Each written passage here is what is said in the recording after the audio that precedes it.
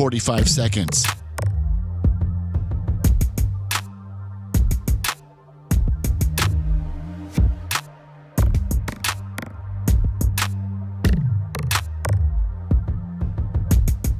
"30 seconds.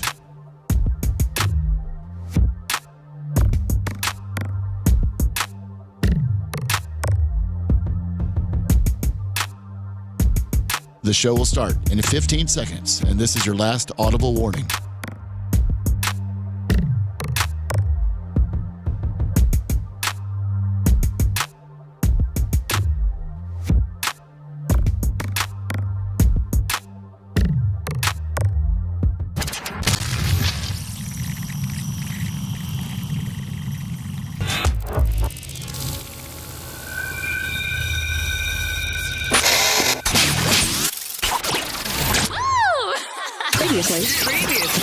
Previously on the Bubba the Love Sponge Show. I'm telling you, I'm making phone calls today, bud. You inspire me. You have to be over 200 to even be in the gimmick. Like, you can't be under 200 pounds. Awesome. I mean, I thought girls that don't have a chance to ever compete for money like that in a sporting event get a chance. How many 5'8", 260-pound girls have ever won anything? Hammer throw. Well, I mean, Wow. You're listening to the Bubba the Love Sponge Show.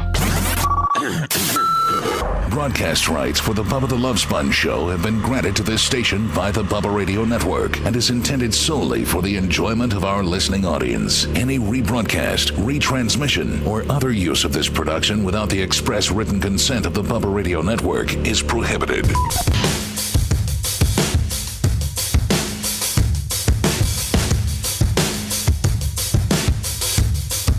Friday, August 8th, 2025.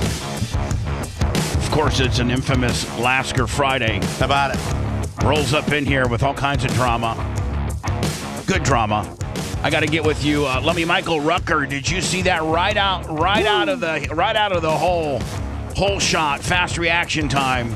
$100 in the cash app. Wow. Gene, did you bring your little? Yeah, I brought my horn. I got a good battery. Let me check my battery. How do you not have your battery charged? I got a full battery charge, so it should be a little bit better. All right, well, let's hear it. Yeah, it's not, I mean, that's a pretty damn good horn if we didn't have such a, like if ours wasn't so damn good. Right. Like yours is a 360 and mine's a 410. Yeah, mine's like a 305. Don't they run? Hold on. Seth Kushner, ladies and gentlemen. You got him horned? My bad. I don't have a horn, but you know what? Gene, I think you might want one. Gene, you don't need to overcompensate with some sort of big horn at all. You're okay with just a regular sounding horn. Yeah, I mean, the horn that he's got's cool, And if we didn't have such a overbearing, it's just like a thank you thing, right? Yeah, and let me, we got obviously a high dollar, Matt Heller horn blaster horn. That's been tucked back. I think it's under the shower or over a little bit. Yes, in that area. A little bit, yeah. That horn is way back there. Yeah. Yeah. That horn is under the stage. No kidding. You don't have one on your truck? No, Gene Lancer can't have one on his truck. I'd be in jail. You would, because you'd go right by a cop. I'd use it on a cop. You'd go right by a cop. It'll say you and him are at the stoplight, and he doesn't move, and you'll go. And he would. Oh, Lummy, who's usually first in on Lasker Fridays? Glowbug. Oh hell. It almost sounds like a taxi cab. I know. It just simulates street traffic for the first segment of the show. Oh, and by the way, Seth already has street traffic anxiety. He said he went to Chicago. He loved it. Oh, man. But the humanity walking up and down Michigan Avenue, like it's just... Yeah, I think summer brings out everybody, out of hibernation. So What does? Summer. Summer in Yeah. Chicago. Yeah. It wasn't too much humanity, just a little bit more than usual. Did you guys get a chance to go to Wrigley Field? Yeah. Oh, now is that the first Is that the first time you've been to Wrigley Field? No, remember the first time is when I was scarred as a child when I went to urinate, and then there was a trough, and I saw 70 dudes lined up like Bonnie Blue was in there. With their hog, like Bonnie Blue was in there. Yeah, and you could just look down the line and just see hogs. Yeah, and just so much of hogs. Yeah, and Pa never told me about that. So the good thing about this go around is that I didn't have to go to the bathroom. I don't think they're at Wrigley anymore. And I've also heard they got rid of the troughs. But I also heard they've really remodeled. I mean, since you went as a little kid, Paul took you. I heard that they've really remodeled it quite a lot. Yeah, I didn't check out the bathrooms, but Wrigley Field just on its own is beautiful. It was great to be there. Which one's older, Wrigley or Fenway? Wrigley's older, I believe. I think so. Yeah. Who's the team that plays there? Well, hold on. Everybody be quiet. I love Gene Lasker, pop trivia. I'd love it. Gene Lasker is a man's man. He's an outlaw biker. He owns his own company. He's raising his boy up stiff. That boy ain't soft. His son right now. How old is he? 11? 14. He's 14. His son right now. Dirt Merchant, $10. Other sons, other 14-year-olds are getting ready to start school on Monday, are probably figuring this is one of the last couple days they can sleep in and play video games and stuff like that. Lasker's 14-year-old son is right now in somewhere in Drew Park. I'm not going to give you the exact address. At his dad's powder coating shop, and in the dark, and he's sweeping and wiping stuff down and cleaning till Gene gets there at 10, and then Gene's getting at 10:15, 10:20, and then Gene's going to take him clothes shopping for school. But the guys get in at 8, so he'll have company. He's still there, 3 hours by himself. He can get a lot done though. Nobody bug him. Not only that, but it really toughens the kid up. So anyway, Gene, let's see. I love playing Gene Lasker. What most men know trivia. I have to correct though that Fenway's 2 years older. Is it really? Yeah, it's 1912 to 1914. All right, so Gene, let's just say. Hold on now, Gene. The oldest park in Major League Baseball is Fenway Park. Do you know what Fenway Park's most noted for? If there's one thing that Fenway Park's most noted for. Yeah, the saying, if you build it, they'll come. No, that's from Field of Dreams, my friend. Okay. Let me just... I wonder if that movie could make Gene cry. No, but I'll tell you what made Gene cry was Brooke Hogan's phone call. Cried like a baby. Just, Gene Lasker texts me and goes, "Hey, way to make me cry, asshole." Well, it's just that, we knew her really well back in the day, but she was young.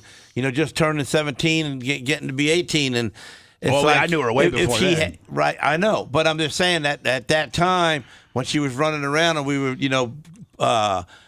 putting the little GPSs on our truck and she was running south. No, we weren't. We were helping Hogan do it. Right, but, we were Hogan would come to us and go, "Brooks at school. We need to go over to Lasker's."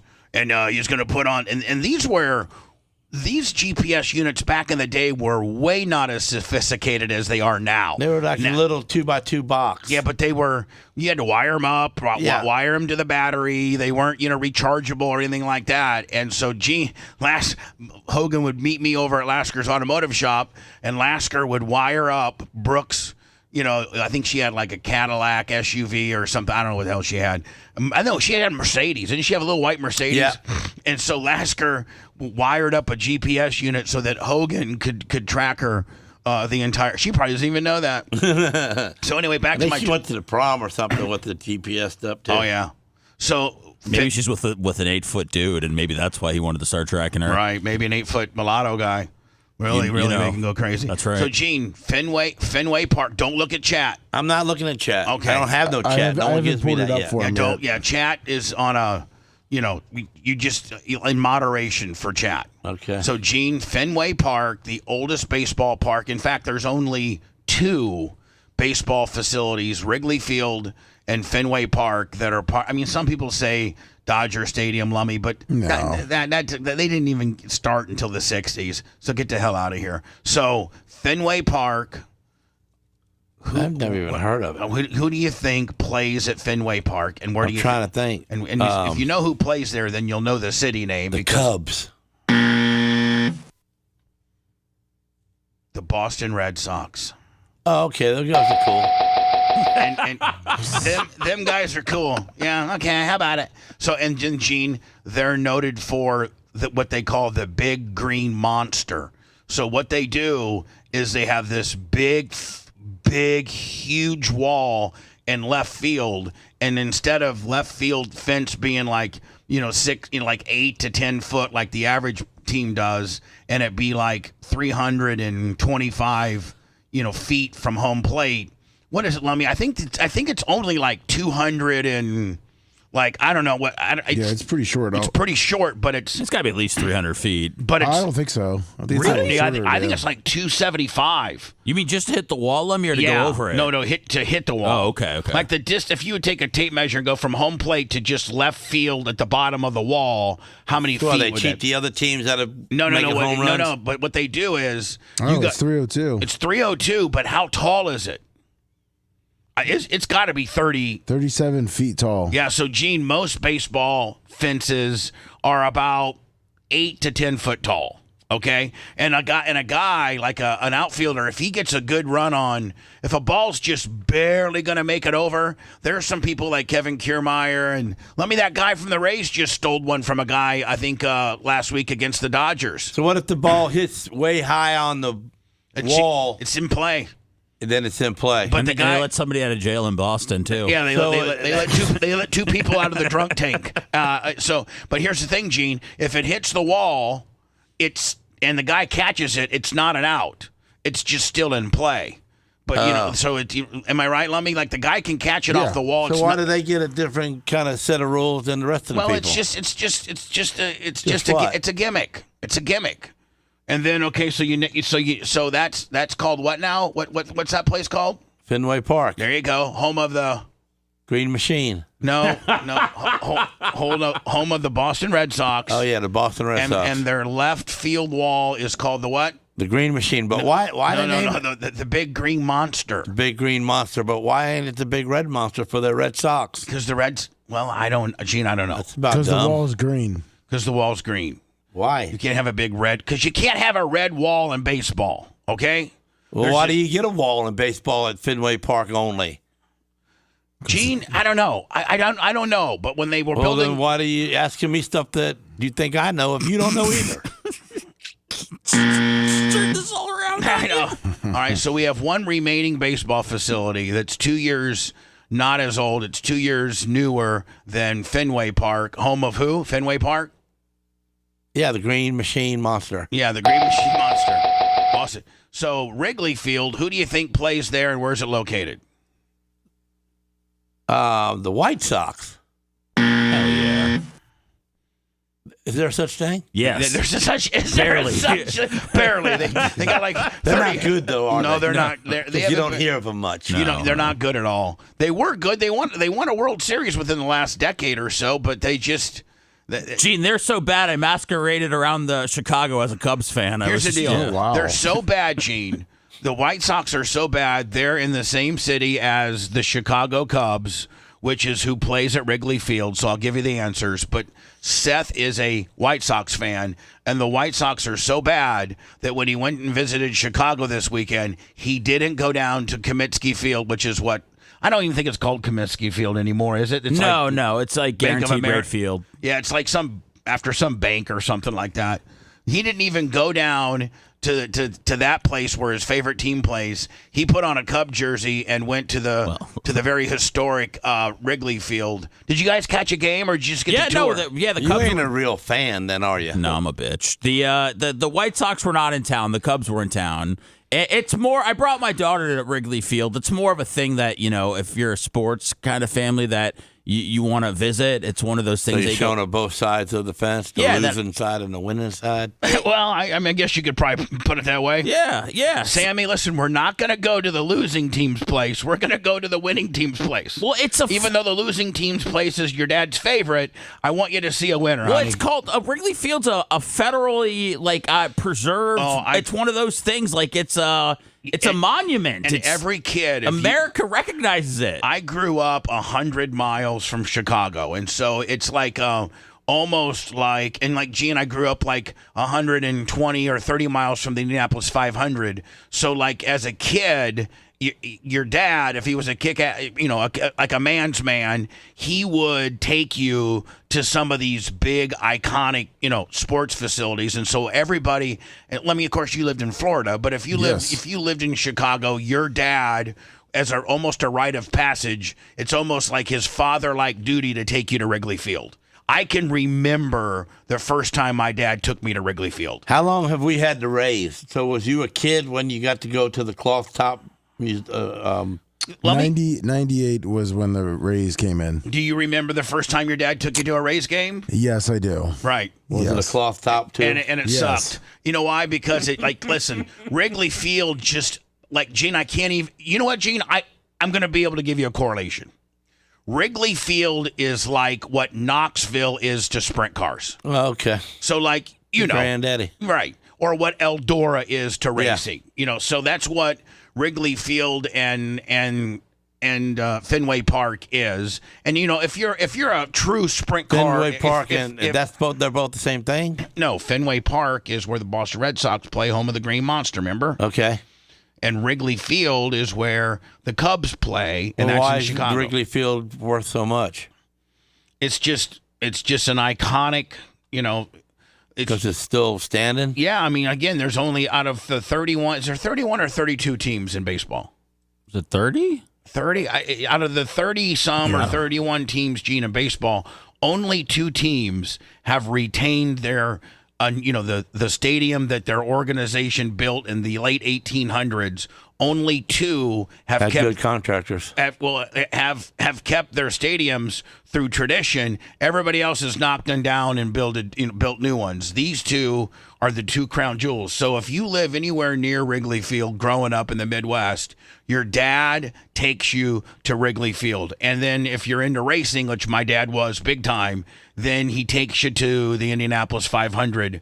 Now, we could never afford tickets to the race because, we just couldn't. But they used to have on Friday, Gene, this is actually the best time to go. The Friday before the Indianapolis 500, which is on Sunday, they have Carburation Day. So basically, Gene, it's just all 33 cars that have made the field, and it's a test and tune day. Yeah, tuning in. Yeah. So they're working on, and each car will go out like 5 times with different trim packages on, like a long run trim, a short run trim, a bonsai trim. And so, you get to see all the cars go out and stuff like that. And my dad, of course, I was an A.J. Foyt fan, and my dad was kind of an A.J. Foyt fan, but my dad, and Gene, you may have heard of him, my dad was a Danny Ungaius fan. Oh, yeah. Number 25, the Flying Hawaiian. Yep. He always had an all-black car, and they called it the Batmobile, and it was, that was my dad's favorite guy. I think the best he ever got. I think maybe the best he ever finished. But he was a sprint. Danny Ungaius was a sprint car guy. Driver. Right. Yeah, he was a champ car driver. Man, yeah. Amazing. So the Flying Hawaiian. So we would go to, my dad could afford, because it was only $10 to get in on Friday. So my dad would let me get out of school, and we'd go to Carburation Day. And that was, but that was still, you're still at the track. You're getting to see all the, it's just like, oh my God. Now, Gene, have you ever been to the Indianapolis 500? Yeah, a couple of times. All right, so you've been to the track. Yeah. You're familiar. Yep. All right. And it's kind of like if you're a racing fan in Florida, what's the track you got to go to say you did it? Ocala. No. Yes, that's exactly. Not my place. Gee, Daytona. You know what I'm saying? Okay, yeah. If you're a race, even if you're not an asphalt. I'd rather go to Ocala. Yeah, I'd rather have you at Ocala. I really would. I really wish, Gene, if I could somehow talk you into putting together a dirt car, I would schedule some 360 races just around you, and I would bring I didn't have any sprint car races this year. I just didn't. We're racing this weekend, this Saturday night. But Gene, I don't know why you went to the pavement deal. You used to make fun of pavement guys. I still do. Wouldn't Kurt Morgan let you use his car? Kurt Morgan's pavement. But he's pavement. Oh. Yeah, he's pavement. Actually, Gene, you got a dirt car. I do. You got it. Jesus. Hello, and you got to take me off speakerphone or Bluetooth or headphone. Sorry. Yeah. So what do you ever been out to Turkey Rod Run out there in Daytona? I used to go to that a lot. Go where? Turkey Rod Run, where everybody drives their hot rods. I've been there. I've been there before. Yes. Yeah, that's awesome. I just wanted to call. I'm Night Shift Nate. My name's Nate. I've been listening to you for a long time. It was the first time I've ever been able to actually get through to your lines. I grew up listening to you, like in school, and I found you because TikTok. I heard you talking yesterday that you don't think you're on TikTok, but the only way I found your show, and this is why I wanted to call in, was when the Hogan death was going on. It flooded my algorithm. You came through, and I was like, "Holy crap, Bubba's still doing a show on TikTok." And go ahead, sorry. It came through on when the Hogan stuff was going through. It was the clips of you talking about it and everything. Right. And I was like, no way. I didn't even know you still had a show. And I'll be honest, growing up, my dad listened to you. So when I was a kid, I was listening. And he's dead now, and just hearing your voice again kind of brings those memories back.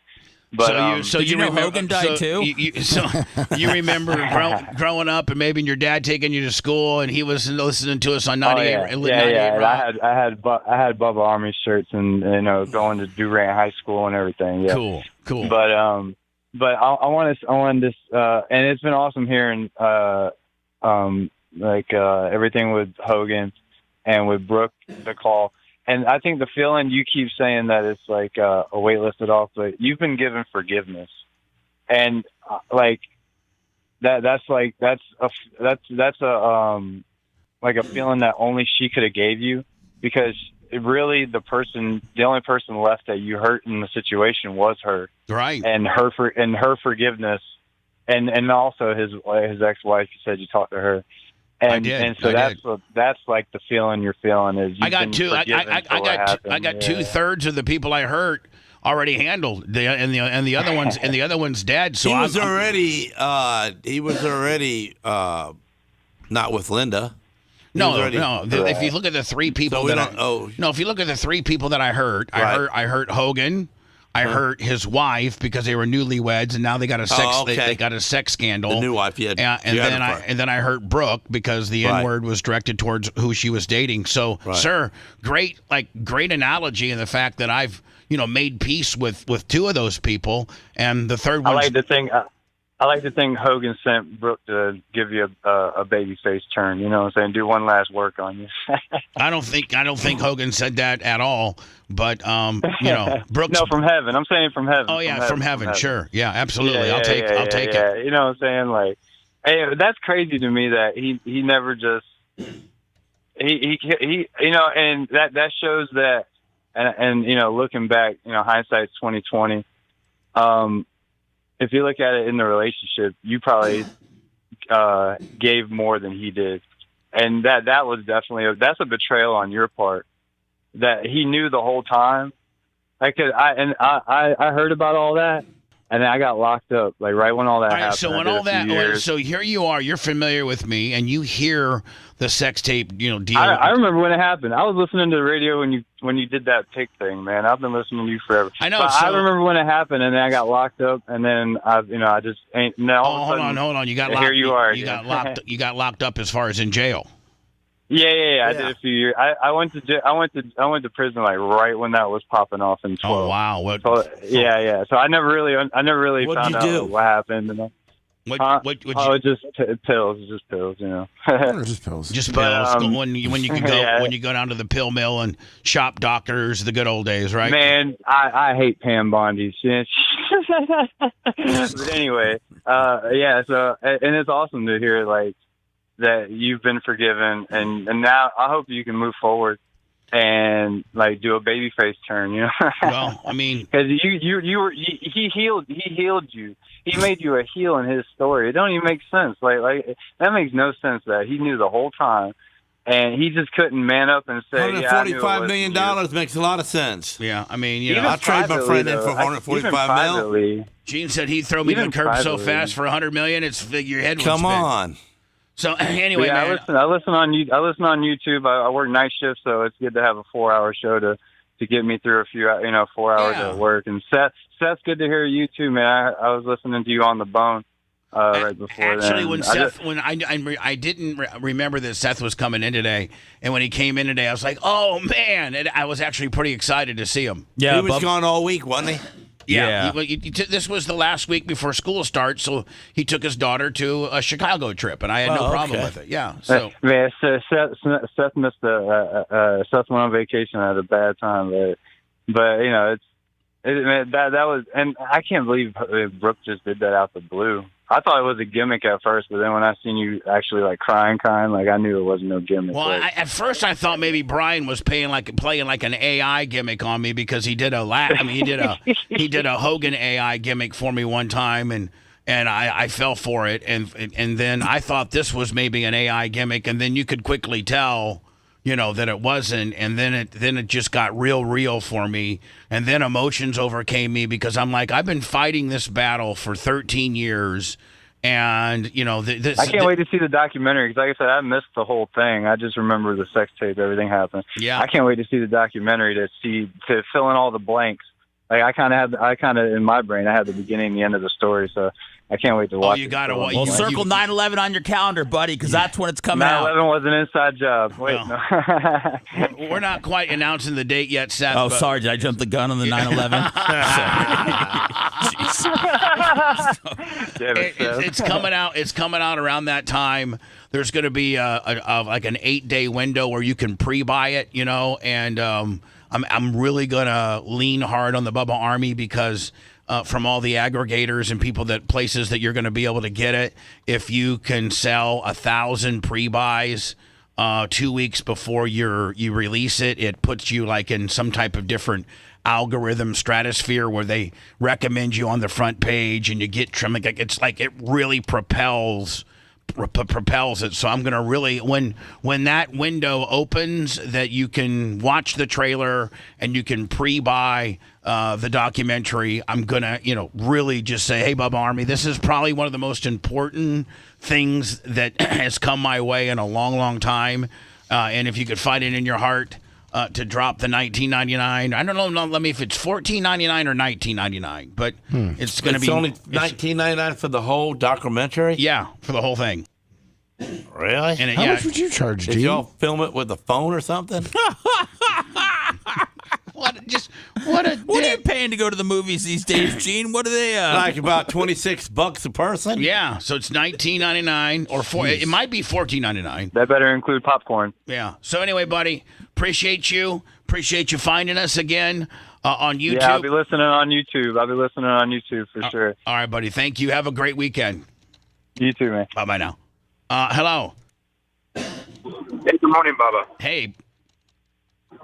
Hey, just a quick question for Gene. Hey, Gene, what kind of what are you doing with the hot rod, man? Is that Sarah's hot rod? That's Sarah's hot rod, not mine. So, Gene, you're not seriously like that. You're not going to drive it? I'm going to drive it once or twice, but no, it's hers. I don't want to rag it out or nothing stupid, I don't want to curb it. She'll drive it sensibly, knowing she's got a little bit of power, but you would literally. I'll stand on it. You'd rag it out. Yeah, you would I'm blow. not going to curb the wheel or nothing. You'd blow a set of tires the first weekend you had it. Yeah. The whole 9 yards. I might have to pull the motor out and put a little smaller motor in there. Maybe how about a restrictor plate? Well, I already got that on it. Yeah, but you don't want her to stand on it one time and wrap it around a pole or nothing. Well, we got a 6-link in it, so it's not going to get sideways on her. Oh, so when's the debut of it? I mean, maybe you could drive it. Well, I'm going to bring it home Sunday and then start putting all the jewelry on it. And maybe one of these Fridays you drive it to work? Yeah, do some burnouts on the street. That'd be kind of cool. We could, after work, do a burnout patch and put it on YouTube. Yeah. So, sir, Gene, would you say, a month away? Oh, it's every bit of that. So, sir, by the end of the year, Gene? Yeah. Okay. I got to buy bumpers, headlights, grill, molding, headliner, doorknobs. It's a beautiful color. It's a beautiful color of blue, Gene. Yeah, thank you. What is that? I need to get it. We can't tell you. I need to get it, Gene. I haven't put it up on our Facebook yet, but I need to put it up on our Facebook so people can see. The painter won't tell me the color, much less me being able to tell you. Why do you just powder coat the whole thing?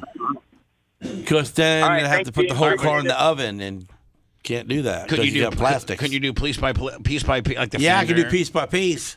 Have you ever powder coated a car? I powder coated a 68 Camaro drag car. Yeah.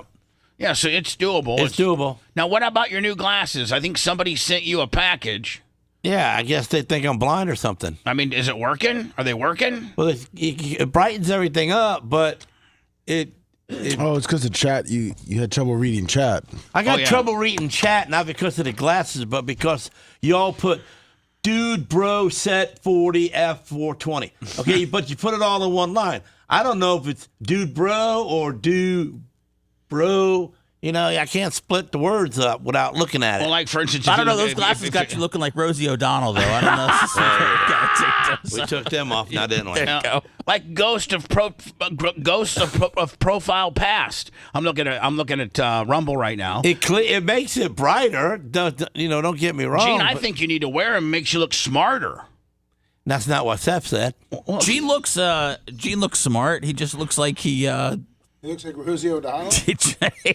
I'm Rosie O'Donnell. Now, smart. Gene, let's talk. I got to go into words, but let's talk about. If I put them on my nose like that. Let's talk about your weight loss. Don't make me smack you, okay? Because, you put me on the backside burner for 3 weeks now about the diet, about the doctor, hooking me up. But I know you got a lot on your plate. I know Brooke Hogan comes before me, but you still ain't hooked me up with the doctor. Well, Gene, if you look at my phone, I have the doctor, the app, and the phone number ready to give to you this morning. It's on my phone. There you go. So why are we talking about it? We'll just send Did you it. not verify? Is that? It's an Asian doctor? No, it's Jamaican? No, it's not an Asian. Looks like doctor. an Asian, Gene. I don't know. But I have all the information. I have all the information to give to you, and you're gonna call. And so I went to book your appointment. Okay, good. And the woman says, I'm tired of being fat. The woman says, how the hell did you do it your whole life? The woman. Not walk again. Walk a day in my shoes. I do. I'm walking in your shoes nowadays. Man. Walk a lifetime. Wears them out quickly. Walk a lifetime in my shoes of being fat, and realize the trials and tribulations of that. Because these damn Nikes that I got are just the cheapest ones they make, and they used to be like $49 when I didn't mind wearing them out, and now they're $100, and I'm wearing them out because I'm too fat. Does you roll over the sides? I don't think they roll over the side. It just kind of it just wears the bottom. Too much weight on them. Yeah, it's like you're putting a 10,000 pound piece of equipment on a 5,000 pound trailer. Yeah, and you're bending the axles. A cheap pallet versus a good one. Yeah. Have you been doing that? Have you been doing that fasting, Gene, or did you stop that? Strong BJJ, $10. I've not stopped it, but I kind of went off of it a couple of times because it ain't really working. I mean I've gained 2 pounds now. I just don't understand. I can't, for the life of me, I just can't understand. I mean, I even put my family through the same thing. Poor Coben, he don't get to eat breakfast till 10. Has he lost weight? I don't know. I don't know. That would be a good indication if you put your family on the same thing and watch the weight fall off your wife and watch the weight but fall they don't really, but Coben's going to sneak some dinner at night, you know what I'm saying? Yeah. And but in the morning when he goes to work with me, he don't sneak nothing because he's right in front of me. You're the only person it didn't work on. I can't explain it. So I've done it 100%, bro. Let me just tell you. I called up my place. And I'm like, hi, it's Bubba. They're like, hey, Bubba, you're not due until what? I'm like, I know. I'd like to sign up as a new patient. My friend who I like, Dr. Cheryl is the girl is my doctor. Dr. Cheryl. You'll end up loving her. And they're like, listen, you can't book an appointment for somebody else unless you're like a wife. You can't do it. Oh, yeah. So for HIPAA or whatever violation. So she said, give him our information. Tell him or his wife to call and that he's Bubba's friend. I'll be looking out for him and I'll get him booked. So I have all that information to give to you today. And once you book it, tell me, Gene, take those. Now you look stupid with them hanging on your nose. I'm taking them off. Yeah, either on or off. Okay, on. Well, I was looking at. Listen, Can you see chat better? Can you see chat better with them on? Yeah. Then keep them on. But wear them up high. Don't put them down like you're Santa Claus. Nah, I look like Kurt Morgan then. I don't want to be like that. Why? What's wrong with Kurt Morgan? He wears glasses. Well, does that make guys? You look like a naughty teacher when you have them kind of down on your nose. Naughty teacher. Oh man. But Gene, you need a new look. You need to lighten up your look a little bit. You look like a real hard ass. Tatted up, shovel face. What do you want him to start bedazzling his shirts? I mean, what do you mean? If he could just put those glasses on. You want everybody to look like Brian? But what I'm saying is, like, if you put those glasses on, you're going to be able to read chat better, and it kind of gives you it softens your look a little bit. So put them on. Okay, they're on. All right. When I return, Lasker, we got a lot of things to talk about. One of which, today's clothes shopping day for your son. Yeah. And you don't care that it's. I don't know if the tax exempt thing's still going on. I thought it was. I thought it was like for 2 weeks. Oh, is it? I thought it started. I mean, it's kind of cool. It's going to save me a little bit of money, but I don't look at sales. I just walk in, go to the size. I like it, I buy it. Well, it's good for the poor people, though, right, Gene? The tax thing. Yeah. Well, sorry about your life. Yeah. Sorry you're poor. I'm saying go to work. Hi, this is Gene Lasker, and I don't look at price tags. If it fits Coben and Coben likes it, Coben gets it. Right. If it's a little too tight. Because his mom was going to take him today, and he goes, I'm going with Dad. I'm going with Dad. Your mom. I can understand where Coben would want you to go because you'll put him in some kind of maybe some cool stuff. Real where cool. She might put him in some more like preppy type stuff. Well, if you go to the mall and you go to them little specialty shops, and they only got 10 of these outfits up front. So he if we buy that one of them, he probably likely not going to have anybody else wearing the same thing he's wearing. Yeah, but when does Coben worry about that? I mean, like, let's say some guy's got I'm the not same... talking about him. I'm talking about me helping him out. Okay. He don't really care, but he don't know what to care about. But he's at the shop right now cleaning, isn't he? Yep. Yeah. Getting the bathroom clean, refrigerator clean, dumping all the trash. You got to get yourself any clothes at the mall, Gene? No. Where do you get your clothes at? Tractor Supply. If you want a deep dive into the Bubba the Love Sponge show from the past, go to BubbaArmyHQ.com. We'll be back after these words.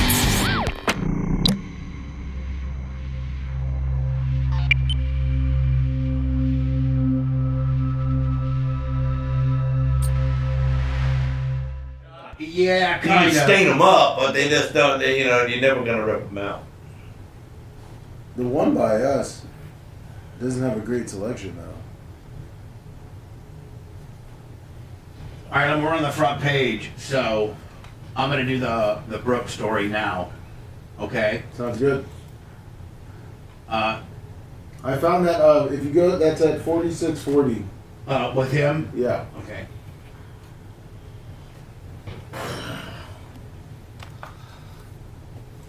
Sponge, why won't you hook me up with your doctor? I'm sick of being fat like you. Gene, I'm glad you finally get a walk a day in my shoes. Gene here is the Durst number 08. Gina Brooke is calling. Gene, brother, I got a good doctor for you. Dr. Fit This is good. Far better mood. He's in a far better mood. It just seems like that's kind of my... Hey, Seth, you'd be proud of me. I watched SummerSlam night 1. I heard you talking about it. I heard you talking about Lesnar. I didn't get a chance to watch night 2, though, but I watched night 1. Night 1 was fucking awesome, man, with Seth Rollins. That was so well done. Dutch dude. Except I thought that CM Punk and the guy went about 10 minutes too long. Yeah, I heard you say that, but that was to kind of set up how beat up CM Punk was. Would be and when they did the Money in the Bank deal. Yeah. I thought Heyman was, and realistically, I thought Jelly Roll did a good job for what he was, Yeah, he did a good job of getting his ass kicked. I mean, but you got to kick his ass. Yeah, it was good. It was good. It was And fun. anytime you got Randy Orton with you, he's going to make it so good. Yeah, it was fun. Now they say Randy. I read an article where Randy runs the locker room. Randy runs the locker room. That's true. What's up, Dirt Merchant? What's up, Permagrom? What's up, Boondocks?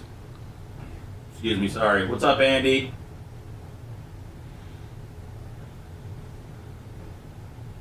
See other people, these guys go to Tractor Supply too and get their clothes. What's up, Andy?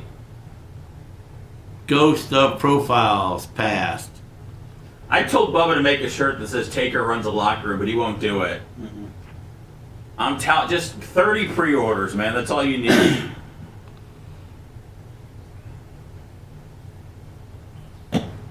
People love that Dutch joke. dude. What's up, Bobby? How about it? And then Duck God. It was Man, good. where did these guys get their names? Well, a lot of them from this show. What's up, Carlton? Thank you. It was good, Carlton. Good to be back where I was shot out of the womb. What's up, Jeff? Beach What's up? Metal Detectives. What's up, Danny? Thank about you, it? Dave. Bouncer Pickleville, what it 157. do? Michael. It says Florida has school tax holiday August 1st to August 30th, Lumby. Oh, Lumby ain't here. Hey, you have a listener, Melissa Cronenwetter. She said that she's a bus driver in Cincinnati. New listener. What's her name? Melissa Cronenwetter. Hi. 6014. Thank you, Melissa Cornwetter. What's up, Chiefs Red? No, I didn't decaf. I don't think I was in Chicago when that happened.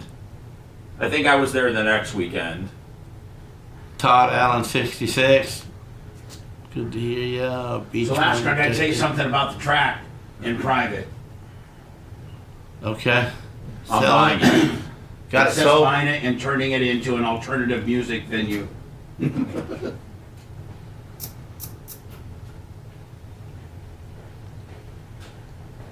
Is that the latest that Brooke looks like right there? Thank you, Mitch. No. No. I don't know when that's from, but that's definitely from a while ago. Oh, yeah. For TMZ, obviously, was the most. Lummy, I'm gonna open up with a front end loader from Synergy Equipment. Okay. So put him over. Yeah, Gene. We're doing Yeah, Gene, synergy. and Gene, we're in Panama City now. Yeah, I know. That's cool. What up, Stumpy?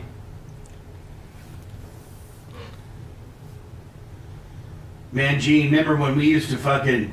I had What up, so many Cankles? different cities, and then we had J&J Homes, and we had sponsorships. Oh, and man. appearances, and What's up, Cash? then we would go in to the track and.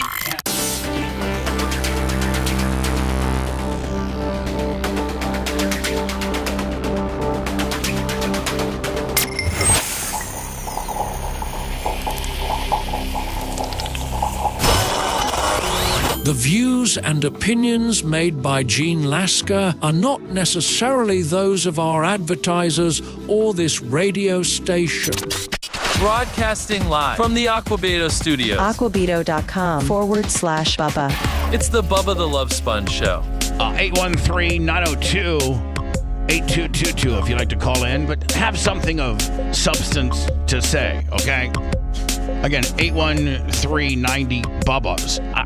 This is hyper local, but somebody told me that Tampa now has fragmented it into another area code, that they've outgrown 813, and now people like Lemmy, where you live, North Tampa, and what have you, all new television, all new telephones might have a. Yeah, they've had that for about a year or so now. What's the 656. 656. That's stupid. That's stupid. 65 growed up 813. I'm an 813 That's right. guy. What is that? What they're giving Pasco? 727. Zephyr Hills, Old Tomar area. But I mean Pasco, Pinellas. Yeah, but so Seth, I think 727, which pretty much is Pinellas, now what's Pasco usually, Lummy? 727. 727. I'm not recognizing 656. Or 352. Some Pasco has. Well, that's 352. usually like in Hernando. Or Brooksville, yeah. But so the new area code for Tampa is 656. Yes. Who picked that out? I don't know. Jane Castor, probably. Stupid. Dumbass. So anyway, listen, I cannot say enough great things about Synergy Equipment. They're helping me out. I got this huge track deal going on. for the next 2 weeks, literally every day. I will be, like Lummy, I may not be able to do Mondays uncensored. I may not be able to do Clem Kush. Oh, wow. I got to get out of here every day from now for the next 2 weeks and go right to the track. I got a huge project that's very time sensitive happening and Synergy equipment. A race? Well, I'm going to have to tell you privately, Gene. So you're going to have some concerts now? Well, maybe. We might be shooting a film there with Tom I say Cruise. pour water in that big pit you got and let's have some mudslinging. Okay, well, Gene, maybe that's what I got. Maybe I had a big mudslinging organization that came to me and said, "Make this a mud pit." That's one of several different possibilities that you could. I'll come. People could be thinking I'm doing, but you can mic me up out there. We'll get them rednecks in that puddle. I got 2 weeks to get the property ready for this new thing. So I will literally be up there every day. I'll be up there today, tomorrow, and then usually after the races on Saturday, I come home. Yes. Nope. I'll be working up there all night. I'll be working up there till 8:00 on Sunday night until it starts getting dark.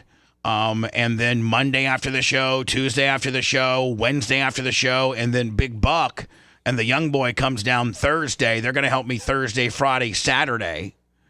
And then and hopefully I'll be done. I'll have it done. What are you going to be using? Well, I got with Synergy equipment, which, by the way, I have their website right here, and they got, oh my God, the different locations they have.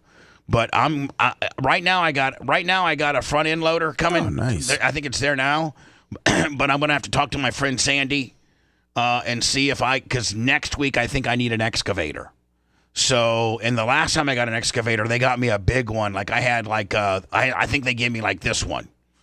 And so that's what I'm gonna. I think I got that one last week. That's awesome. I mean, last time I needed That's one. a pretty big piece of equipment. Gene, I got a big. Wait till you hear what I got to do. So again, Sandy from Synergy. You can go to synergyequipment.com. Look at their different brand. I mean, you wouldn't believe. I mean, Alabama, Florida, Georgia, Tennessee, Texas. Several different locations in Texas. They're based mostly out of Florida, though. I'm talking about, Clearwater, Doral, which is the Miami area, Jacksonville, Ocala, Pompano, Tampa, Sarasota, Orlando, Kissimmee, Fort Myers, Cocoa, Daytona, Lakeland, Panama City. Oh, that's great. Well, we're in Panama City now, Lummy. So That's there right. you go. 101.1, Sarasota, another Tampa. So, again, Synergy Equipment's getting me this front end loader. Sandy, I definitely need an excavator for next week. I just don't know if your bosses are going to be able to, well, we're already doing too much for Bubba. We're going to put a big ass excavator. But I need an excavator bad. But, Gene, next break, I'll go out and tell you what the project is. But you can't open your big mouth up like you do and give it away, okay? Like you just can't even allude to it in any way, shape, or form. And it's probably not nearly as sexy as you would want it to be, but it's an unbelievable opportunity for me and my partner Tom Bean to make money. To make money. That's all that matters. And for the most part, not like I gotta go outside of a handful of dirt tracks in America. Dirt track racing is at it's dwindling, and streaming is hurting, putting asses in the seats. You know that, Gene. Yep. But not everybody can be an Eldora or a Williams Grove or a Knoxville, or a Huset's or anything like that. So most local. All them tracks are a whole lot better from your living room. Yeah. And so your local, first of all, we lost. Within the dirt track world of Florida, we lost one of the most iconic dirt tracks last year in East Bay. Yep. You might be the winningest sprint car driver at East Bay. You think you are? Yep. I think I'm you're probably top greatest three. of all time performer, car owner, driver. You do? I think so. Mm-hmm. Who's better? But who? Who performed more craziness than I did? No, well, better fights. The grandstands full of people because of me. They're throwing the gloves in the audience, coming out with the wheel stands on the back straightaway. Giving your trophy. Who else to did anything? Giving my trophies away. Listen, here's one thing that Gene always did. It was so, and no other drivers did it. But when Gene would win a feature, he would first of all do a donut, and that was before people could really do donuts in sprint cars. And he'd do a donut. One time you did a donut and you bicycled your car over on its side. Remember that? Out. But he would get out. And then the guy would go to interview him, and Gene would grab the microphone away from him and go, "How about that? Let me just tell you something. Sport Allen ain't got nothing on the 41. I put a slider on him, and Gene Allen was Ricky Bobby before Ricky Bobby was Ricky Bobby. Really? And then he would take his gloves and throw them into the crowd for his racing gloves. Brand new each week because I win a lot of races, so every time I won, those are like $80. Close to 100. And then he would get because they give you a trophy. Then he would go up to the fence and pick out a kid and say, "Come here, kid." That's what got us the Burger King sponsor. And the kid would come up, and Gene would take him out on the straightaway and be like, "What's your name?" "My name's Little Johnny." "Listen, Little Johnny, I appreciate you coming out to East Bay. Who's your favorite driver?" "Gene Lasker." My name's Gene Lasker. My favorite driver is Gene Lasker." I remember a kid one time said Taylor Andrews, and Lasker told him to go back to his parents and picked out another kid. Because when I drove for Gene, I didn't win. I shook him a little bit, trying to get it out of him. I never wanted East Bay, but so Gene would win a lot. So rather than to pull in to the pits, I would just pull in kind of away from Gene so I could be part of the because I wanted to see Gene's celebration. So Gene would always give his trophy to one of the kids, and always put on a hell of a show. Always did. So we lost. I mean, that track got shut down, and so making money or trying to even break even and owning a dirt track has become more and more increasingly hard. And I got an opportunity that presented itself. That's why my buddy Rico from Fatheads, he's flying into town today. Oh, nice. I think he lands at like 8:20, and he's going to get a hotel room in Ocala because he's helped me put this deal. He kind of brokered this deal that we're doing. He brokered it from Indy. So he's helping me put this deal together. But I need my good friends from Synergy, and they're going to help me out, and I'm going to get it ready with Buck and Young Boy and what have you. But thank you to Synergy Equipment for getting me what I need. And Lasker, at the next break, I'll take you and tell you what it is. All right, cool. So, as everybody knows, we have been at the forefront of the Hogan whole timeline, the whole timeline of Hogan. And if you start, our timeline with Hogan started on June 18th. Shadow Panda 10. Thank you, Shadow Panda 10. And on June 18th, I said these words, and it was completely out of nowhere. They got Lasker's. I'm not Lasker. Hogan's handlers are on social media saying that he's doing great, and I'm hearing otherwise. And June 18th, I say this.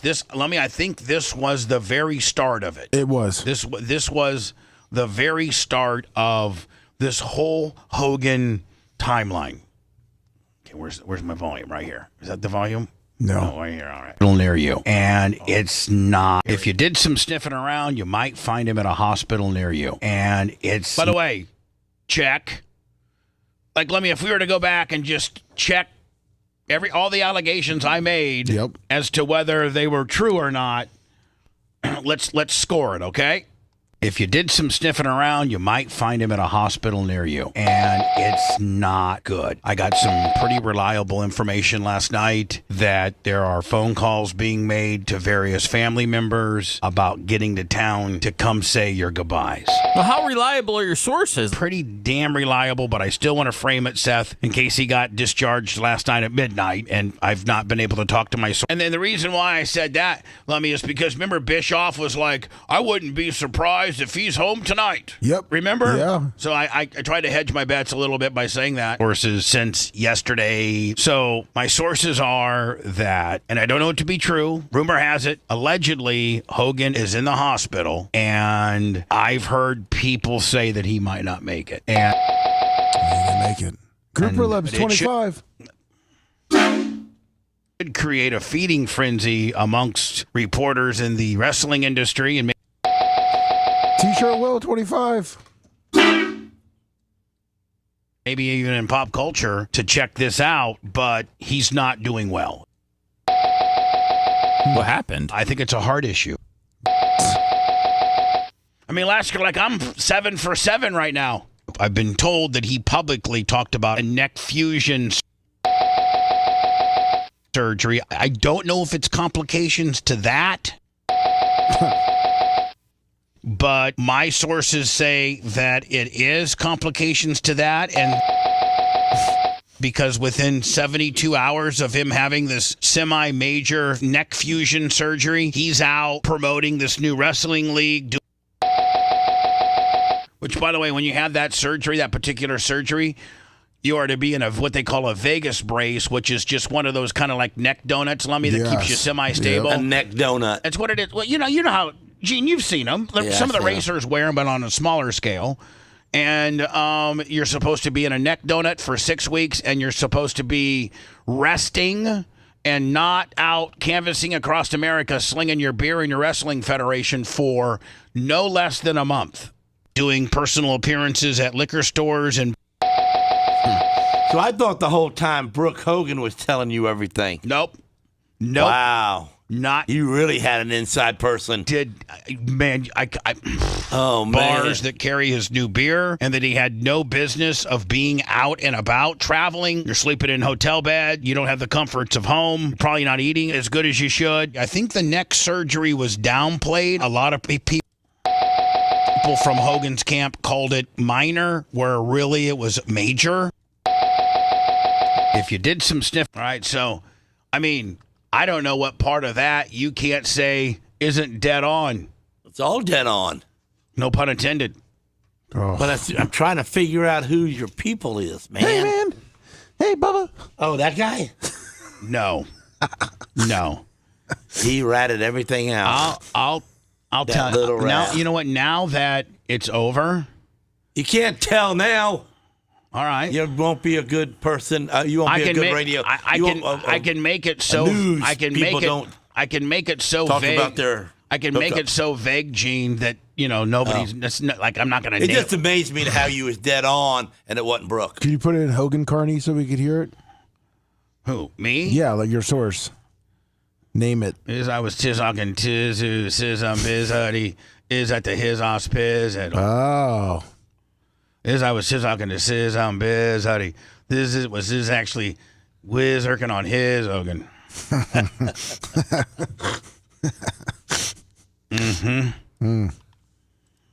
I mean, like, you couldn't get any closer than that.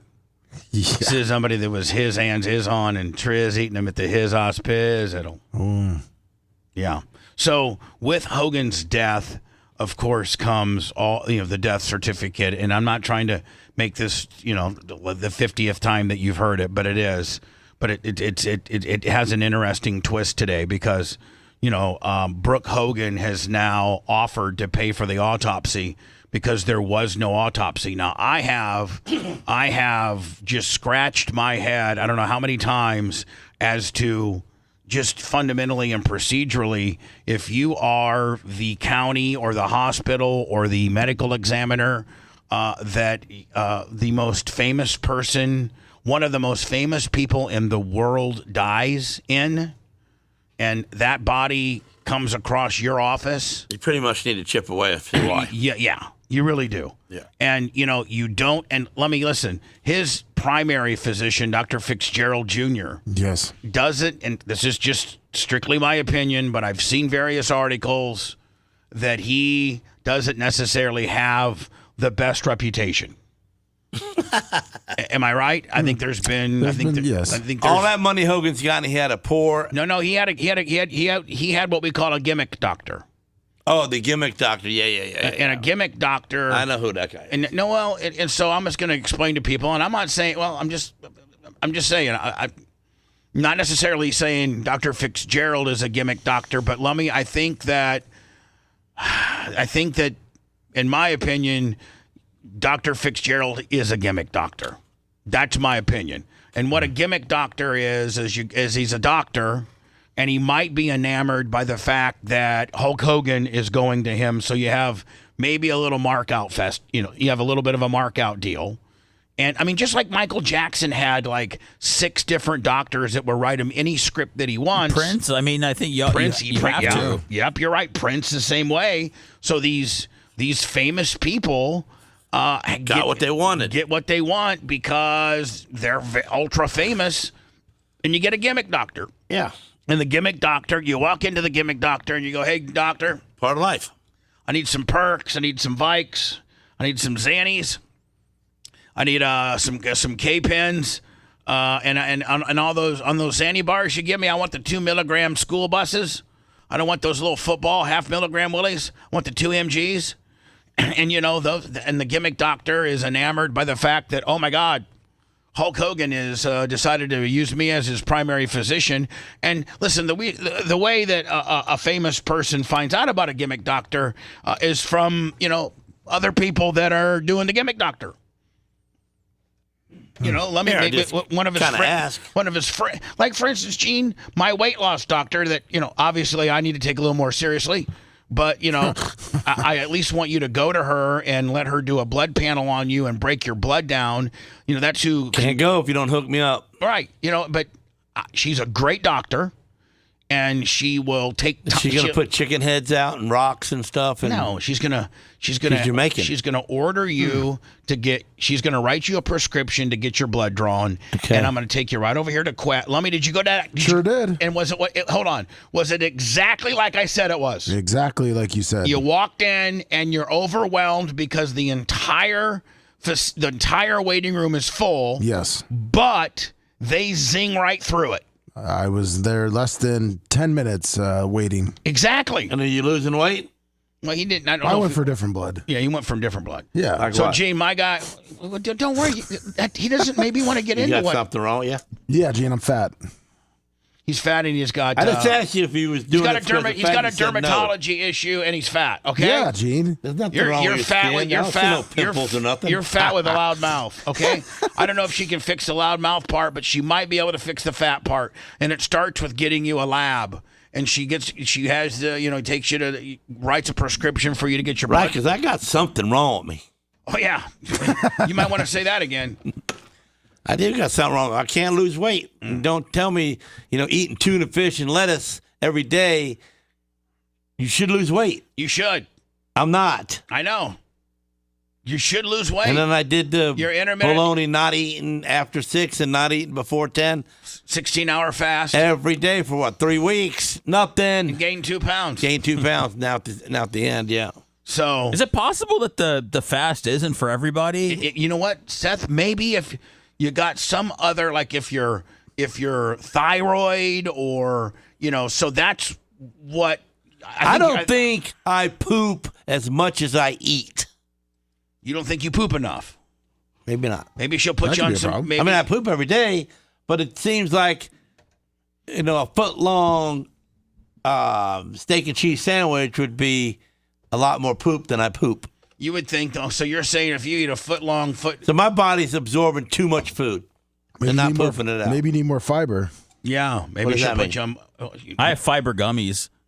There you go. Yeah, maybe. But so anyway, Gene, it's going to start and stop with Metamucil. My doctor getting you in to get your blood levels taken, and then they look at your blood levels, and you might be high hematocrit.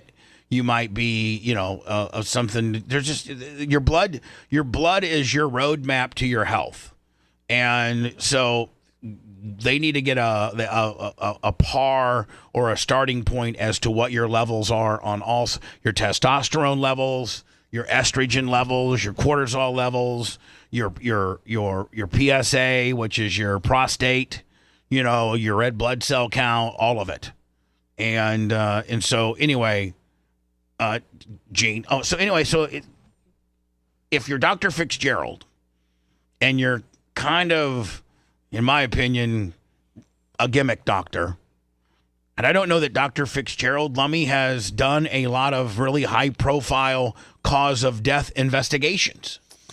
And, I would want the medical examiner, which is what he does or she does, to really get the body on the slab, start looking around, doing levels, maybe opening up and looking at it, how bad his liver was and what have you.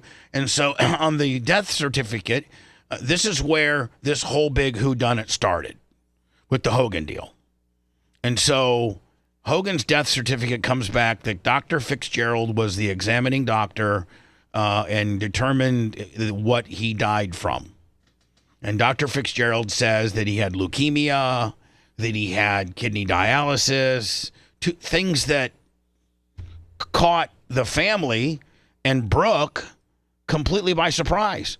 Now, up until 18 months ago, Brooke was his primary, she would take him to I don't know how many surgeries her and his ex-wife Jennifer went through with him, but they had him dialed in on his medication.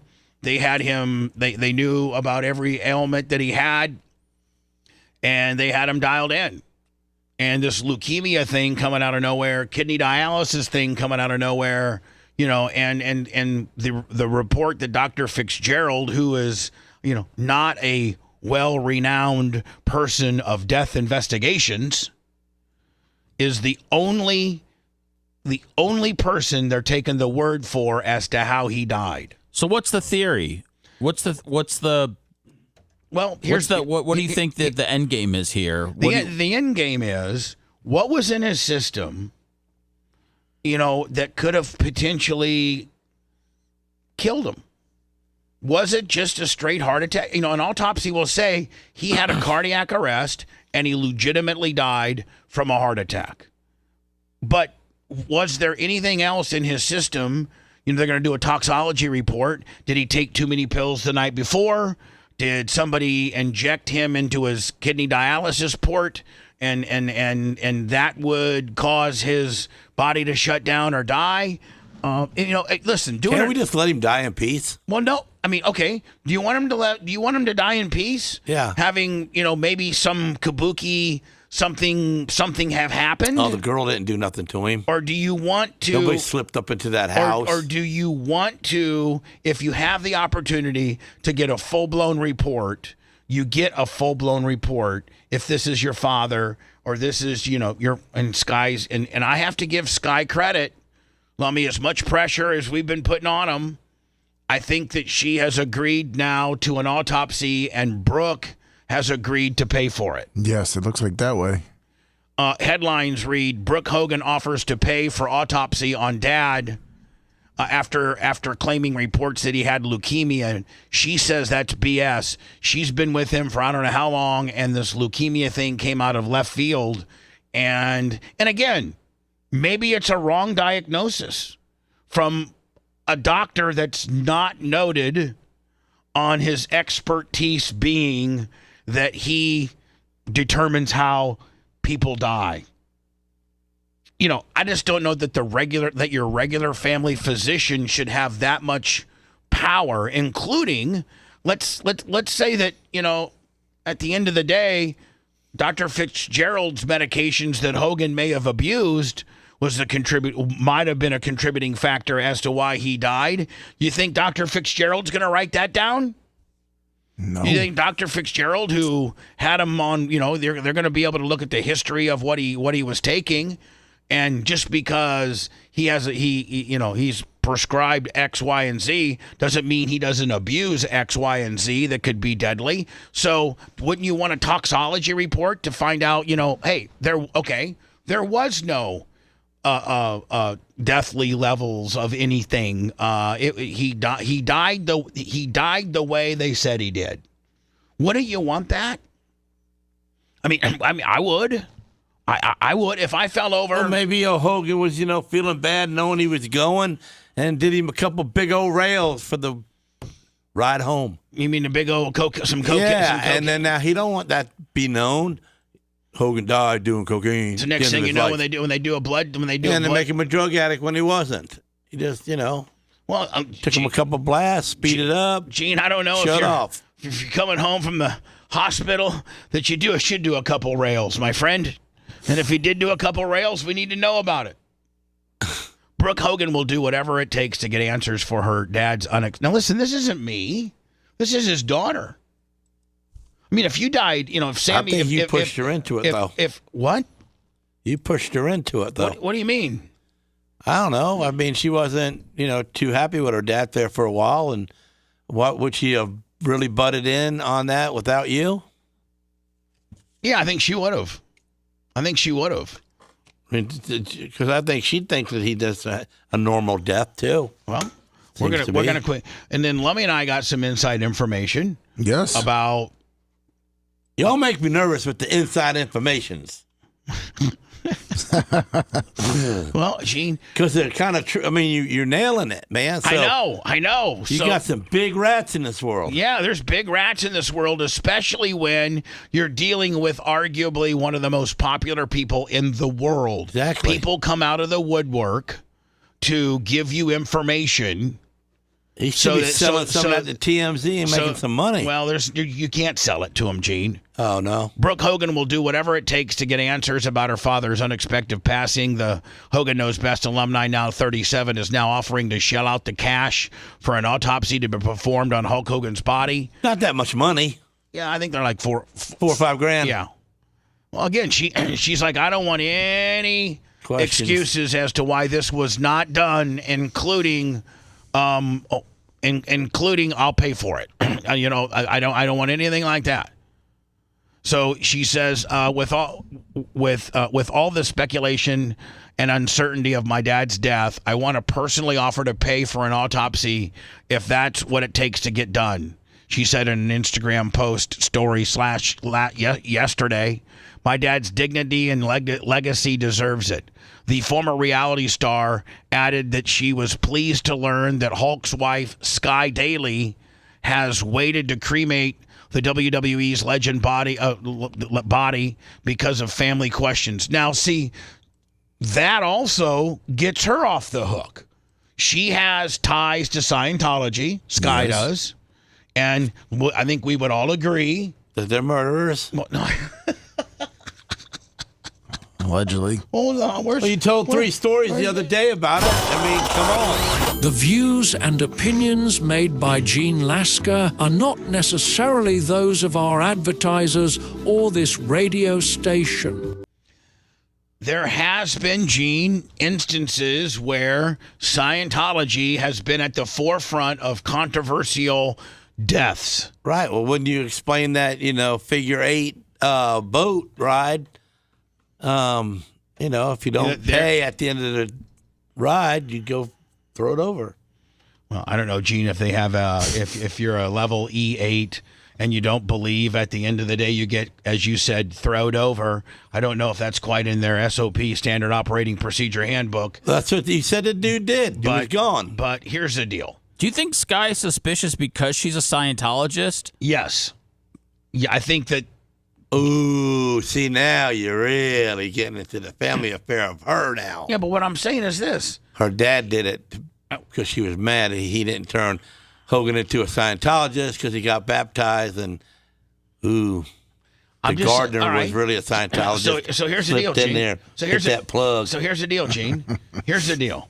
You just, right now, validated why there needs to be a autopsy.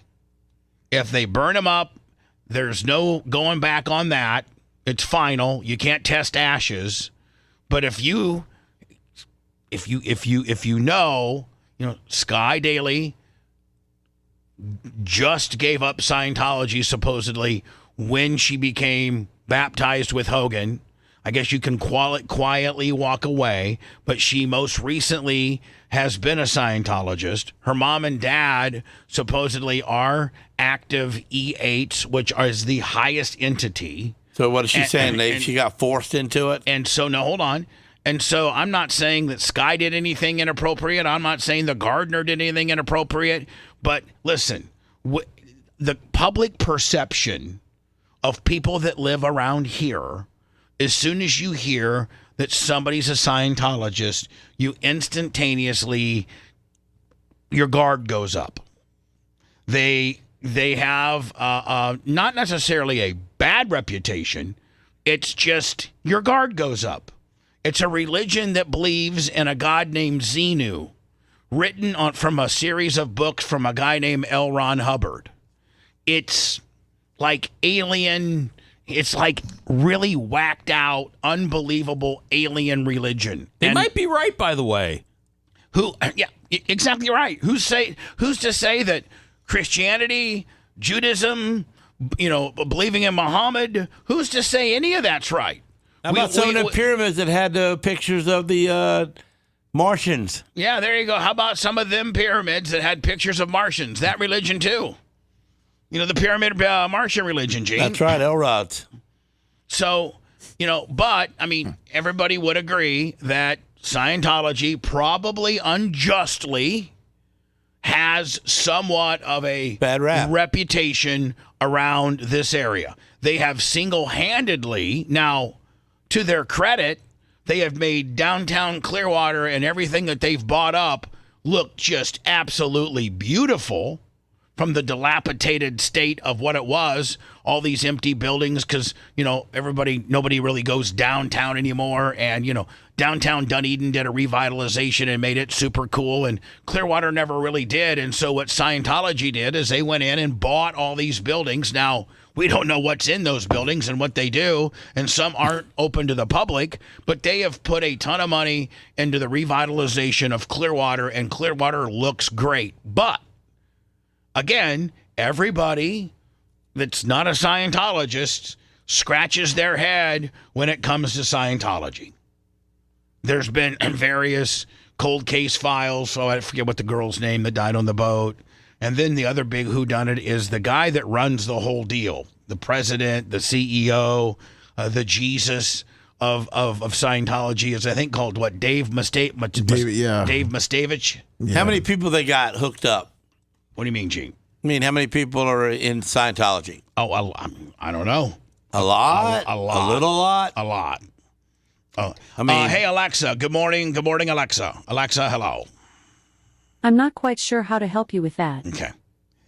Hey, Alexa, how many people are Scientologists? From hubpages.com. There are an estimated 8 million people who consider themselves followers of Scientology all over the globe. Might be something real about that. I'm saying. Streetlight jobber, $30. You talk 8 million people out of their money. Streetlight jobber, $30. And Gene, with Scientology, now it's speculated. For those we don't really know because we're not Scientologists and we don't know how it really works. But if you are just a guy off the streets now, if you're Tom Cruise or you're John Travolta or you're formerly, rest in peace, Kirstie Alley, or I think that they were chipping away at Hogan. But if you're not one of the big mega stars, then I think the template, and you guys, Seth or whoever might know differently, please correct me, but I think the template is that you sell everything, your house, your car, like you sell everything and you give it to the church. Not me. Well, I'm not saying you would make a good Scientologist. But, is that not kind of, maybe somebody could Google that, but that's always the rumors we hear. How many Catholics are there? Oh, my God.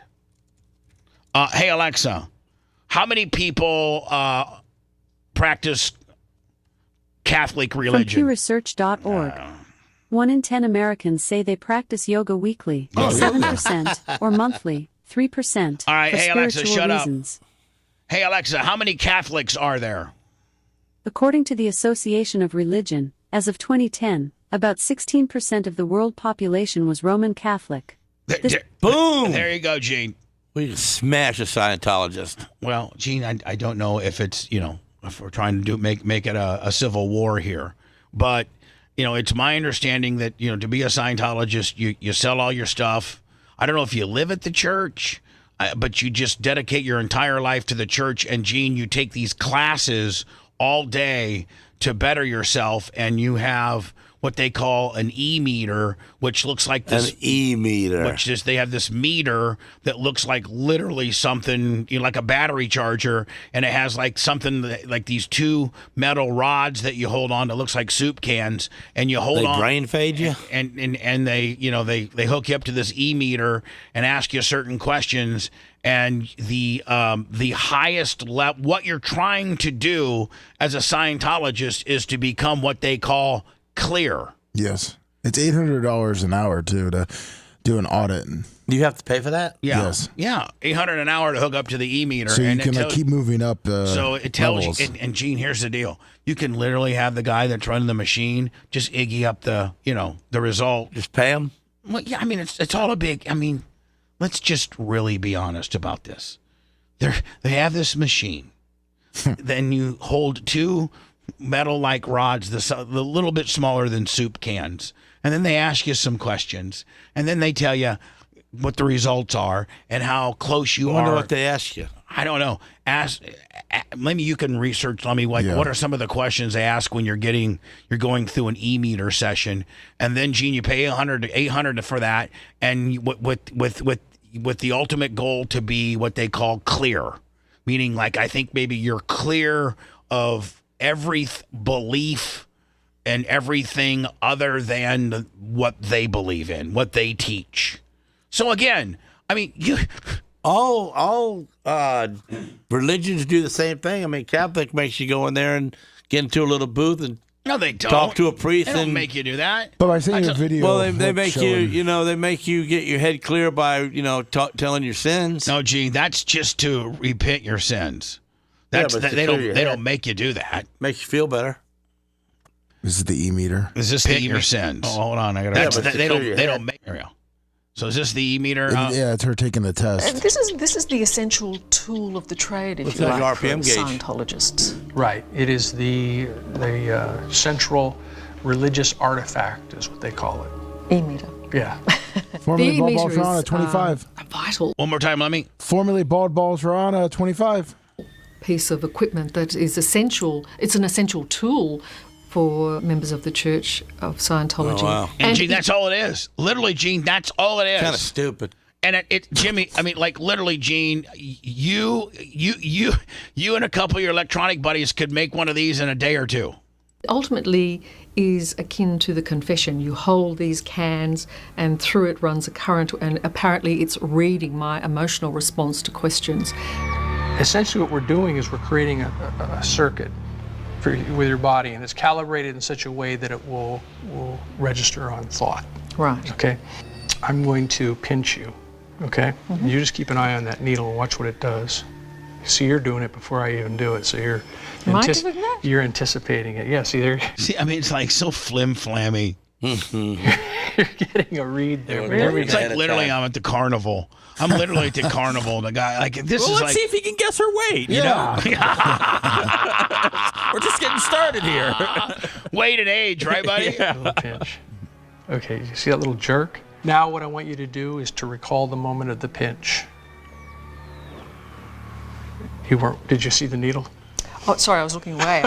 I couldn't look at it and recall at the same time. Okay, so I want to see if you can try to do it at the same time. And see if you're going to get a. All right, so hold on. As whacked out as this is the instrument, Gene, that they use.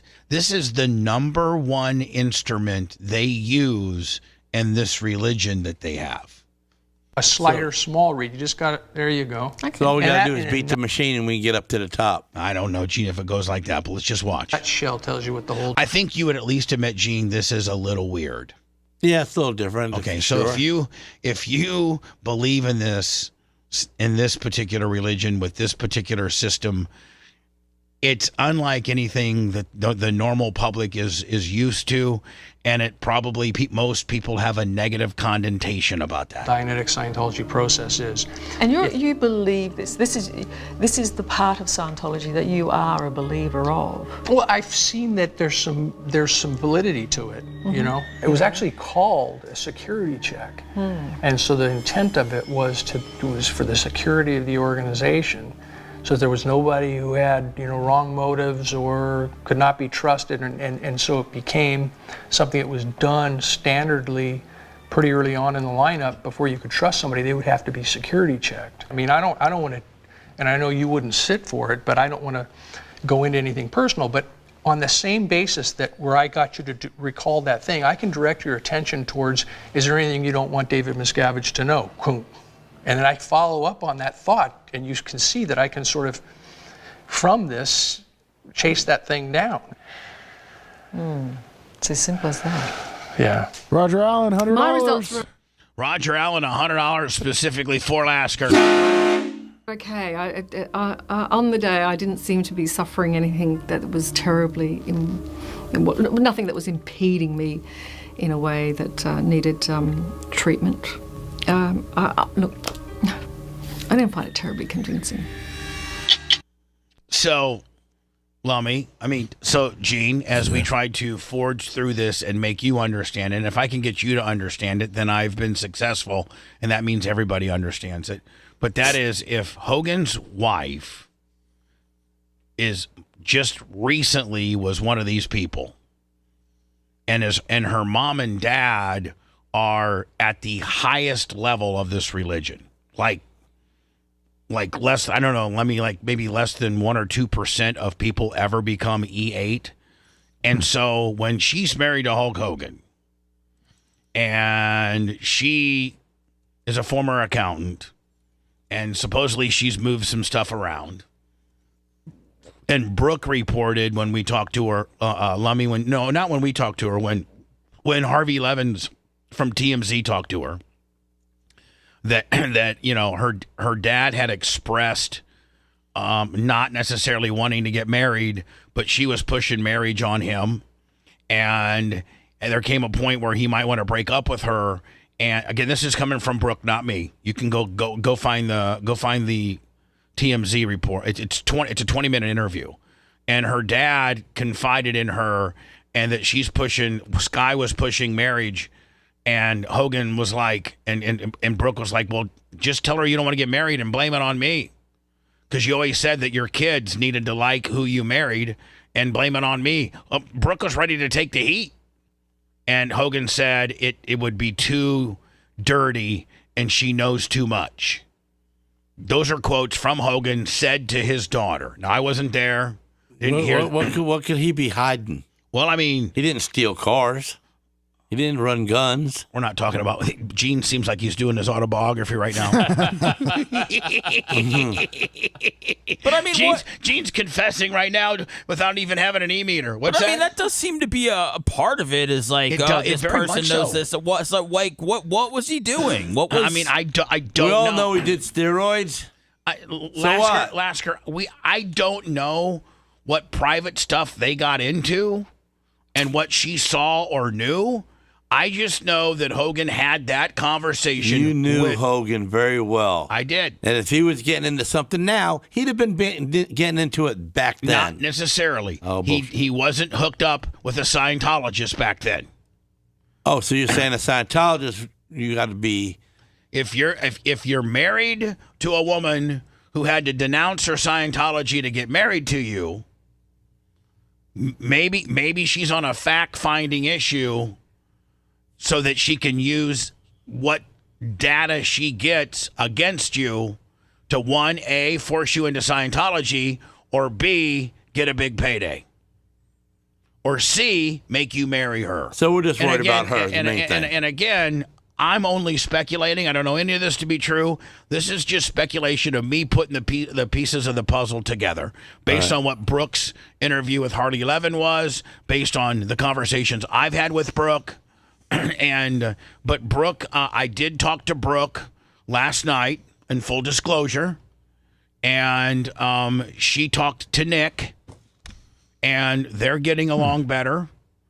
And Nick, I guess, really stepped up and did some really great, admirable things with regards to protecting Hogan's memorabilia, with regards to just, stuff that Brooke would have liked to have done had she been here and not had such a problem with this whole situation.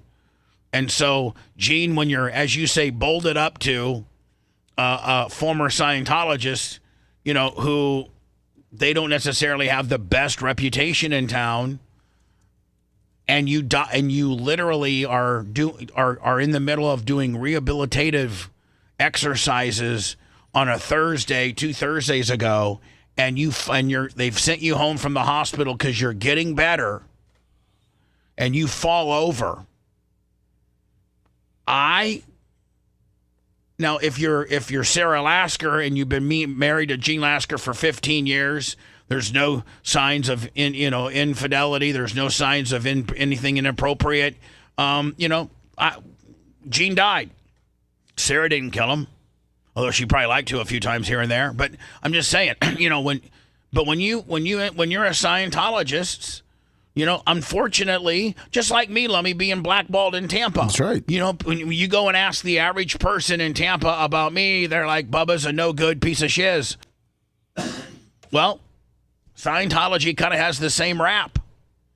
So Brooke agreed. They finally have now agreed, which at the end of the day, this is good for Sky, because there's people like my dumbass and others that are speculating that there might have been something inappropriate or kabuki happened, and this would clear her name as much as it would clear anything, right? I mean, let me, if they do an autopsy and they're like, yeah, he died of a cardiac arrest. In his blood was, the stuff that he was taking. Yeah. Maybe some Xannies, maybe some sleep medication, maybe some opioid, maybe some pain medication, but nothing. How was she getting away with just leaving them in a refrigerator? What do you mean? Hogan not being burned up, buried, or something. Well, Gene, a lot of times it takes... Ain't that disrespecting the corpse? It takes 2 weeks for the crematorium to sometimes... They're so backed up, and they only got one furnace, that sometimes it takes... Like when my stepfather, Jeff, died, it took us 10 days to get him cremated.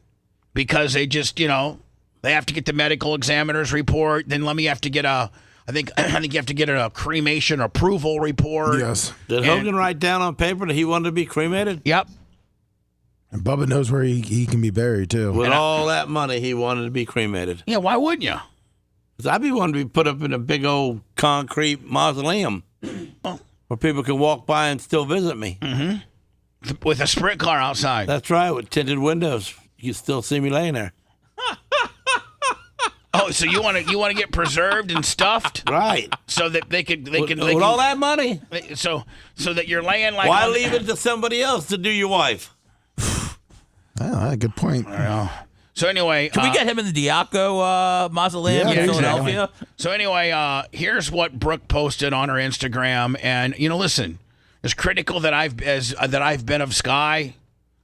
And that maybe possibly she did something inappropriate. Accused him of killing. Maybe she did something, but this will clear it all. And I will be the first one, Lummy, to say, just like I apologized to Brooke, just like I apologized to his wife Jennifer, I probably won't ever have the opportunity to personally talk to Sky, but I will publicly and post on my socials. I owe Sky. Was it Daily? Sky Daily? Sky Daily, Hulk Hogan's widow. I owe her an apology because I may have insinuated that, maybe she was behind some inappropriateness.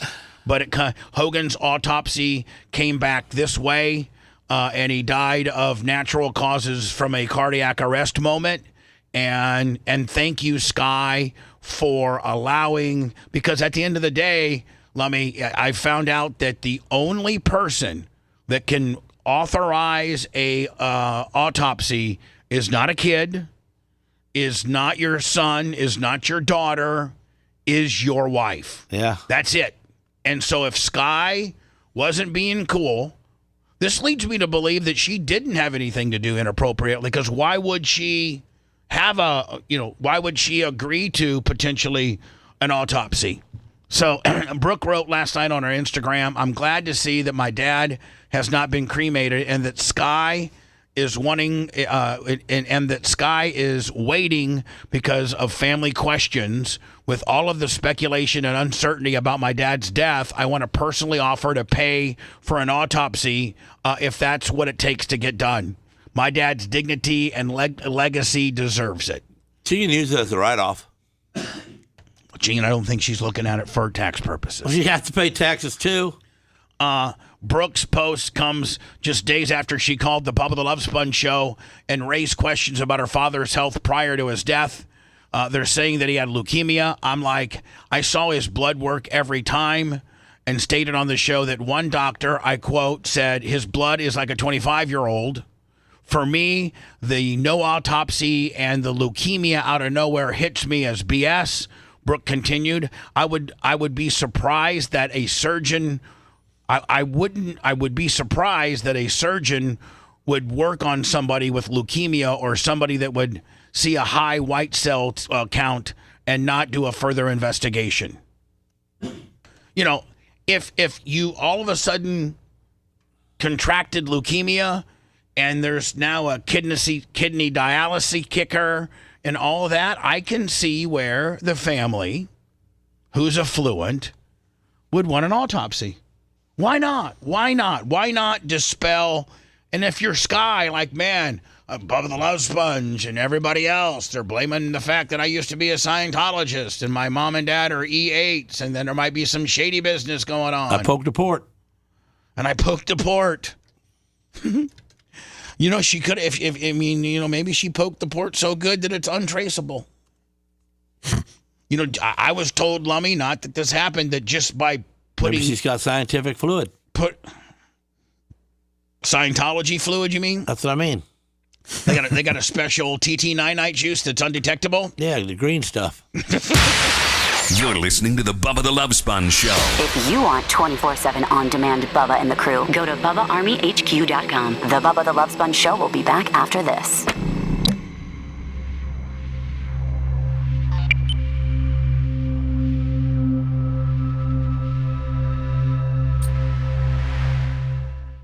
Yeah, but they're all gold diggers.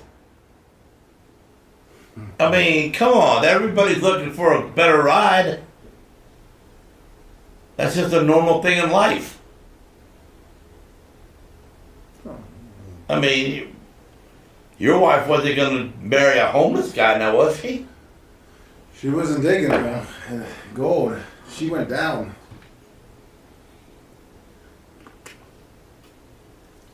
And she didn't go down because that baby you made is worth big money. That's right. That's right. That's right. She knew that.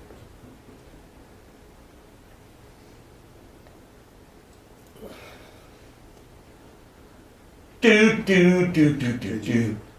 We drove by that place. You know, it's by your house. It's for sale. So you were looking at that house across the street from mine. I didn't know. Oh, Gene, I was like, I can't imagine me and Gene. I got a text. You got to come out here real fast for my track thing. Oh, okay, yeah. Because when we pulled up, I looked and I saw that monster truck tire, and I go, "Oh shit!" It's gotta be me. I was the only guy in the world with a monster truck tire in the yard. How much time? So. What's up, everybody? Digging for coal. Oh, and by the way, sorry, shit. Bubba's triple chin. Bubba's back fat. His birthday was yesterday. Happy birthday, Bubba's back fat. Let's give, I think your wife put it in chat. I wrote it down. I'm sorry. Let's see.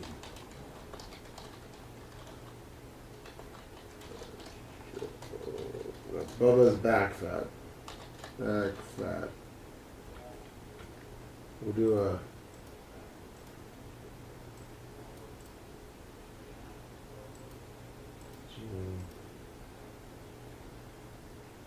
Shit.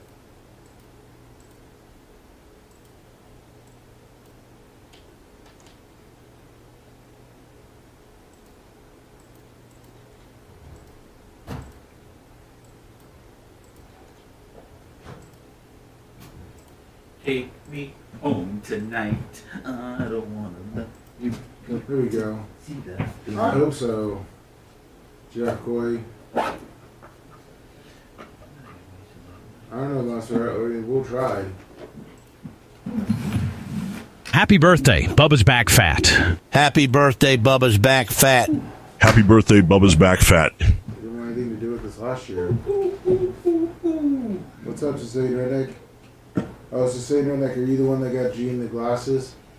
What's up, 11 Clothes? Yeah, Camper Scott, I'm going to bury Bubba's ashes with Hogan. That's right, Xerxes. R.I.P. to Eddie Money. Eddie Money's dead? Yeah. Is he? Yeah. When did he die? Shit. Probably 5 to 10 years ago. Was he a Scientologist too? Not that I know of, but we should How probably did he die? We should probably do an autopsy. Yeah, how did he die? I don't know. What's up, Feedback Driver? I think he was older. What's up, Mocarinio? Hold on, I'm gonna get that right. Hit the thumbs for Gene. What's up, Ripper Lips? Mo Serino. What's up, Underground Psychos? Eddie Money. I can't believe he died. Thank you, Boogie Racing Crew. But isn't that What's up, Madden Crusher? Bob. Good. I'm glad. Yeah. What up, Felix? What up, LM Close? What's up, Brandon? Brandon. Hello, Seth Kushner. Hello, Sponjo. You have 2 tickets in paradise. Felix, I didn't get a package at all. It said it got delivered, but it's not I'm anywhere. gonna go to those 2 phone calls. Okay. I'm gonna do another. I'm gonna do What's up, Redneck? We'll probably do a Sunbelt rental. Gene, we're going to do a Sunbelt. Gene's a big Sunbelt rental guy. Sunbelt rental. We're going to be doing Sunbelt rental. Number 1 rental place in the world.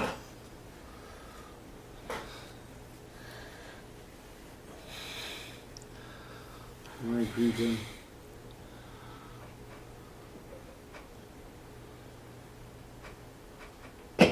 Thank you, Mike. Is that Al? Oh. Al Rab. Fuck, who's that?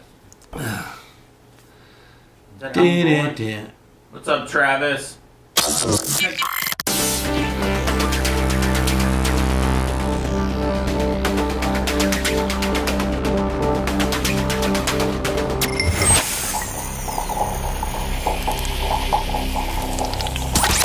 Broadcasting live from the Aquabito studios, aquabito.com/Bubba. It's the Bubba the Love Sponge Show. As I am doing this, by the way, Gene's completely up to speed on my project, and Gene's like, oh my God, that's great. That's great. As much of a prick as I'm trying to be and always try to pick things apart and say you're stupid, that's dead money, buddy. That's right. Wish you the best. If you need any help, let me know.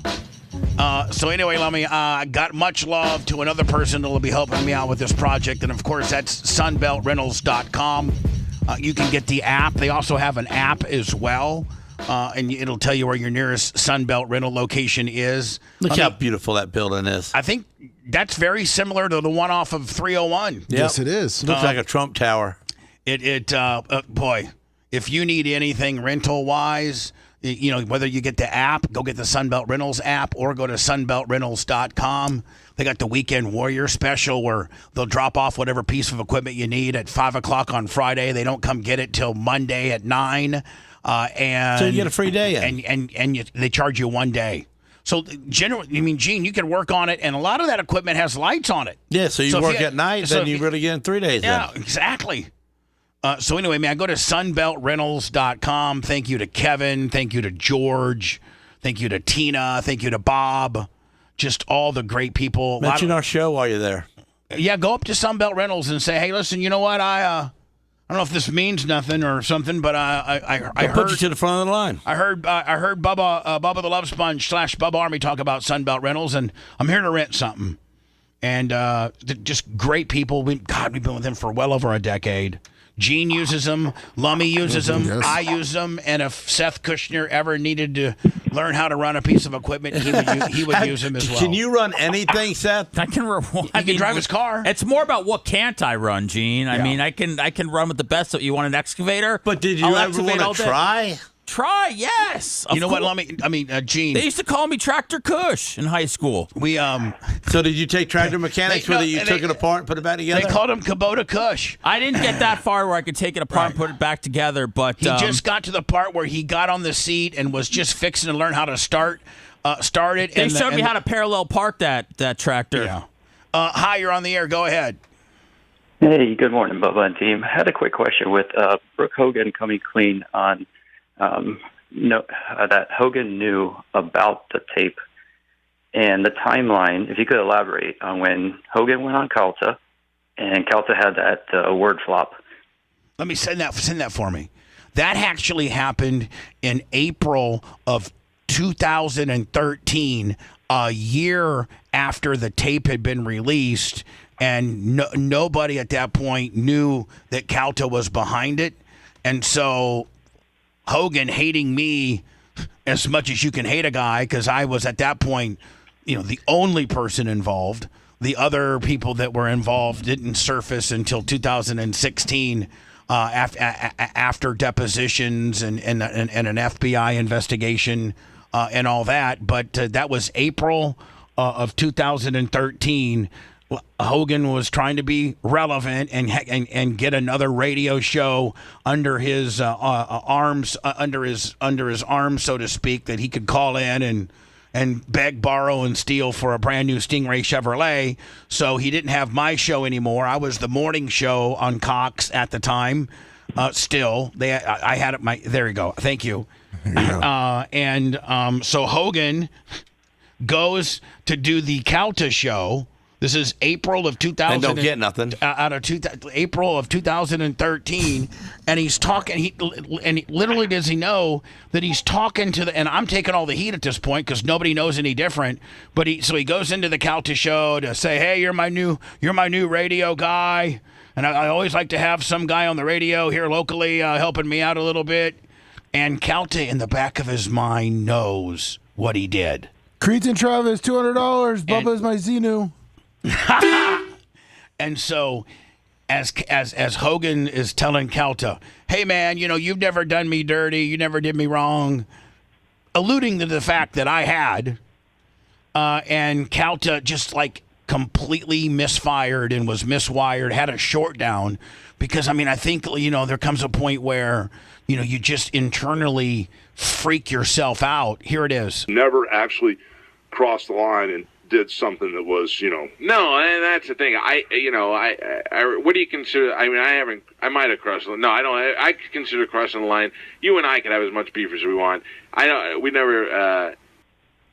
If Hogan didn't hear that and think that something was a little fishy, and he did, of course he did. And he didn't know. He really didn't know Gene until like 2015 when they started doing the depositions. Right, but now this had Well, no. Why would he even think that? Actually, they knew in December of 12 when. So I don't know why Hogan went and even did his show, because in December of 2012, 4 months earlier than this clip right here, never actually crossed the line and did something that was, No, and that's the thing. I what do you consider? I might have crossed the line. No, I don't. I consider crossing the line. You and I can have as much beef as we want. We never. So 4 months earlier than that was the Sand Pearl, hotel sting, but Calta wasn't implicated at that time. It was just Spice Boy at that time. The Calta, but he worked over there. The Calta involvement didn't come down for another year or so. Got it. I appreciate that. All right, buddy. Thank y'all. Have a great weekend. Thank you. I thought maybe there was a second part of his question. 813-90-BUBBA, 813-902-8222. It's the Bubba the Love Sponge Show, starring me, Seth Kushner, Lummy, and Gene Lasker with a Macho Man engineer kicker. Hello. Hello? Yes, sir. Hey, Bubba, listen, I want to apologize to you. I thought you were lying when you would talk about the Hulkster, right? And I was like, oh, he's full of shit. Oh, he's a liar. Oh, he's this, he's that. Bro, I didn't listen. I'm sorry. I want to personally apologize to you, Bubba. I didn't fucking listen. Hold on now, sir. Hold on. Sir. please watch your language. I love. I'm sorry. I totally apologize, Bubba. I totally apologize. But listen, I doubted you. Listen, I dragged your name through the mud. I didn't believe you, but you were telling the truth the whole time, sir. And I totally apologize for cussing on the airways. You know what, How sir? did you drag Bubba's name through the mud? What did you do? Yeah. Because, I didn't believe you. I did not believe you when you said the Hulkster is dying and he's all messed up. I was like, oh, he's lying. I was like, Bubba's lying. Oh, he's a liar. Did you say that to people, like when you was at the restaurant and stuff? Yeah, Gene, he even said he posted it all over his Facebook and stuff. Bubba's a fat-ass liar.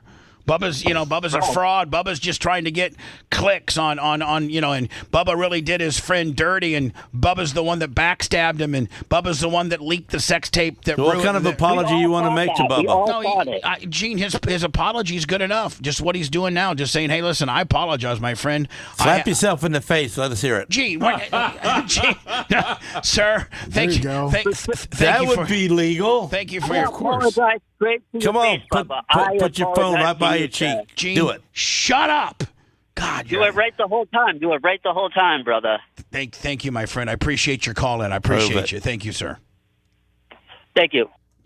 Gene. His voice was aggravating. Talking about somebody that did two bumps before they walked in. You're shot out of a cannon. No. Hello, who's this? People should pay. Kevin in Mobile. Go ahead, sir. You're your on. Favorite new caller.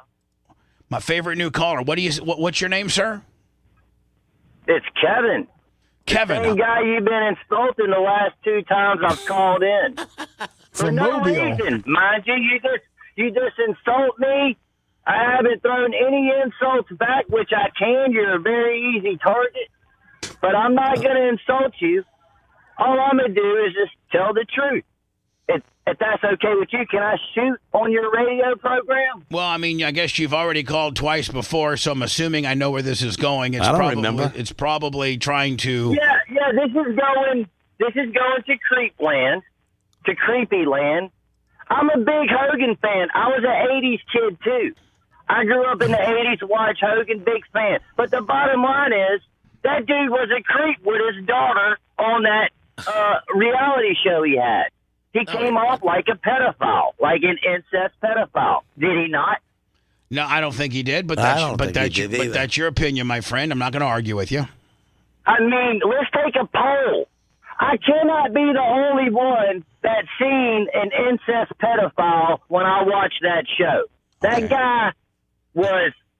If you'd like to, we'll take it from us. By whatever means you have to do a poll on your social medias and what have you, pull away, my friend. I'm not going to do that poll on my show. I don't have the same belief that you do. No. But I hold on. I'm not. Hold on. I'm not insulting you. I'm not hanging up on you. I'm letting you talk now, aren't I? Yes, you are, and I appreciate it, man. Right. And it's a good thing that you are letting me talk because that's a good thing. What do you mean by that? Yeah, what are you going to do about it? What are you going to do about it? What if I don't? What if I hang up on you right now? What are you going to really do about it? Nothing. I'm going to continue to drive into work, and I'm going to go into work and work my 8-hour day. Good. That's what I'm going to do. That's a responsible man. So when you do your poll, you're going to do your poll with 14 people in your life. Go ahead. Back to my phone call. Go ahead. Hogan is also an Illuminati puppet. Okay? Bottom line, the dude's an Illuminati puppet, and so are you, Bubba. I mean, let's just put it all out there. Hogan's kind of a weirdo. You're kind of a weirdo. All of you people that are in the celebrity, you're like in a little bubble. You're like in a little I'll sue you bubble.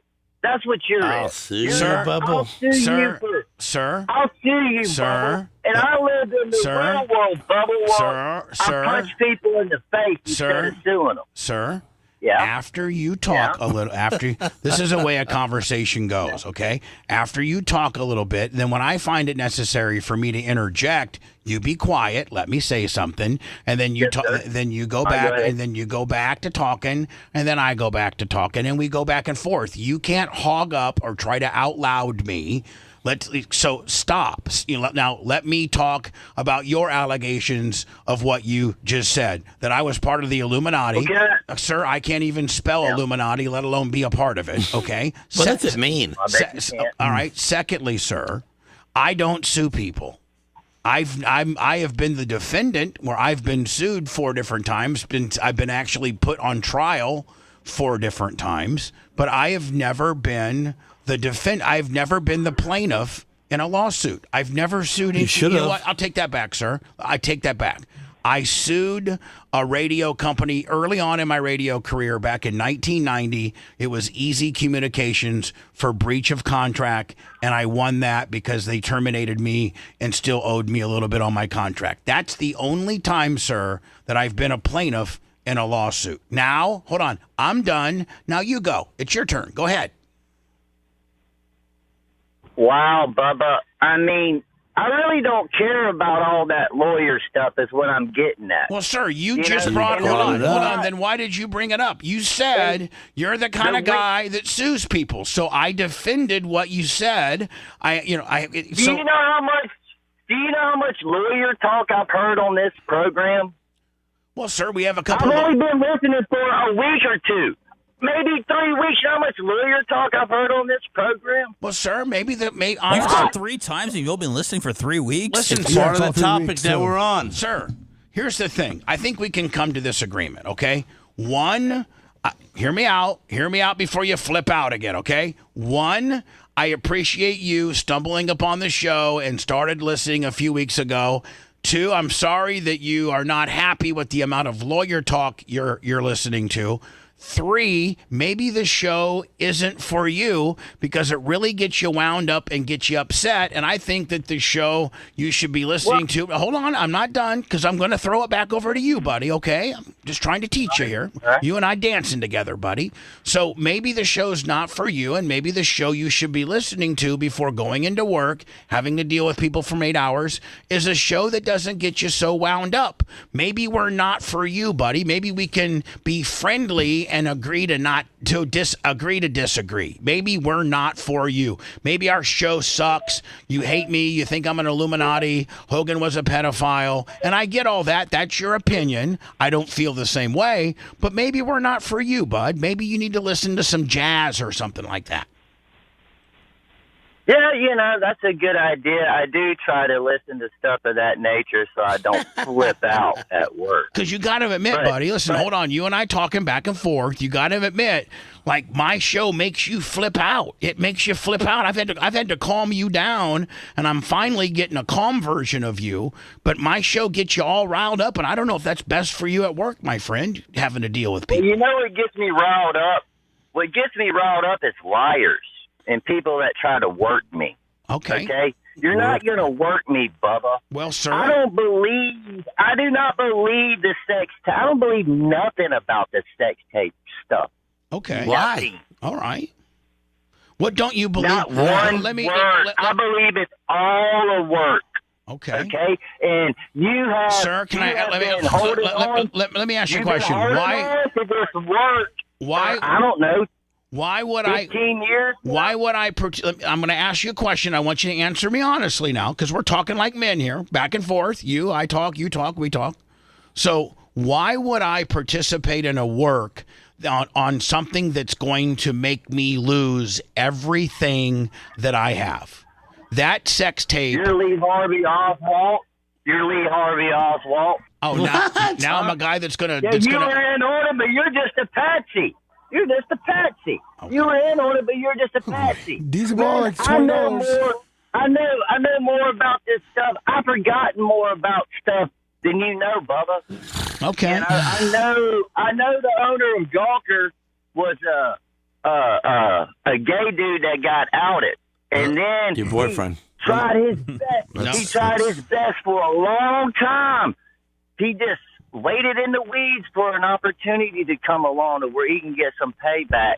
And guess what? Opportunity came along and he got his payback. All right, now may I give you the truth now, Bubba? Sir, can you just see if there's anybody in his life that? Can you see if there's anybody in his life that loves him? No, he has. Sir, do you have a wife or child or anything? It'd be more interesting Why are we reading talking chat right about now. my personal business? There we go. I'm here strictly talking about your work.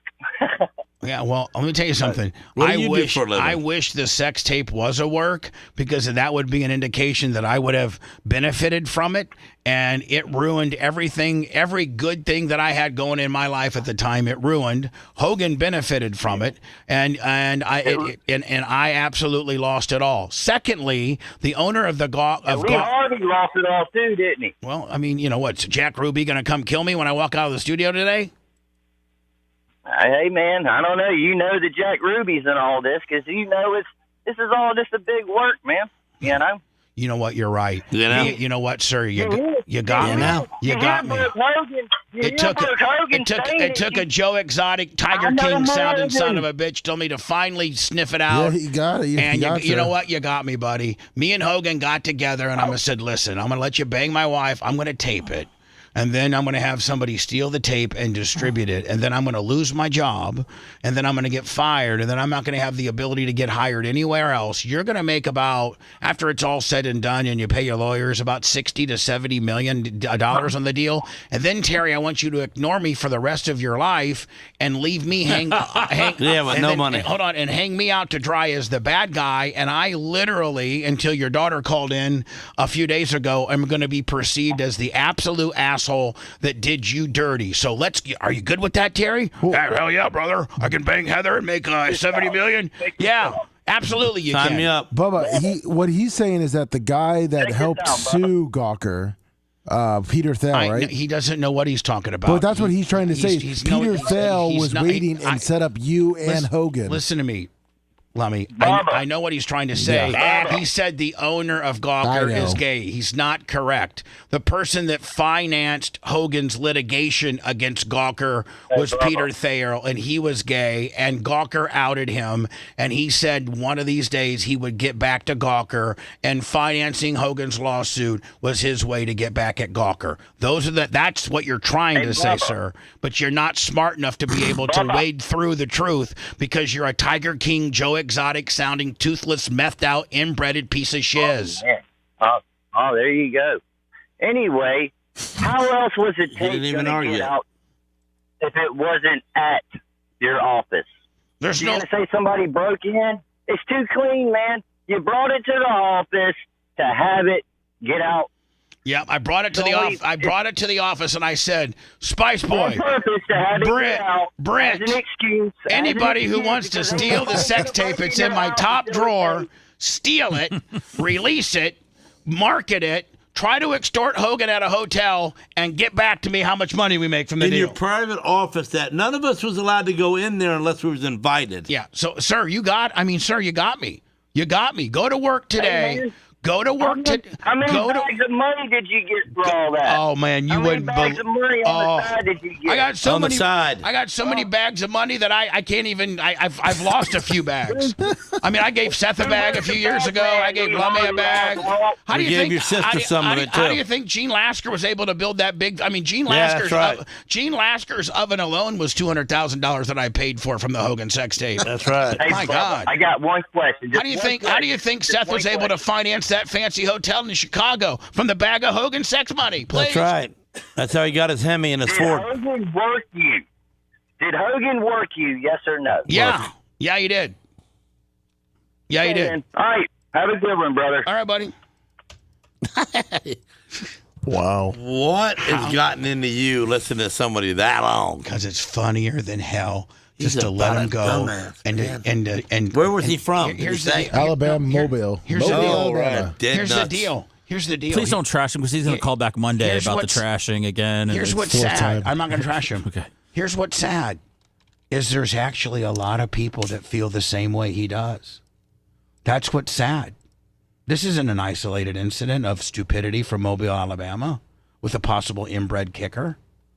This is a way a lot of people feel about me. Well, not after 9/11. Well, no, it's not. It's looking more towards 9/12, not 9/11. But we don't quite have that as a hard date yet. But it's been tossed around, and I will have a hard date for my documentary called "Sir, I would invest the $14.99 or the $19.99, whatever it costs, and buy or rent my documentary that's coming out in about a month, and it's called Video Killed the Radio Star. They can rent it? Yeah, I think you can rent it too. Wow. You can rent it for like $9 or you can buy it for $19. Huh. So, sir, you're the kind of guy that really needs to watch that because, I don't know, you may not be smart enough to wade through it, buddy. Maybe somebody at your home who has a little, maybe higher level of education. There's nobody there but a snake, Bubba. If you love that segment, then check out BubbaArmyHQ.com and do a deep dive on past shows. The Bubba the Love Sponge Show will be right back.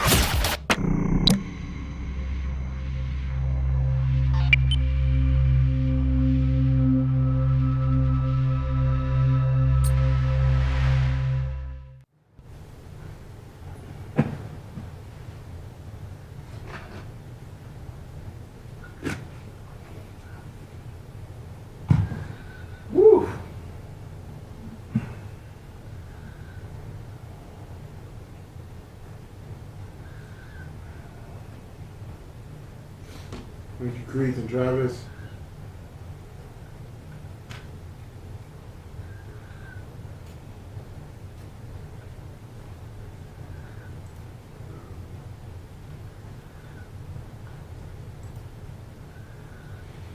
Wow, this guy is crazy.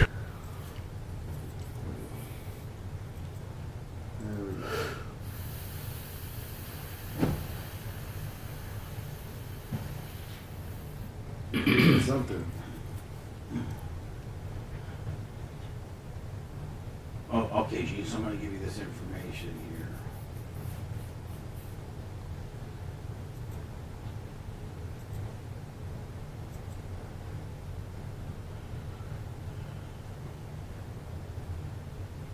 Bring it to the ticket line.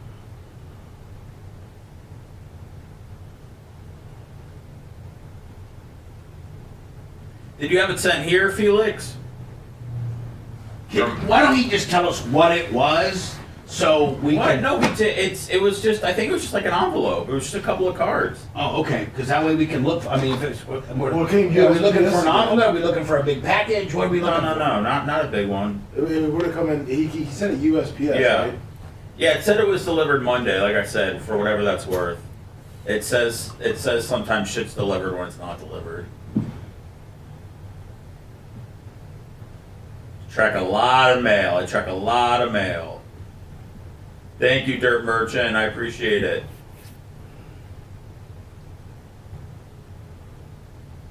But I've had stuff say that it got delivered to my house and it shows up a week later. I just don't. The mail just does their own thing. That's why they're going out of business. Oh, sometimes you'll send something to, I'll mail, if I need to mail something to Tampa, they'll send it to Georgia, then they'll send it back to Tampa. Shit just takes a ride sometimes.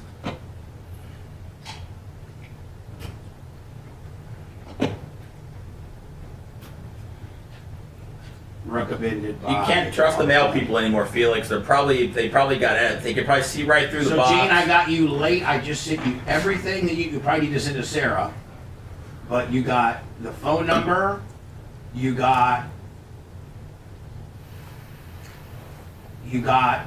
Dr. Cheryl's information and what you're supposed to say when you call the front desk. Okay. It's all on your phone. All right. What's up, Miss Thomason? Thank you. What's up, Blossie? I did not, Blossie, Magnum. the one-man posse. Just pizza. Thank you, Blossie, for the great things you've been saying on Facebook and stuff. We got to get Cantrell and those guys to get on the comments.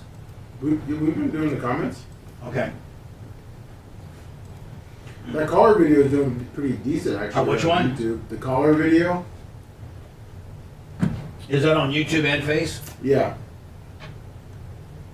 I think it's got like 8,000 on YouTube. I don't think so, Radio.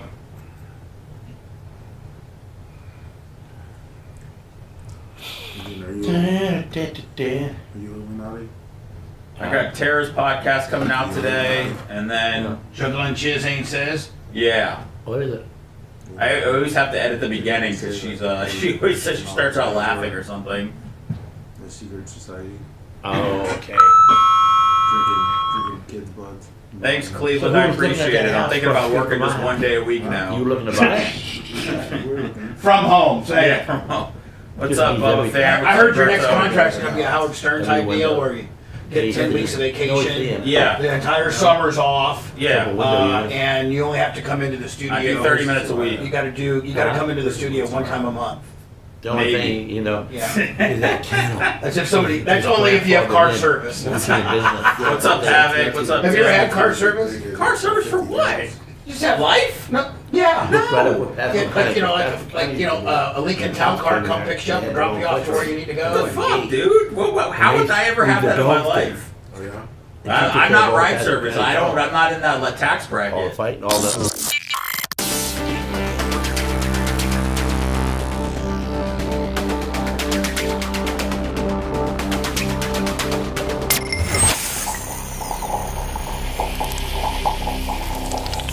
Broadcasting live from the Aquabito Studios. Aquabito.com/Bubba. It's the Bubba the Love Sponge Show. I'm hanging out on YouTube right now. Ow. Lummy, did we get Lasker? Has he been chatting with the fine people? Yes, he got both. Now, Gene, who do you any particular people in or screen names that you like that you're jiving with? Tampa Terry. Well, hold on. Let's go through this. Okay, go ahead. Well, you don't like Tampa Terry? Oh, we're just He's giving on you there a lot. Chris 904B. I don't know who he is, but he seems cool. Todd Allen 86. I don't know who that is. Orbit 321. Shannon Smooth Cannon. That might be Shannon Smooth Cannon, Lummy. That might be that world-renowned pool player, Shannon the Cannon. $5. That might be Shannon the Cannon. Are you my buddy that lives in North Carolina that Sumo and Tony introduced me to? Are you Shannon the Cannon? Are you the real Shannon the Cannon, or not? Because Shannon the Cannon, Lummy, is a world-renowned pool player. Oh, that's been on the professional pool. What do you got him on the phone? No, I met him I met him a couple times with Tony at various races. Good old, I think originally from Kentucky. Good old boy, you'd love him. Loves dirt racing. D-Rock and hi, who's this? You're on the air. Cottonwood. Morning. Yeah. What's going on, bud? Just want to say I love the show. And I'm so glad that you got cleared of everything in the past, man. Well, I'm not cleared of everything in the past. I've just been Brooke gave us the one that mattered to it's known now. Brooke put a different, just gave us some more information that certainly makes us look a lot better than we did. Yeah, you definitely deserve it, brother. I appreciate you, buddy. Thank you. All right, you take. Let me. When I got a guy that's listening to him, and I get the reverb in the back. I got to get out. No, Shannon the Cannon is a female Navy veteran who is a Navy boxer. That's even better than that stupid ass pool player. Now is that who this Shannon the Cannon is? Yes, yeah, female Navy veteran. Really? Thank you for your service. Oh my God, thank you. So now this is. Where did the smooth come from? She's smooth. Oh, it doesn't say smooth. You made that up. I read it. Her name is Shannon the Cannon. Oh, go pack, go $5. So anyway, there was this guy, and he claims to be. Name. I think Seth sent it to me, and he's like a U.S. pickleball coach or something. Yes. And he's like the national coach, or he's a national director, but he's very high up in the pickleball community. Right. With a lot of followers. Yeah, 25,000. He's a lawyer too. And he's a lawyer too. And so anyway, this guy is on a commercial airline, and he's vaping in the bathroom. And the flight attendant catches him. And, chucking thick clouds, you think? I think he's chucking thick clouds in the bathroom, and you can't do that. You can do that if you know how to do it. Hogan used to tell me how they used to smoke pot on the plane? I don't believe this. Okay, let me just, Gene, I'm going to walk you through how Hogan and Brutus used to smoke pot on commercial airliners, and you tell me if you believe it could happen, okay? Okay. Now, first of all, do you know that when you pee or that when you use the bathroom on an airliner, when you hit that little pedal to flush it down, it's an unbelievable amount of suction because it's pressurized and, just can't be gravity fit. It really has like a... Yeah. Creating a whole, like a big vacuum. Well, they would get a joint, light it, take like 3 or 4 hits of it, then hit the and put their head down in the toilet bowl while they're hitting this joint. I'd have pushed Hogan's face into the blue water. Hey, brother, are you blue now? How many people are getting in that bathroom? Hogan didn't come out with a blue face, Gene. Too bad. But he would get down as close as he could, and he would light a joint. And he'd had a lot more fun hanging out with me. 3 or 4 big hits, and then hit the foot pedal, which causes massive suction, and then throw the joint. Now, you'd only get like 3 or 4 big hits off a joint. You go real fast, and then you throw it all in the thing and hit the suction, foot pedal, and it sucked all the smoke and all the everything down into the bathroom, down into the toilet. So nobody would smell it. That's what he claimed. This guy here was just chucking rings inside of the bathtub and inside of the bathroom inside of an airliner, and I think that's like what, $25,000 fine or something. I don't know. It's bad because I just did it on the. You got caught smoking on the plane? No, supposedly. Now, Seth, you're gonna have to fill it in. Supposedly, this is also a big heat getter. Like, you got a ton of heat. For this. I shouldn't have done it. So Seth is the plane has not left yet, and there's a little bit of delay or whatever. They're on the tarmac, and you got, of course, Sammy, Phoebe. That's still legal. Sammy, Phoebe, and Seth, and all these people around Seth. They're ordering Chardonnays and beers and all this kind of stuff. Drink service. I guess they open up drink service because there's a little bit of a wait. So Seth is like, "Hey, I'm just gonna hit my vape pen." Just real quick here, Everybody else is, they're doing their vices, alcohol, whatever. Let me just hit this deal. Wide open there in the chair? Yeah, right there in the chair. Well, you're about stupid. So fine could be $4,000. So anyway, nobody says anything about it. No flight attendants confront him. So by all intents and purposes, he got away with it. Like nothing. There was nothing that happened except Phoebe flipping out. Your wife. Full blown stage 10 heat getter. Yeah, she hasn't. I don't know. It was really stupid to do. And if you knew how to drive a tractor, your wife would never be that way. Gene, I don't even know where half of this stupid stuff comes up with. Well, you know what? I'm going to take you up on that offer later, Gene, of learning how to ride a tractor or drive it. But yeah, I shouldn't have done it. Sometimes, Bubba, I kind of feel like I'm on my own, a lone wolf, and I forget that my family's 2 inches from me, and sometimes I just do what I want to do. But they're not supposed to be the enemy. Who, my family? Yeah. No, they're not. But I feel like he does things of isolation that causes them to be his enemy. Right. I can do anything I want and never be the enemy to my wife. Well, Gene, you have a different dynamic with your wife than what Seth does. Because I can drive a tractor. Well, no, it has nothing to do with that. It's because you're the man thing. So just shut up. Gene's right. And so Seth, you got to get some kind of machinery under your belt.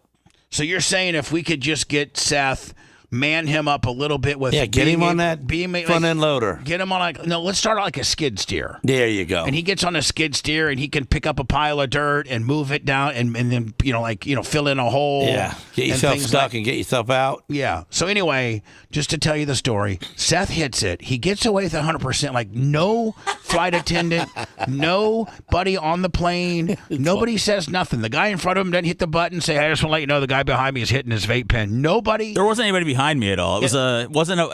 I'm not proud of what I did. Okay, my wife looked at me like I was a rapist and repeated prison escapist. Okay, I heard that there was a full blown promo cut, and I'm not even going to say what she said she was going to do to you.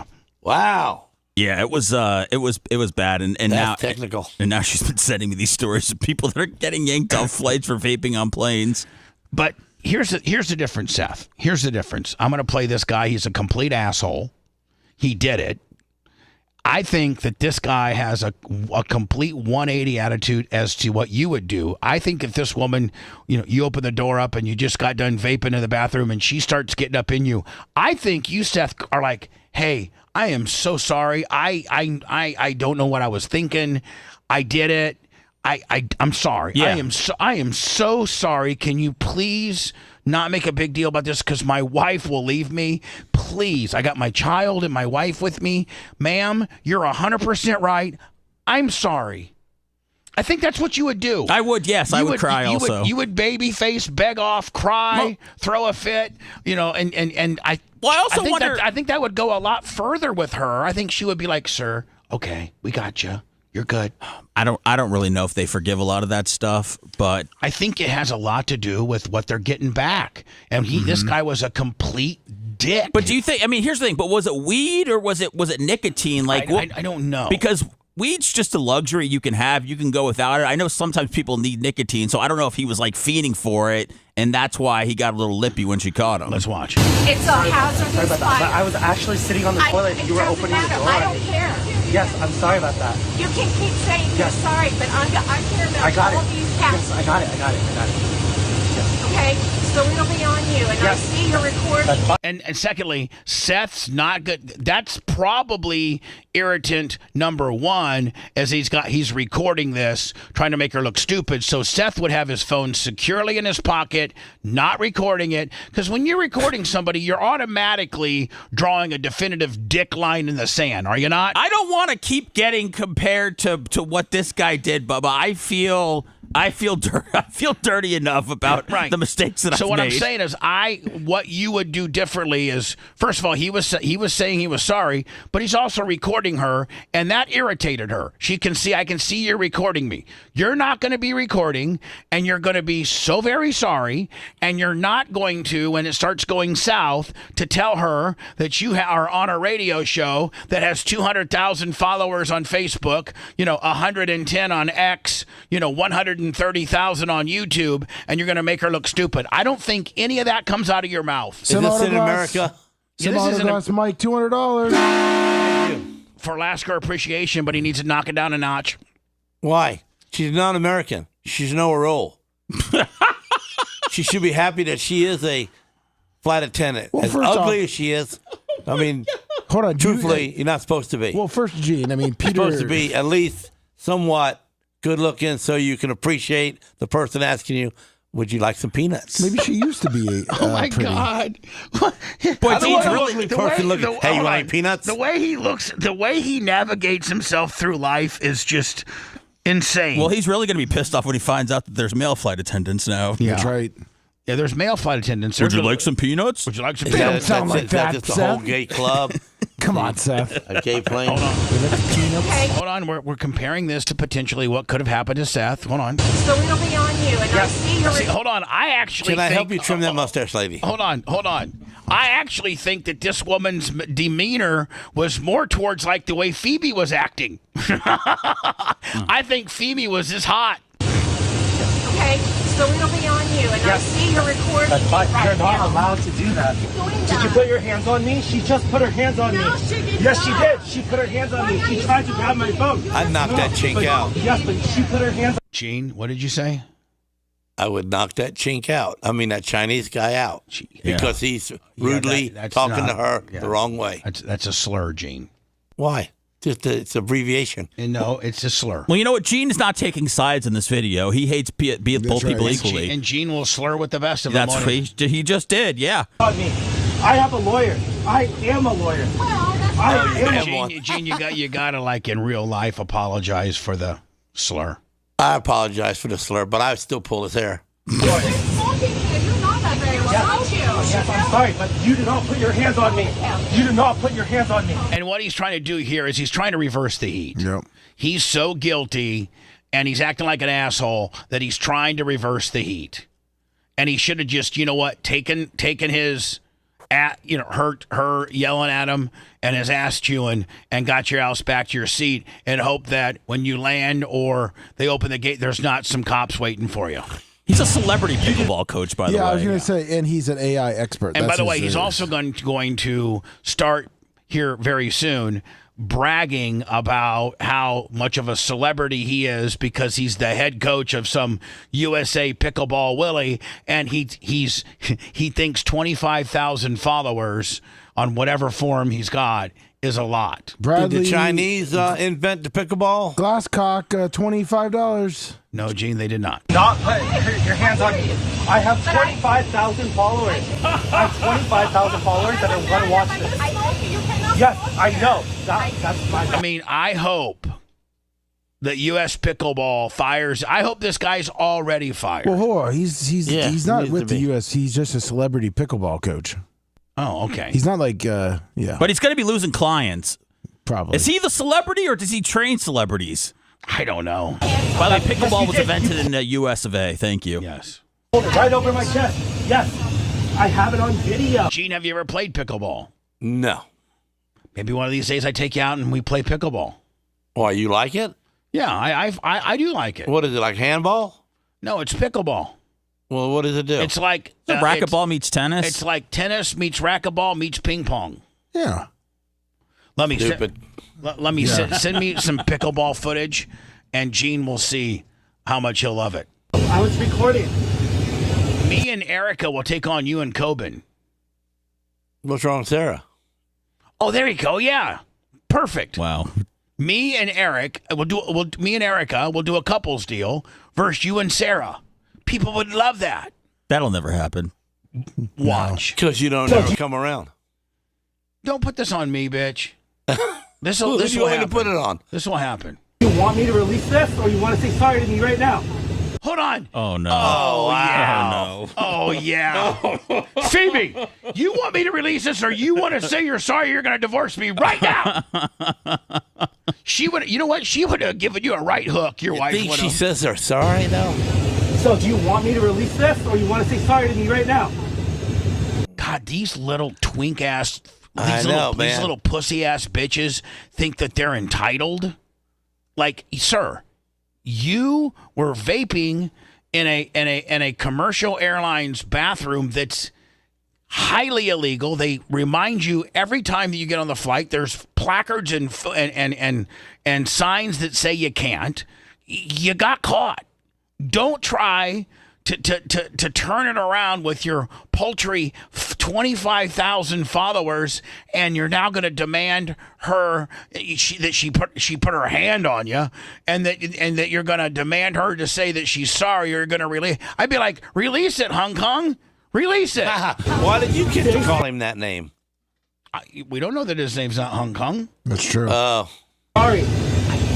Do not touch me. You do not get to touch a passenger. And I was in the restroom. You were opening the door.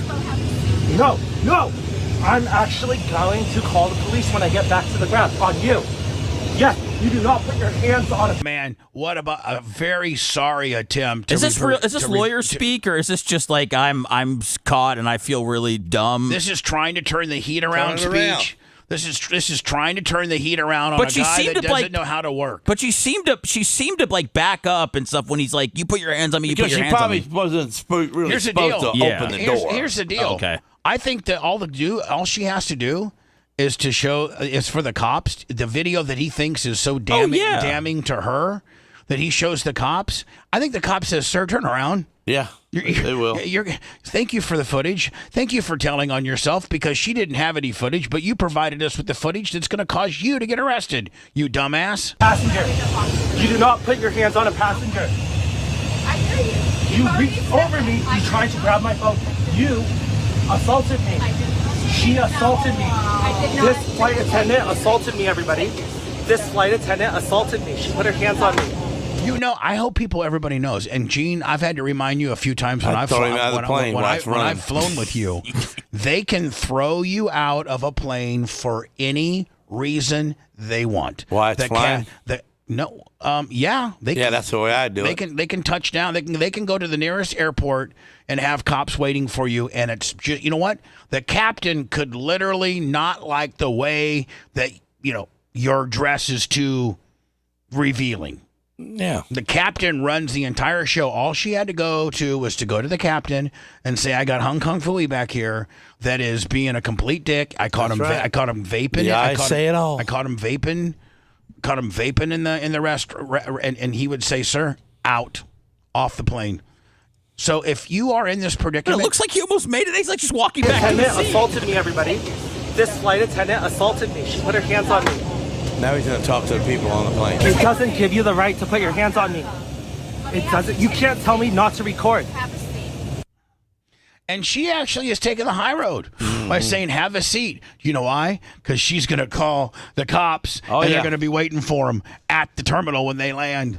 I also feel like I also do feel like at some point she felt like she might be in jeopardy. I do too. I feel like she felt like, you know what, this guy, does maybe I did do something. Maybe I did touch him, which I did. You can't touch. But I don't know why you can't lean over and grab his phone when he's committing an illegal act in your bathroom.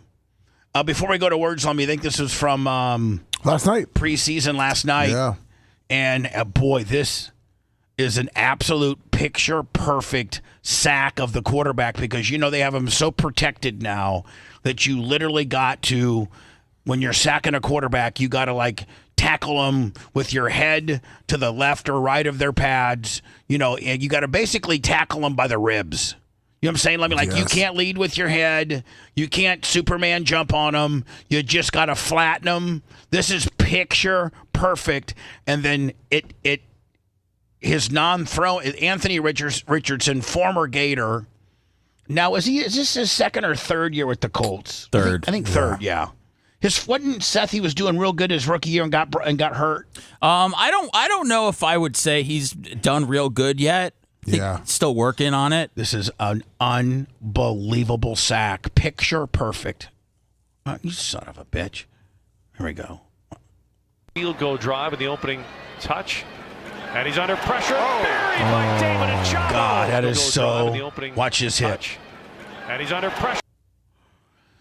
Let me just. It's in the middle of the sternum, which is not targeting. Heads up. Heads up. Broke his finger. Yeah, broke his finger here. The quarterback? Oh, yeah. Here's the quarterback's finger right here. Look at it. That's what he gets. What do you mean that's what he gets? What he gets for not liking his front line. Hey, your buddies with your front line, they don't allow them people get in there. Well, I think that was. But if you're, you don't know. Can I be honest? No, can I be honest? People are saying that the guys want Daniel Jones to play, so they wanted Anthony Richardson to get hurt. What did I just say? Travis, $50. No, you got to be part of the team. No, it's not the Lions' fault. It's his fault. He missed his read.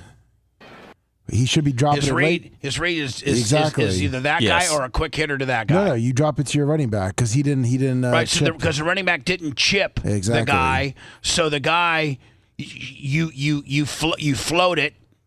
And then look at this. I mean, look how wide open the guy is. 16's turning around. And then look at then you got 16 to seal, Yep, right? yep. So 16's going to seal this corner right here. Yep. Right? They're playing a too high safety. He should have threw the ball. And he's under. Boom. Oh, look at 46, man. He's getting ready to launch. Oof. Boom. But look at wide open. 16 seals this corner or too high safety, and that's easily a 20-yard, maybe further gain. And his line is blocking everyone else. Buried by David and Chavo.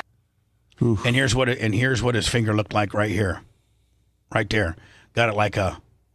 But that is his non-throwing hand. So, but I don't know if you can even really accept a snap if your hand's that jacked. Yeah, it's pretty. Oof. When we come back, Shaq says that he is dating 5 white girls, and they all know the deal. Is it called polyamory? Polyamory. What's it called? Polyamory? Yeah, where you can have 4 or 5 different wives, and they're all cool with each other. Not wives. Girlfriends. Maybe. Well, it can be wise if you're in Utah. That's true. If you get married, if you get married, So in if you live in Utah, you can have more than one wife. Yep. Yes, you can. But if you're not in Utah, then you don't get married. You got 5 girlfriends, and you got, a Monday through Friday rotation, Lummy. Maybe take weekends off, or you bring Monday back in. I don't know. But Shaq says that's what he's got going on right now. We'll talk about it next. If you want 24/7 on-demand Bubba and the crew, go to BubbaArmyHQ.com. Right now. The Bubba the Love Sponge Show will be back after this.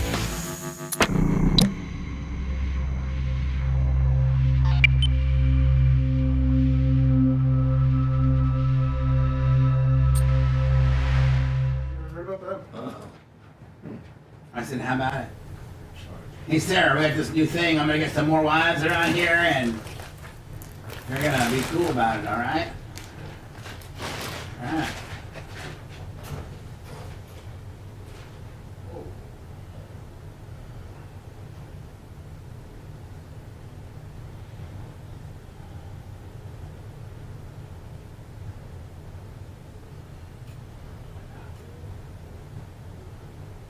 Yeah, Gene, me and Erica and you and Sarah need to play pickleball. Yeah, she said she'll play. Good.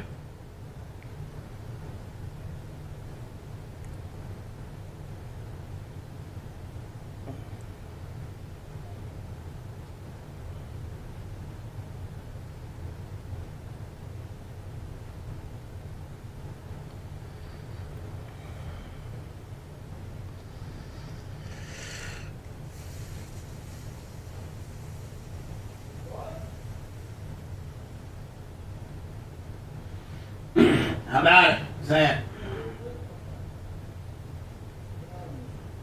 How about it? How about it? So the wife says she knows how to play pickleball. Well, then she'll probably kill us. She'll have to be the only person. I've never seen her play, but she said she knows how to play. She says she knows how to play. So maybe she can fucking carry your ass.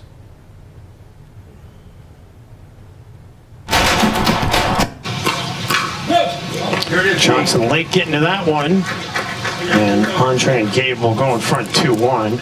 The other thing with the patience here is, you go to the pickleball court and you may be able to hit, dinks for a minute, but it's... Dinking's not as easy as being aggressive. Right, and but somebody ultimately, on your local court, there's going to be an unforced error, but here it's like, you can just do it all day. Yeah.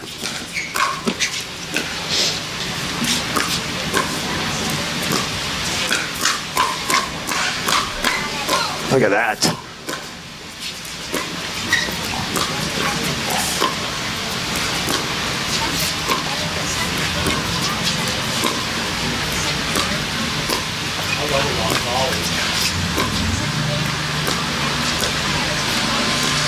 That's pickleball?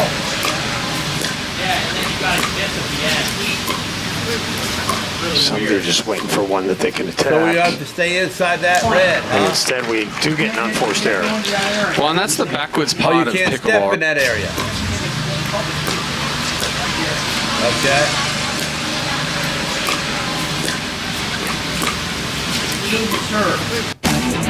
Pickleball. What's going on there? A lot of You come out with the commitment.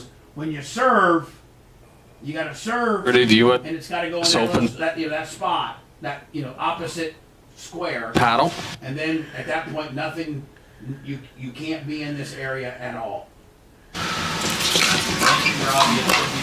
of the timeout. Good having you back, Steph. Diescu and Tardio continue to control. Ooh, look out, cameraman.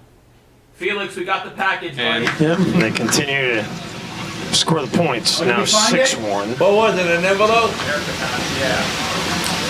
You got it, right? She's gonna get it to me, but she's got it. We see this one coming right at the camera. 611. All right, we're gonna pick it up from here, Gene. They do have pickleball autograph cards. Hold on, they got pickleball players' autograph cards. Yeah. Oh man.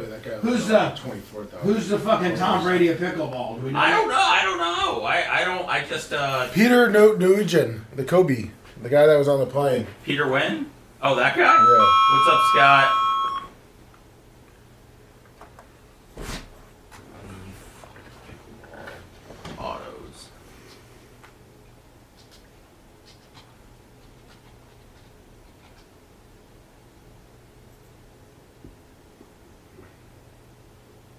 Jade Quimoto, we could get her autograph for $5. Oh, really? There's another one here. I better get Jay Donovan. Hold on, this one's $1,500. This is Anna Lee Waters and Ben Johns. Oh, Ben Johns, he's good. Man.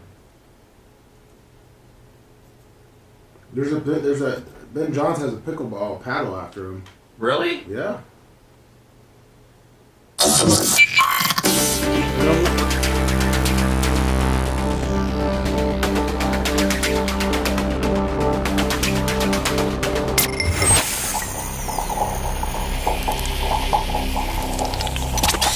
Broadcasting live from the Aquabedo studios. Aquabedo.com/Bubba. It's the Bubba the Love Sponge Show.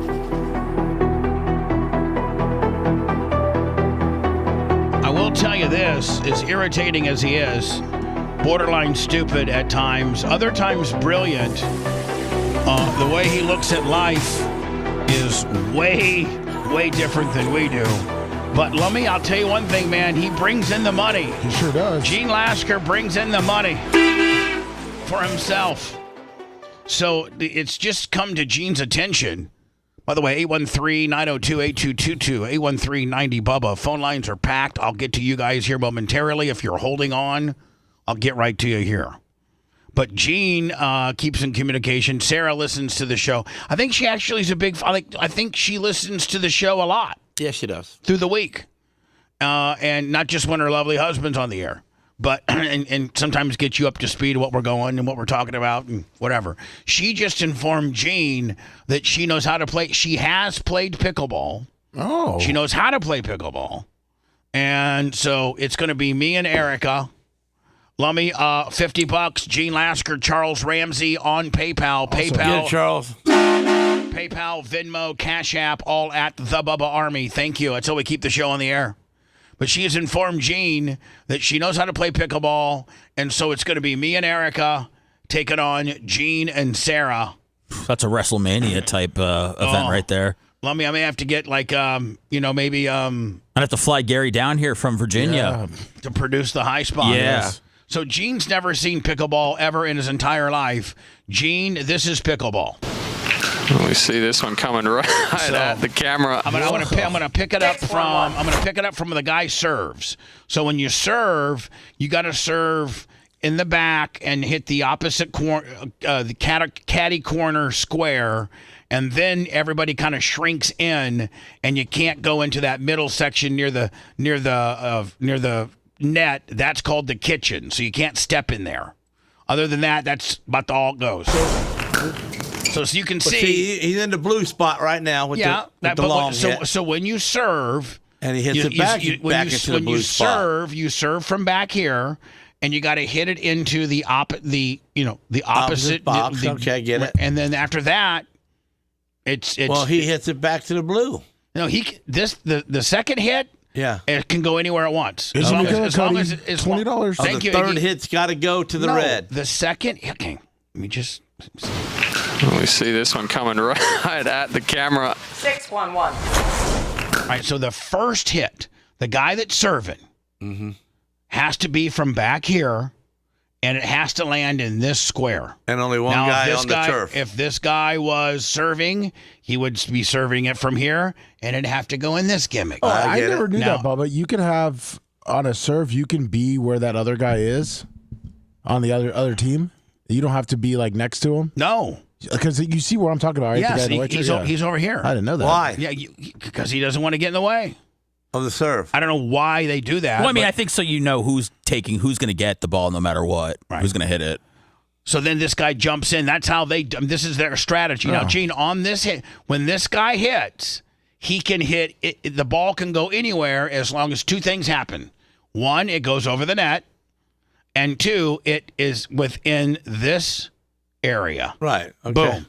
Then, from that point forward... It's got to stay in the kitchen. Then, at that point forward, everybody moves up, and you cannot step in the kitchen.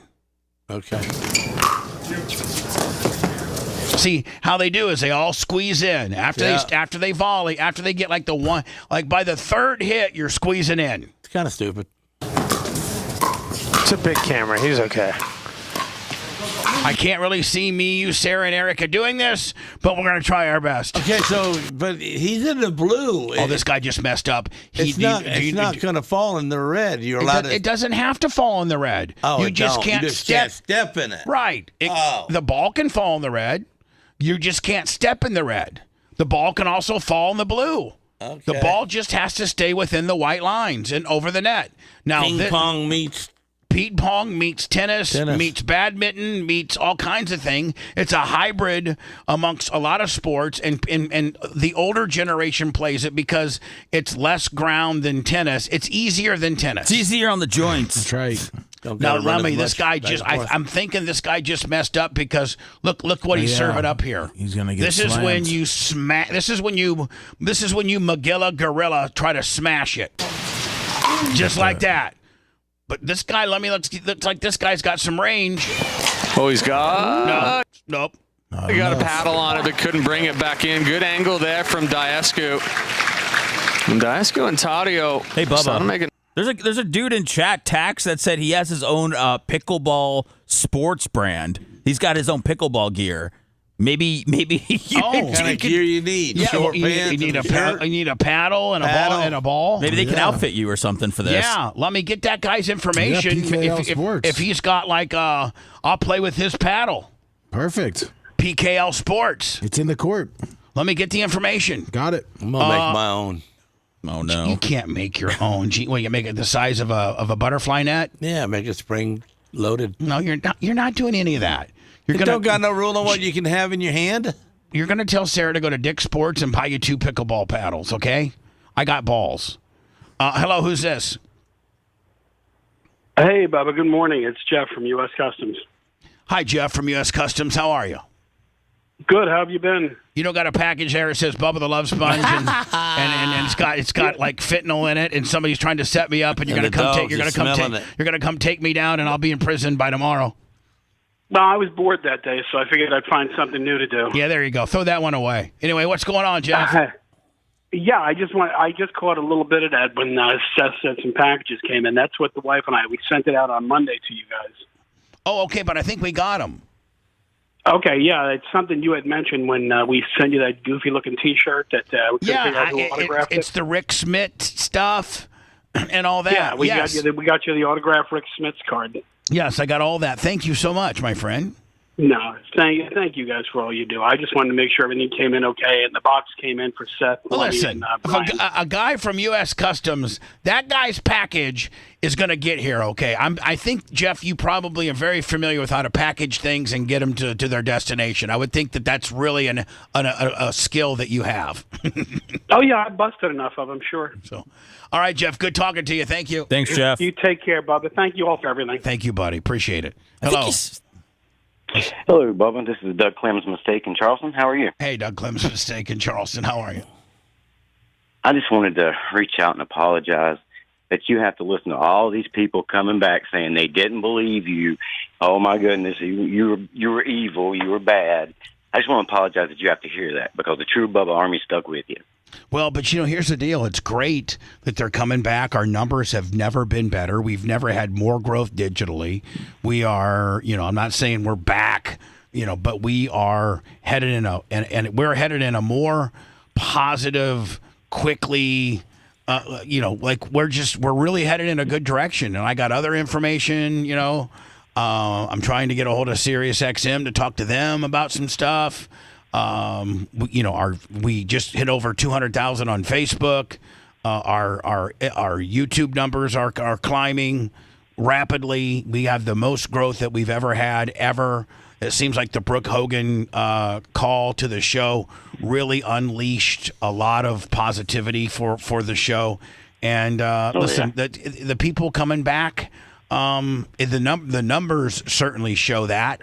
And I'm very thankful. I've been through 13 years of everybody thinking I'm an asshole, and quite frankly, I'm only half the asshole. I'm still an asshole, and I participated in it.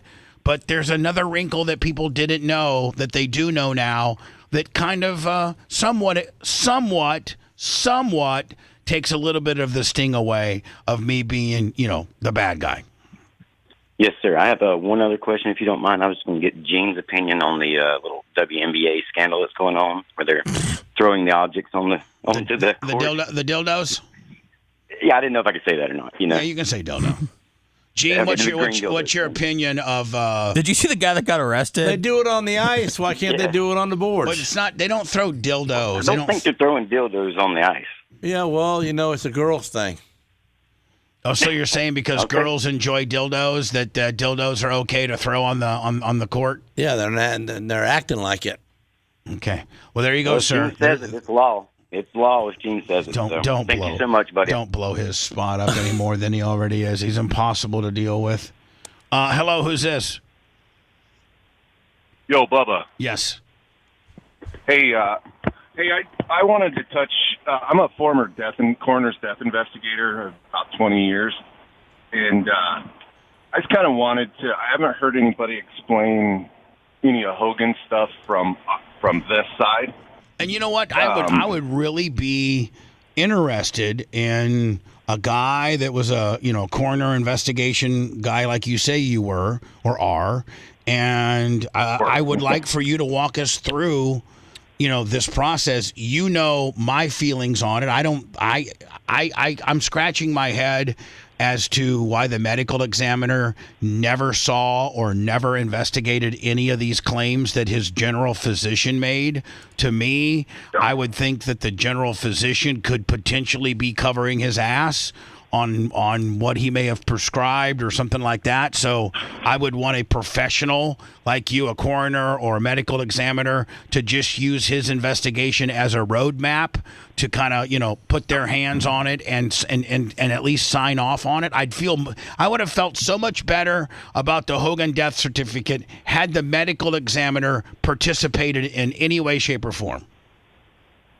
Well, Bubba, you have a couple of different you have a medical examiners, and you also have coroners. So in whatever county that is, they have a medical examiner system, which is a forensic doctor. He is an MD, very well trained and all of that. Some of the smaller counties, that aren't very populated have what they call a coroner. And Gene Lasker could be the coroner. There's no qualifications other than you have to be 18 and you have to have a heartbeat. Well, we live in a county. We live in a county where we're fortunate enough to have the size where we have an actual medical examiner. Yeah. So what happens in this scenario in our county? We're also a medical examiner county.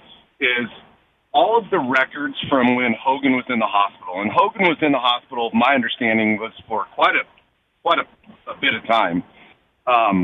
Now, while he's in the hospital, they've done numerous blood draws, when he went home, they knew exactly at that point what was going to cause his demise. So it wasn't. If you look at his hospital records and what happened during that, when Hogan was sent home, everybody that saw him and released him knew that chances are he's going to die from this. I know, but if you're poor, let me ask you a question. If you're ported because you're going to start kidney dialysis the next week, and you're ported, and you're sent home, and you just fall over dead on Thursday when the two people that saw you, Eric Bischoff on Monday and Jimmy Hart on Wednesday, said that you're up and about doing therapeutic. There's a therapist there doing therapeutic exercises, and then you just fall over, and you happen to be married to a woman that used to be a Scientologist, and there's $40 and $50 million at stake here when it comes to the estate. What harm would it be for that medical examiner to say, you know what, I'm going to put my eyes on this one. I know I don't formatically have to, but because of the high profileness of this case, and I just want to be able to report back to the public that I actually did an investigation. Hey, listen, the more investigations, the better when it comes to finding out the absolute truth, correct? Well, Bubba, I guarantee you that file went across the medical examiner's desk, and that medical examiner signed off on, not necessarily on a medical examiner's case.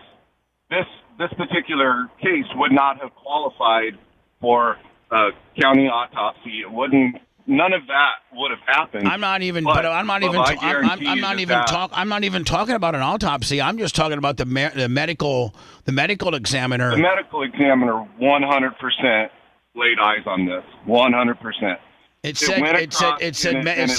said medical examiner case number not applicable, meaning he did not. Right, because the medical examiner didn't open a case on it, because it didn't qualify as a medical examiner's.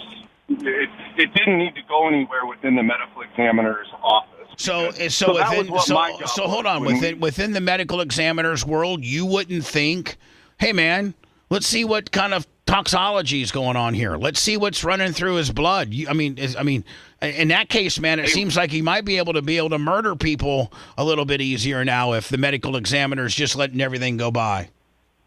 Well, it's not that they're letting it go by, Bubba, though. So all of those blood draws that happen when he's in the hospital, all of those panels that are run, everything that's happened in the hospital, we've looked at that. As a medical examiner or an investigator, we've looked at all of that stuff. And before the body's ever even released to a funeral home, we've looked at it. We've taken all of the scenarios into play and looked at it and said, okay, there is no reason why we need to look at this case any further, because it's a natural death. He was hospitalized for more than a 24-hour period of time. So there's not a reason for us to take this person into our care provide any kind of autopsy. You would never, ever just, off the top of your head say, man, the guy's ported for dialysis. And you know what? Somebody could have jabbed something in that port. And that wasn't on a blood panel from the last time he was at the hospital. That's just been the honest truth in that. No, I do. If you did it for Hogan, you would have to do it for everybody.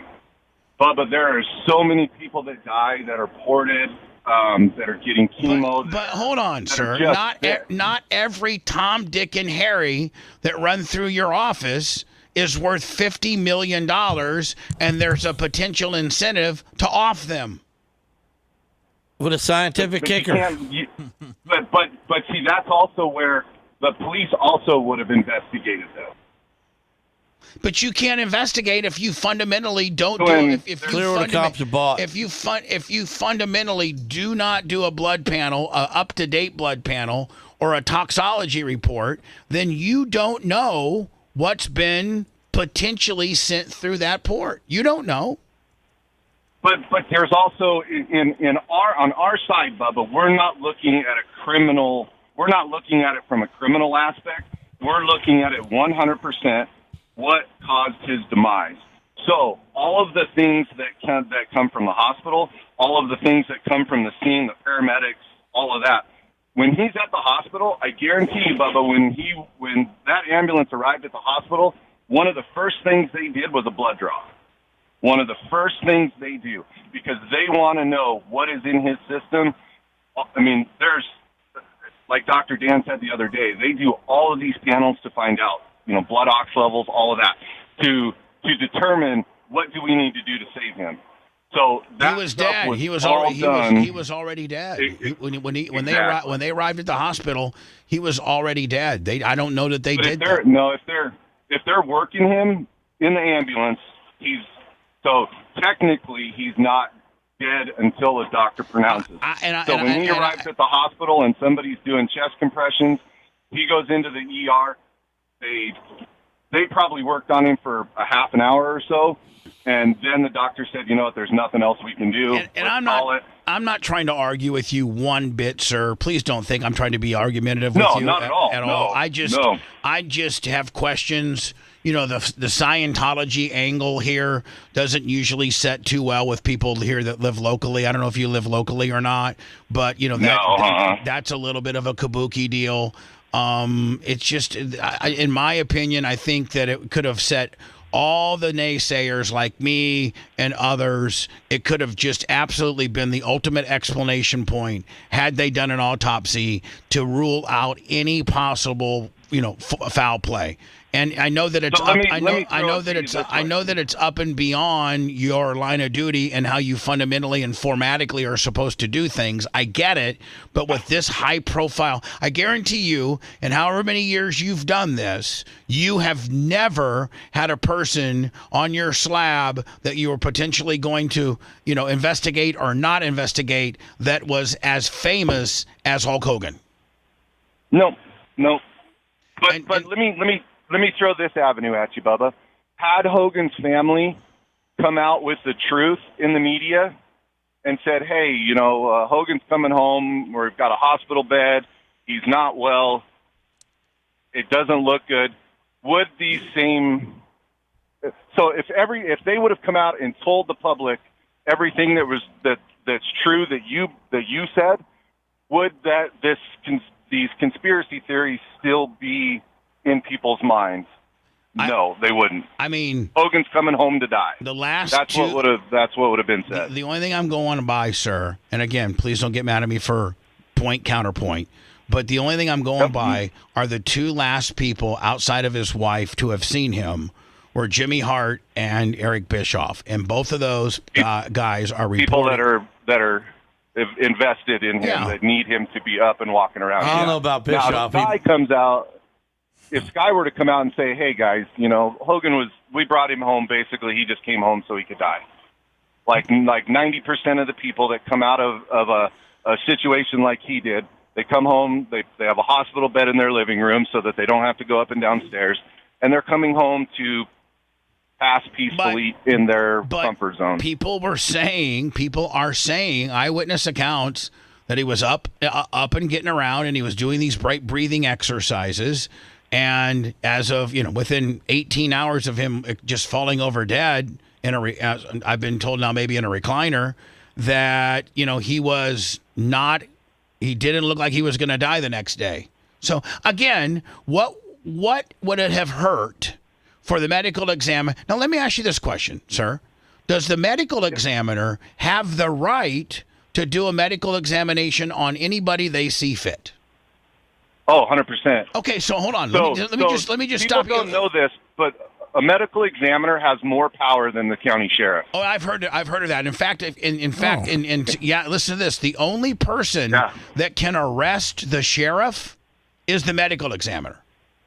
If something happens to the sheriff and the sheriff's not able to complete their duty, you know who becomes the sheriff? I think county coroner. Well, I think actually maybe the undersheriff. But anyway, I don't want to split hairs. But here's the deal: if the medical examiner has the ability at his discretion or her discretion or your discretion to investigate further a cause of death investigation done by a primary physician, and the medical examiner says, you know what, I'm going to go ahead and take this one and take a better look at it. If they have that ability, then why don't you do that for the most popular human being ever to die on your slab? Because it was done. I mean, because all of the records to the general practitioner signing the death certificate. What happens there is the medical examiner has the power to say, okay, either I'm going to sign the death certificate or we're going to find a doctor that is willing to sign it. So what happened in this situation is that they looked and they said, okay, so there was a surgeon involved, there was a hospitalist involved. A hospitalist is who they're seeing while they're in the hospital. There's an ER doctor. There's the doctor that pronounced the death in the hospital. There's also the general care practitioner, Dr. Fitzgerald. So what the medical examiner would have done is he would have reached out to all those doctors, got everybody together and said, okay, now who feels comfortable signing the death certificate? ER doctors never sign a death certificate. Surgeons never sign a death certificate. So it comes down to, okay, Dr. Fitzgerald, are you willing to sign this death certificate after you look at all of the factors involved in this? Sure, absolutely. I saw Hogan for 25 years, whatever. So Dr. Fitzgerald then gets all of the hospital records. He works with the medical examiner, and they come to a conclusion that these three things, the primary, the number one manner is he died of a heart attack, contributed to by these following things. Now, let me ask you a question, because it's looking like that maybe Sky Daily is listening to the family, is listening to the show, is listening to the public, kind of maybe wanting an autopsy just to really ease their minds, if you will. Now, if the family, if they would happen to do it, if we would get lucky enough to get an autopsy, let's just say that the next, I think the person that has to make that call is Sky, and she does, and she makes that call. Yeah, she would have to. Okay, so let's say that she makes that call. Brooke has already agreed to pay for it, but that's neither here nor there. What additional information would that autopsy report show that we have not seen yet? It would show if there was any, maybe he had a blood clot that let go. You're gonna find what actually caused his demise that morning. Hold on. Now, can you say that one more time, please? Yeah, you would find out what caused his demise.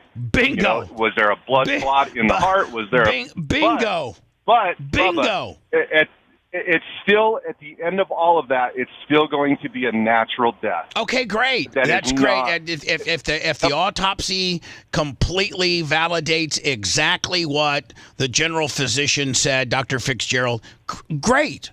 That's great. There's no harm, no foul. Then we're not guessing. And we're not guessing. There's no wiggle room for conspiracy. Nobody shot any cyanide down his port. Nobody shot air in his veins. Nothing like that. Everybody at this point, it's literally a mic drop moment at that point. And so why wouldn't you want that on arguably the most popular person in the world? You'd want to have the most thorough investigation you possibly could have, so that loudmouths like me and Brooke Hogan, who wants to know what really happened to her father, it'll probably, and if it perfectly aligned with what's already been reported, who cares? At least we know.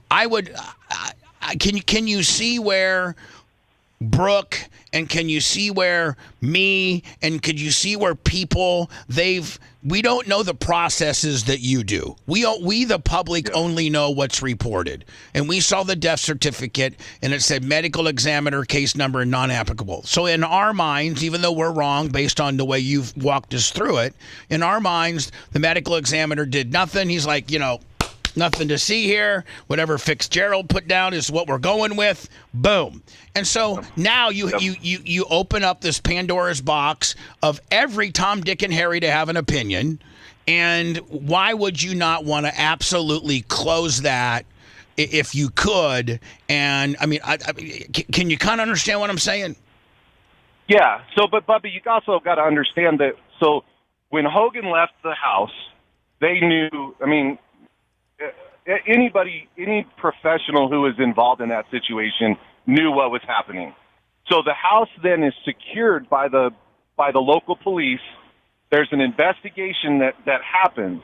So a police officer or multiple police officers are looking around the house for medications. We need to know what medications he had. What medications has he been given? They're looking in trash cans. They're looking in for anything out of the ordinary. That's a standard procedure that happens anytime that there is a possible death or a death has happened. No matter if it's a 100% natural death and the police show up, they're looking for any sign of foul play. And nothing rules out foul play more so. Nothing rules out foul play. More so than an autopsy. An autopsy absolutely will rule out everything. But if you have no reasons, if everything that you've looked at from the time he was admitted to the hospital to the time his death was called, if you're looking at that on paper or on pictures or in no matter whatever scenario you're looking at this death in, if there is zero reason for you to look at it as anything other than it's a natural death, then it's really hard for you to explain to the general public, we had to do an autopsy because the guy's worth $50 million and he's the most popular person. I don't think that's hard. I don't think that's hard. I don't think that's hard. I don't think that's a hard sell at all. I think the way I think the way you treat grandma. We have a lot of people that come to us and say we want an autopsy. Well, we can't do it because there's nothing on the family's paper ready. that shows The us family's that. ready to bring in there's doctors that specifically do autopsies for hire. The family can bring in their own autopsy person. It's $4 or $5, $6 grand.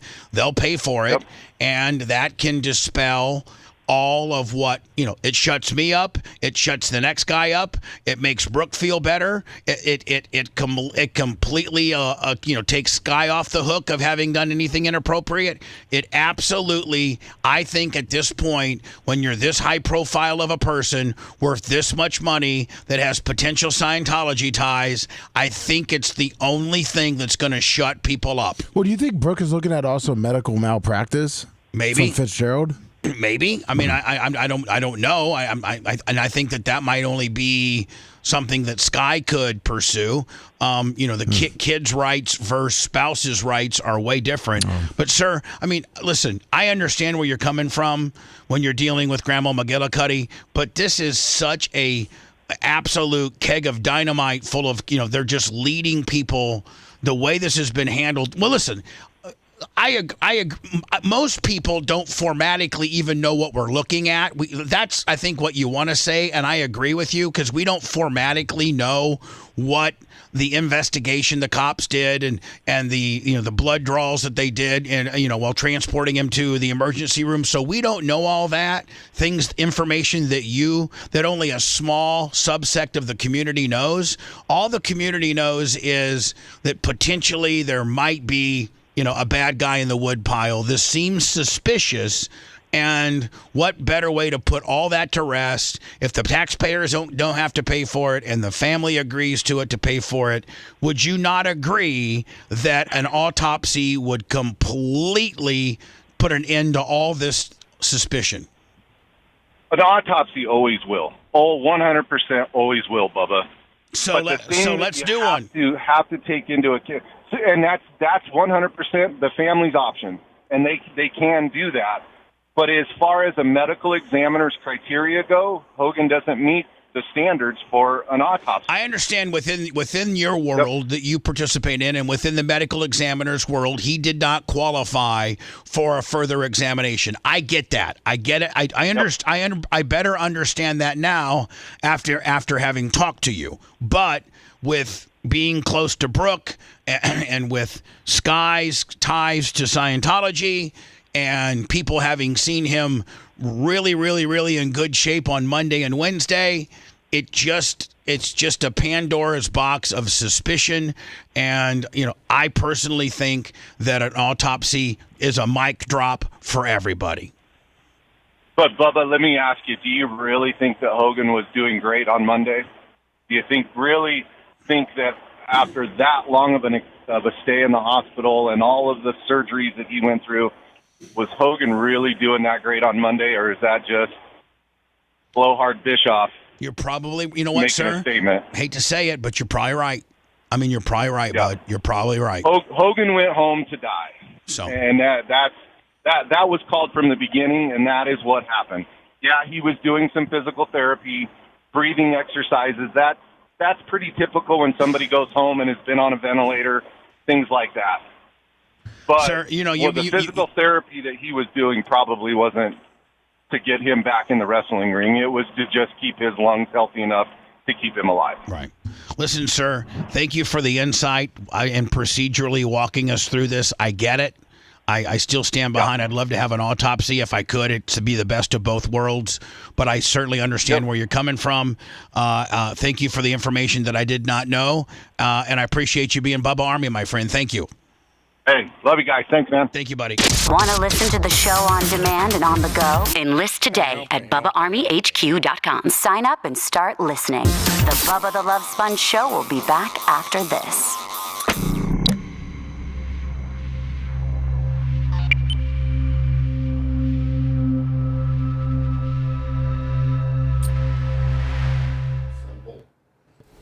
What's up, Rico? Hi, Bob. How'd you sneak in? I'm pretty stealth-like. Yeah. Gene, do you know You was Rico? here the whole time. Gene, you ever met Rico? Gene and I have never met. Never have? No. Gene, this is Rico from Fatheads. He lives up in Indy. That's the glasses guy, right? Yeah. Oh, there's a couple of models. They're actually called dickheads with a Z, so they're... Oh, I'd like to say that. I wear dickheads. Gene, what's your new glasses? I got some dickheads. I got some dickheads. Dickheads. You should be wearing dickheads, Gene, because you've been a dickhead today. Oh, man. Why do I always got to be the guy he goes to? He made the money today, though, Lummy. You sure did. That last caller made the money today.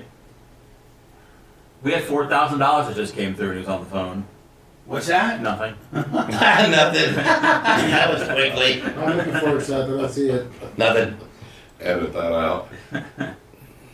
It's Lumby. It's on one of those up and coming pay sites. It takes 48 hours to get to you. Is it with Did you see that hit on Richardson last night, Rico? What happened? On the Colts quarterback? Yeah, he's soft. Did you see the hit? Yeah. Lummy, I got Scout and Big up to say if the Cubs start losing, they're going to blame Seth. Because Seth did not wear his white tiger stuff. Yes, it was the White Tigers. He had to hide. Gene, they're not, the Tigers don't play in Chicago. Well, I would think that White Tiger sounds better than White Sox. Yeah, they would. White Tigers. You know what I meant, though, you know. I know what you mean. I like White Tigers better. White Sox. I'm actually going to come back, Lummy, with the Hogan White Tiger call. Oh, okay. I think the Cubs will be okay, but I'm sorry, Scout Big Open advance. So you're a bandwagon baseball guy, huh? Honestly, no. I just really like the hat, Gene. I'll wear it next Friday. I really thought the hat was cool. We were on that side of town. I used to hate that. I used to hate them. But now that I've grown up a little bit, I have no hate in my heart. Right, but that don't mean you like them. I don't hate them. You know? Well, that's because, just like you said, you grown up, you don't got hate in your heart, but that don't mean you like them. Yeah, I don't like them. He's a little bit more. So who's your really team? The White Tigers. The White Tigers? Yeah, the White Tigers. The White Tigers. But unfortunately, they're not doing so swell. They had the worst record in Major League Baseball history last year. They bit a couple of queers. Yeah, and it they're was not great. doing much better. What'd you say? I said them White Tigers bit a couple of queers and it was great. Couple queers? What does queers have to do with it? He's going straight 6 In Vegas. I know right where he's What's he saying? We need The a Vegas Siegfried. guy. Yeah, the Vegas guys. He had a couple of fags. Didn't one of the guys get eaten? Yeah, the He carried him on stage by the Gene, neck. you know that one of the tigers turned on him and ate him. Yeah, they Carried did. him off the stage I by liked the it. neck. I always root for the Tiger. I mean, and think about that. That tiger was getting his ass whipped with a little whip All the time. Never got food And he until fucking, he did fucking a said, trick. I've had it. I'm going to tear this fucker's face off. You just Said I've had enough of him whipping me. Whipping me and not no giving way. me a fucking scoop. I mean, you give me at least a steak when you whip me. Seth, did you go up to Chicago? Is that where you were? Yeah. Did you go to a White Sox game? No, they were out of town. I went to the Cubs game on Wednesday. They had a day game against the Reds. They win? Yeah, they won. was the city in turmoil.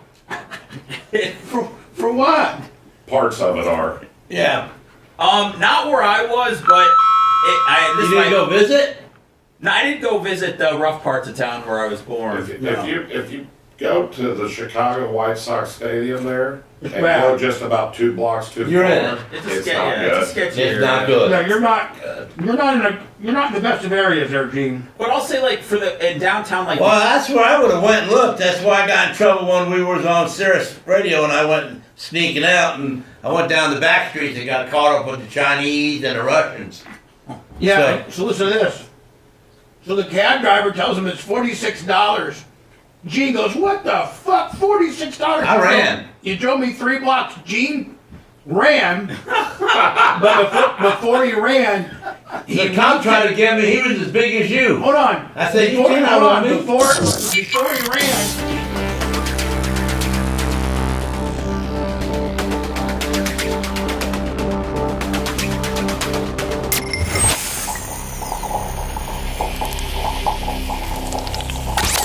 broadcasting live from the Aquabito studios. Aquabito.com/Bubba. It's the Bubba the Love Sponge Show.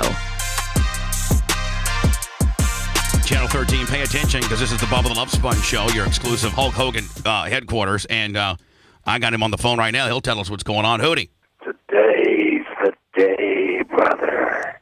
I thought he was supposed to be here at 5:30. What's going on? Yeah, well, how about your first day at work? Today's the day I'm outside with a live remote. I'm swinging from the trees with a ball and chain that I just cut off my neck, brother. The white Bengal tiger is roaming the sands of Clearwater Beach because I can again. Today's the day. I'm a free man. Cut my people. Chains around me. Save me. I'm back, resurrected from the grave of marriage. Is this Gollum? Today's the day, my brother. Hootie, did you write that last night, or are you just really riding a bender right now, kid? My precious. Brother. Those jeans, those T-shirts that you printed in preparation of the seance that's about to happen when the stars, the sun, and the moon meet in the second resurrection of Hulkamania comes up at Pier 60 at 9 a.m. this morning with proof that the Bubba Army believes if the old man with the yellow boots could do it again. The old man with the yellow boots. Just a divorce. Hogan, let me ask you a question. How much bigger and badder are you going to try to come back?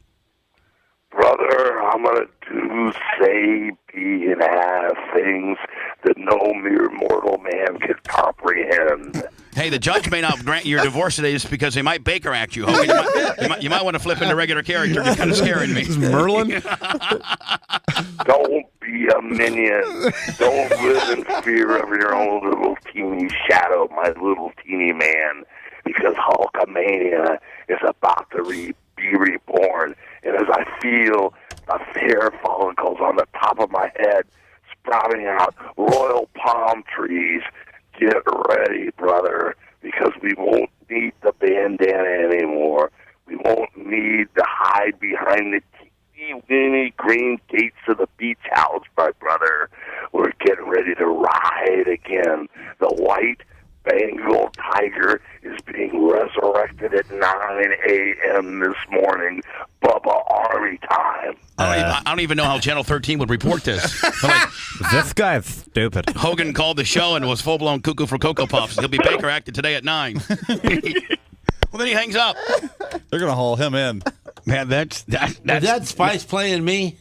Oh, I don't even know. He was trying to play Beavis. Trying to play Beavis, not you. Gene, it's always about you, isn't it, my friend? That's all right. No, just Let me tell you something. It's a lot of people like to play me, including your fat ass. How about it? That's right. Scout and Big Gulp says if the Cubs start losing, I blame Seth, 25. John Costica Lummy with his standard 100 out of Valpo. And 843 Bubba, his standard 100, wherever the hell he lives. South Carolina. South Carolina. Kicking ass today, my friends. I guess it's the Alaska effect. That. So this is Shaquille O'Neal on. I got to tell you, this host, this African American woman is hot. Is she? Lemmy, is she well known or like what is her? I mean, she is hot. Where's she at? What's her name? She's in the studio. I don't even know what her name is. You don't think that this chick is hot as hell? She's got a kind of Chinese head. What's wrong with the Chinese head? They kind of what? It out a little bit Gene, different. remember back, Gene. I said they kind of sculpted out a little bit different. Yeah, they're chiseled, Gene. They got a chiseled jawline. They're round a little too soon, and then Gene, shut up. The skin back and makes the eyebrows go crooked. Just what it does. Just saying, for a friend. Saying it for a friend? Is that what you're saying now? I'm just saying it for a friend. Okay. Shaq says, I got 4 white girlfriends. Now, that's a black dude. Yes, that is a black man right there. Have you ever heard of Shaq? Have you ever heard of Shaquille O'Neal? Yeah, he's a basketball player. Right, and he's a really good dude. But he wasn't as good as the guy that died in a helicopter. Kobe? Yeah. That's true. Kobe was better than him. Okay. Do you know? Here, this is Gene Lasker pop trivia called pop culture trivia. Gene, do you know the big scandal that Kobe was a part of? Oh no, I don't know that. I don't keep up with the blacks. Oh, Jesus. Oh, man. Oh, by the way, this podcast is called It's Giving, and she has 24,000 subscribers. What's that? It's called It's Giving podcast. She has 24,000 subscribers on YouTube. That's it. Yeah. We should be able to get Well, I think he wanted to hook up with her. Oh, he did? Of course he did. He's known for going on people's podcasts, possibly. Just to get some ass? Yeah. I would too, though, if I was him. Macho Man, put me back to whatever page I need to be on so I can hit Gene Lasker's disclaimer at a moment's notice when he says outlandish. I said nothing outlandish this morning. Non-show supported terms like I don't keep up with the blacks. Keeping up with the blacks, Gene. In all fairness, he doesn't keep up with the whites either. He's not big on pop culture. The views and opinions made by Gene Lasker are not necessarily those of our advertisers or this radio station. So, Lummy, like the what was that girl's name? Seth, Bobby. Oh, Bobby Altoff. Do you think she retired her podcast? She did. Yeah. Why? Started to fade a little bit, and so she gave it up before I think it got bad. How is she going to make money? Oh, I think she's probably going to be okay for a little while. I'm sure she'll get involved in something else. I mean, she had big sponsors. I mean, she's already made millions. I'm sure she could take a break for a minute.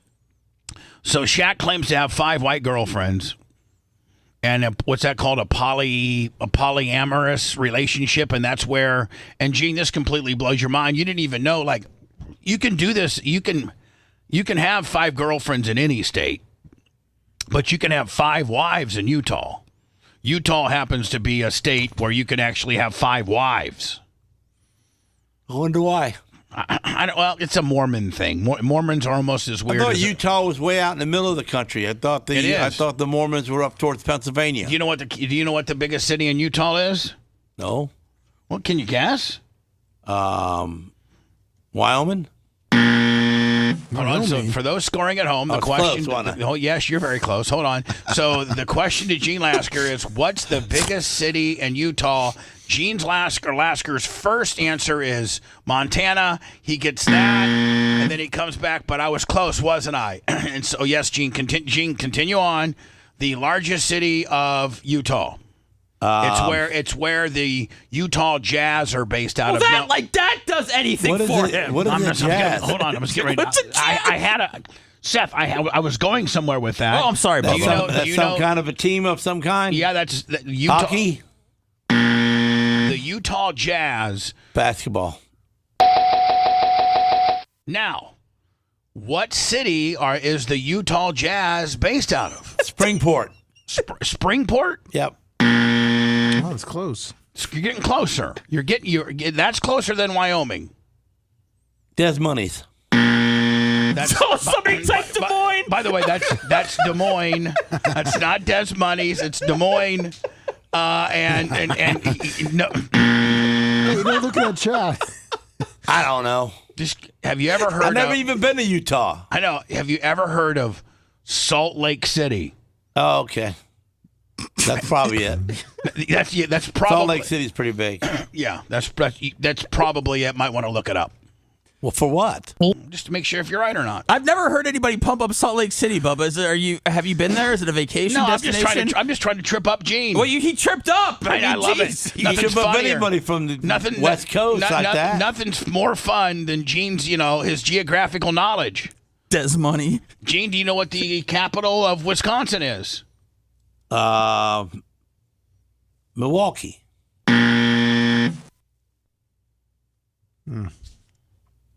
I was close.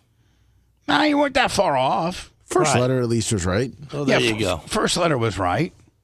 Keep 2 more guesses, Gene. Capital of Milwaukee. Capital of Milwaukee. Capital of Wisconsin. Is Milwaukee? No, capital of Wisconsin's not Milwaukee. You've already guessed that. Oh. It is. Where do the Wisconsin Badgers play? How about that, Sponjo? University of Wisconsin. I don't even know what a Badger is. I know. Stupid. You don't even know what a badger A is. badger's what, like a skunk? Yes. There you go. Yes. Okay, but he's cool. But a I badger. don't know what a West Coast badger is. Well, okay. Nobody's asking you know what a West Coast Well, that's badger what Steph is. said. What did you say? I was just trying. The Wisconsin Badgers play in the city. Yeah. What are they? That's another basketball team. I mean, technically, yeah, basketball team. No, that's hockey. No, the city that the Wisconsin Badgers play in, the University of Wisconsin, is based out of the capital of Wisconsin, which happens to be. Who cares? I don't care. Gene, so that your knowledge, Madison. Rico, you sell a lot of glasses out there in Wisconsin? Big time. A lot of people have fat heads in Wisconsin. Gene's going to start a new division of fat heads that Rico's going to roll out a month called dickheads. That's what those are going to be modeled after Gene. But if you were rolling hard and deep like you were back in the day, would you invest in sending Gene to every single state in America to just get feedback on?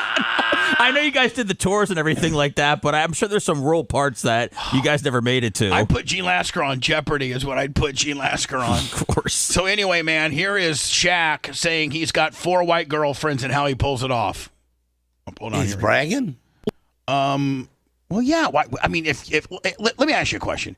If you were able to bamboozle 4 chicks into letting you blast them and have them as girlfriends, and they all like each other, and they all like each other, and they all know about each other, and society's going to hate you.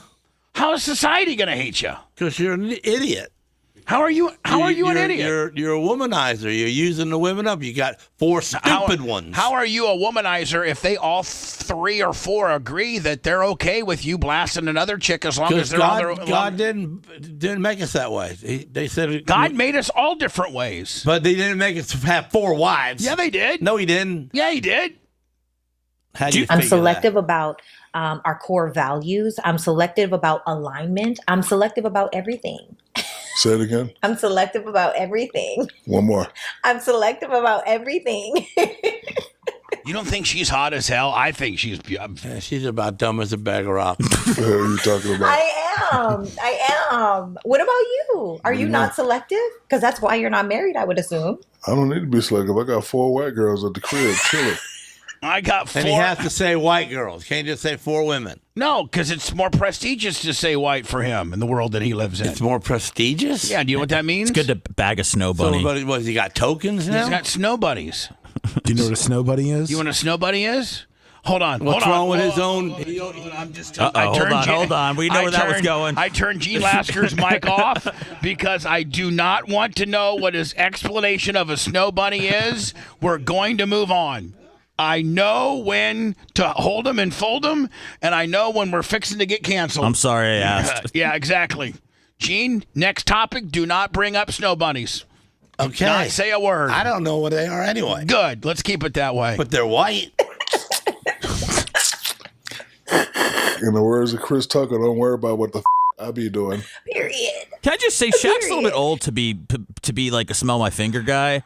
I mean, that's what you're doing when you're saying I got 4 white girls back at the crib. Like, we get it. You're Shaq. I understand. But what's the reason that you're feeling insecure that you need to flex that? Yeah, and why does he hate his own nationality? Oh, Jesus. Because, Gene, he can't help who he's attracted to. Let me ask you a question. Who are you attracted to? I'm attracted to my wife. Exactly. I've got 4 of them. I know, but you're attracted to a white woman. Exactly. Because I'm a white guy. Well, it doesn't matter. Yes, it does. All right, Gene, again, you need to slow it down. I think in the Bible it says something about don't mix the bloods. I don't think it does, Gene. I think it does. Find it, and I'll find it. God said no mixing of the bloods. He didn't want everybody mixed up. Find it. Okay. Find it, Gene. I'm going to find it for next where Friday. God came down to Jesus I'm going to teach you something. and said, no mixing of the bloods. That's what he said. But yeah, I feel like marriage is that's no small feat. You know? You got 12 minutes, boo-boo. Okay. You know you be talking about all this. Is this what you thought we'd be talking about? I have no idea what I thought. You're just like, whatever happens, happens? Yeah. I love that. See, I think she's hot, and I think she's throwing it out there. Technically, the Bible does say about mixing. There you go. What do you mean technically, Lummy? Is that? Hold on, Lummy, who do you work for? Is it a footnote? Let me go ahead and give it to us. Tell them the truth, Lummy. Let me give us give us the I believe technicality. it's in Galatians, which is the New Testament. As you saw the iron mix with soft clay, so they will mix with one another in marriage. But they will not hold together, just as iron does not mix with clay. There is neither Jew nor Greek. There is neither slave nor free. There is no male and female, for all are one in Christ Jesus. That's right. Amen. No, they said all of Praise one. the Lord. They said all is one, Gene. I mean, everybody's the same. Don't act like you even It says could no interpret mixing that. of the bloods, pretty much. If you can read it, I mean, you can't read it, Gene. I read it that way. Lummy, how do you interpret that? Bubba's right. Oh, I mean, you don't think that this Asian African American woman is not just a straight hottie? So yes. I mean, God, look at her. I couldn't. I'll be honest though. I couldn't sit through 54 minutes after. I couldn't sit through 5 minutes Do of her you face. date publicly? Perfect teeth. What does that mean? Like, do you go out with women? Can you go out with women? I can. But you'll be seen by everyone. What does that mean? There's literally a whole word just came out that you have 4 white Who girlfriends. cares? Well, I know, but do you go out? Like, how do you even do it? I'm a regular person. No, you're not. Yeah, I am. My 6-year-old nephew knows who you are. Okay, my stature is not regular, but I'm regular. I don't do secretive stuff. I don't need to be secretive. Yeah, if I go and I go. But remember, when I go and you see something, that's when the assumption game plays in. Right. Like, for example, if my boy take this picture. Oh my we had a goodness! ring. Oh man, See, he's putting it out there. He always. Yeah. He's thirsty, is he not? Yes. He's aggressive. On it, Shaq's and, like, He's it's bringing just- back the Me Too movement. You know, it was gone for a while, I kind but of like he's bringing back the old school guy where a celebrity can roll up on a bitch and touch her. That's a little right. bit. Yeah, the assumption. But I like the assumption game because it's marketing for me, Touche. good or bad. Like all day yesterday, I was talking about me, and I love it. And that's why your 5-year-old nephew knows me. He does. Because everybody, it really? Oh, Neo? Man, to me, it seems like Shaq's kind of smelling himself a little bit, He's trying to impress her. trying to get that ass. Yeah. We're running late. Back in a minute. Hold on. If you liked that segment, then you'll definitely like the new redesigned BubbaArmyHQ.com. We'll be back to the Bubba the Love Sponge show after this.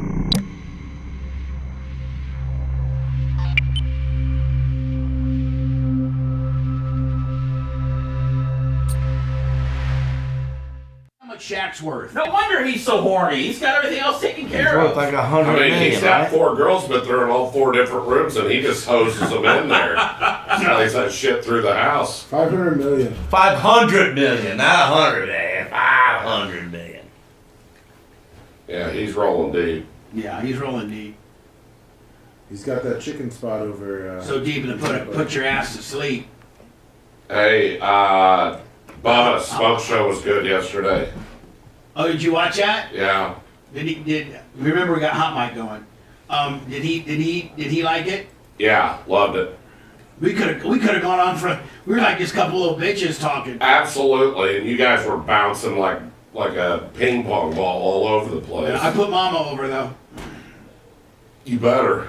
I know. She'd be the one I'd be scared of. You could fight him. You can't fight her. She'd whip your ass. For real. Okay. She's Everybody wiry. says that She's too. strong. I've seen her in the gym where she's doing How are you, bud? full-blown pull-ups. What are you doing? I have, there was a gentleman, Bubba Branch is his name, okay? He sent some merchandise in to be opened up on the air. Do you know? Have you pre-opened it? I have, because he sent me some stuff as well. Right. There's a handwritten letter in there, I believe, as well. And He Lummy took all has the good some of the stuff. background on the guy. The guy essentially owns a heavy haul trucking service. Well, you notice how Colton had to hit the bell when he went up there. That's right. Oh, God. Men don't do that. Nope. Oh!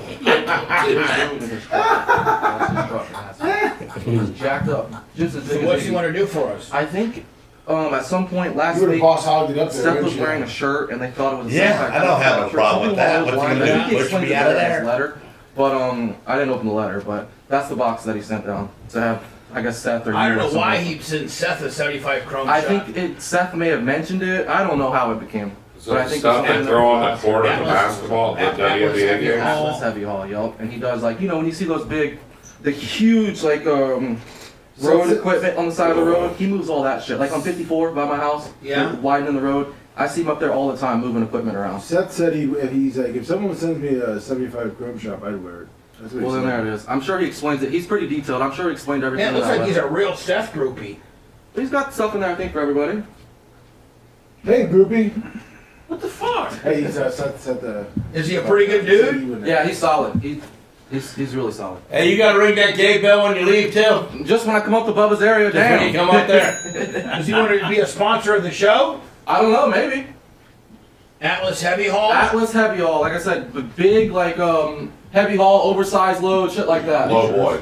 Yep, all low boy. Low trailers. Could he big move low one of my trailer guy. storage containers? I don't know. Absolutely. I would think so, yeah. But yeah, They it's like big. it when they're full better, so they can tear the shit out of everything they own. So it's all there. Stay in here and sit down. I can do that if I want to. Bubba, Seth, Regular Ray, and trailers. crew. I love when Cole's here. Don't trail. Longtime fan, FTE, Podcast. late Because they haven't time had a heard the show thing the other with day. it. Seth, Yeah, double it up there. Yeah, it's 75 like back Chrome to And Shop. pull it up there too, right. So podcasts are up like 500 listens and stuff like The that. rolls kind of as they're pulling it. Do. I'm trying to step up behind me because I will whip your ass. You know that he thinks Colton. You know he thinks Colton's gay. Right? I'm not messing with you. Yes, you are. Yes, you are. Seth, I mean, Gene, why do you think Colton's gay? And what does it matter if he is? It doesn't matter. Okay, I mean, I'm not Hey, Gene. dwelling on it. I just made a comment. Okay, but like, what if he is gay, full blood? Okay, Gay well, is good for love. him. Just don't touch me.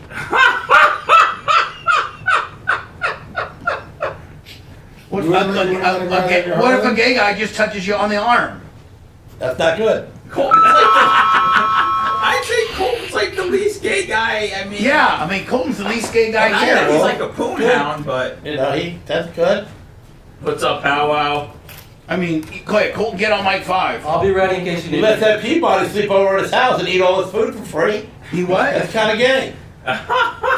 What now? He lets that Peabody come over his house and eat all his food and stuff. Tuttle. Who's Peabody? Tuttle. What? Why is he Peabody? Well, it just kind of looks like it, you know. Upstate New York, Peabody type. $50. So because he lets his friend Tuttle come over and spend the night and eat his food, that's gay. It could be. Closer to gay than normal. It's what? Closer to gay than normal. Would you allow it? No. Tell him to stay at Bubba's house. And work.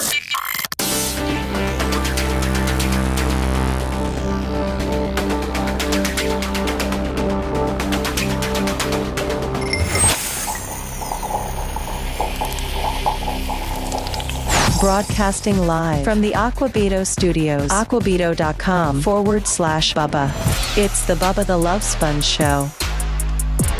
Colton stopped in. Hello, Colton. Good morning. Are you and Lasker going to be able to hang out in the? You want to fight him? Upstate and New You want York to fight him? FTE You want to fight $50. Lasker, Colton? No. No. Okay. Gene, why do you want to? Let's just get that clear. Why do you want to start something with him? Because he thinks 'Cause Colton's he's being gay. funny. He's. By the way, he's one of. I love him. He's one of my best employees. I like him. I don't love him, but I like him. Okay, I like him too. I mean, I don't love him. I love him. I mean, yeah, we love him. You I got love- hearts, Seth. We don't. Me and Bubba don't got no hearts. Okay, thanks. That's why we'll never have a heart attack and die. We'll have to die from something else. So, not gay Colton, can you give me a rundown That's as gay to when someone says that, Colton. Why you allow that? I don't know, Lasker. Gene, shut up. Just shut up. You just Why did he have to ring the bell when he walked back there? What was that about? That's protocol. That used to be protocol around here. If you're Yeah. coming up to Bubba's area, you had to slap the bell on the way up. Right, he's old school. Because he gets startled Do easily. you think that Gene Lasker would have hit that bell to walk up there? Well, Gene Lasker goes to different rules. Yeah, Gene Lasker, marches to a whole set of different rules. Okay. And loves to remind people of that, by the way. So, Colton, old school, love you. Thank you for recognizing various things. What do you got here? We got a package from Atlas Heavy. Is it Atlas Heavy Haul? Yes, I Atlas. sent you 2 pictures of Atlas Heavy Haul His name's trucks. Bubba Branch. By the way, the owner of Atlas Heavy Haul is named Bubba Branch. Correct. Correct. Now, is he Big Bubba Army? He's Big Bubba Army. He's been listening for a long, long time. Okay. based out of Lakeland, Florida. He does all your heavy haul needs, but I think he heard. Ooh, that's a badass truck, Gene. Yes, it is. Look at that. The picture above it is Bubba, him, and his truck. Wait till you see this dude. He's jacked like Iggy. Oh, really? Oh, God, yeah. All right, cool. God, I hope he's hot. Yeah. Oh, he's a jacked up dude, yeah. Is that one of his trucks, too, right there? That is one of his trucks as well. Man, looks like, geez, he got them all lowered and stuff. Those are badass. Yeah. Is that a Kenworth? Yeah, that is. That is. Kenworth, and he likes Globe trailers. He's, like I said, he's a big dude. He's got like 20 trucks on the road. Atlas. How heavy many haul. trucks? I think 20. Wow. Is he in any militias or anything? Not that I know of. Okay, all right. Anyway, I got a letter from him. Bubba, Seth, Lummy, and crew, longtime fan, FTE, out of Lakeland. I overheard the show the other day. Seth mentioned the 75 Chrome Shop in Wildwood. Well, he really didn't. But I was wearing a Topps Chrome shirt, and then I think he saw, and we were talking about it, and he said, "That's my company. I'll send you some stuff." Yeah, Anyway. someone in chat asked if it was a 75 Chrome I shop. stopped by Wildwood, Florida, and since I'm not only a longtime patron of the Chrome Shop, but I also am close to the family. Well, you know what? They used to. We did something with them. We did. They used to carry Bubba Army merchandise. Maybe maybe this is our way back in. We sold a lot of merchandise. Yeah. Truck. Lummy, maybe through Bubba Branch we can get back in. That would be awesome. I wanted to send some 75 Chrome Shop swag your way. Seth, there is a Chrome Shop hat and shirt in the box for you. I didn't want the rest of the crew to miss out, so I included some Atlas Heavy Haul shirts, hats, and various other things for my company.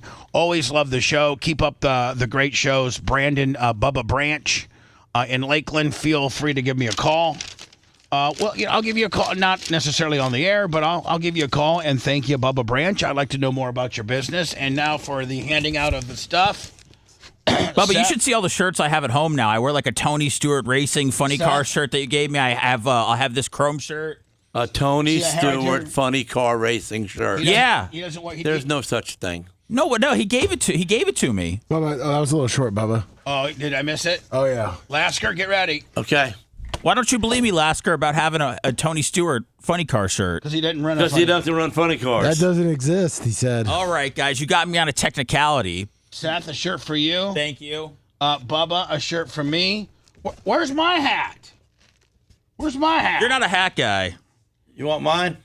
No, Gene, you're a hat guy. I want you to wear your hat proudly, with pride, Gene. Well, I don't want you to go with that one. Seth, here you go. Here's another shirt for you. Another shirt? He's really a Seth mark, this Bubba Branch. Come on. He is.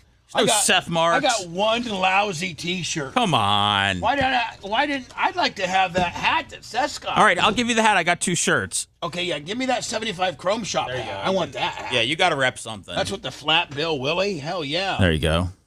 Put it on. Let's see how slimming it is on your face. Well, I mean, I got my hair done right now and everything. Yeah, it looks good. Atlas Heavy Haul, Lummy. I'm gonna put one of these on my back refrigerator. Hey, Nice. Bubba, what's the biggest compliment, or what's the most shocking thing you've heard from somebody that hasn't listened to the show in like 15 years that just found you recently over the Hogan stuff?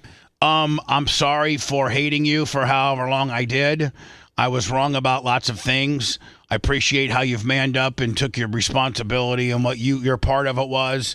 But the Brooke Hogan call really opened my eyes up to the truth. And I'm sorry that I thought you were an asshole for the last 13 years. You got a lot of that stuff, really? Oh, a lot. Wow. A ton of that. Bubba Branch, I'm going to be calling you up. I got some heavy stuff I need moved. Same here. And so maybe we can make you a sponsor of the show or something. Oh, yeah. Hello, who's this? Hello. Yeah, it's Bubba.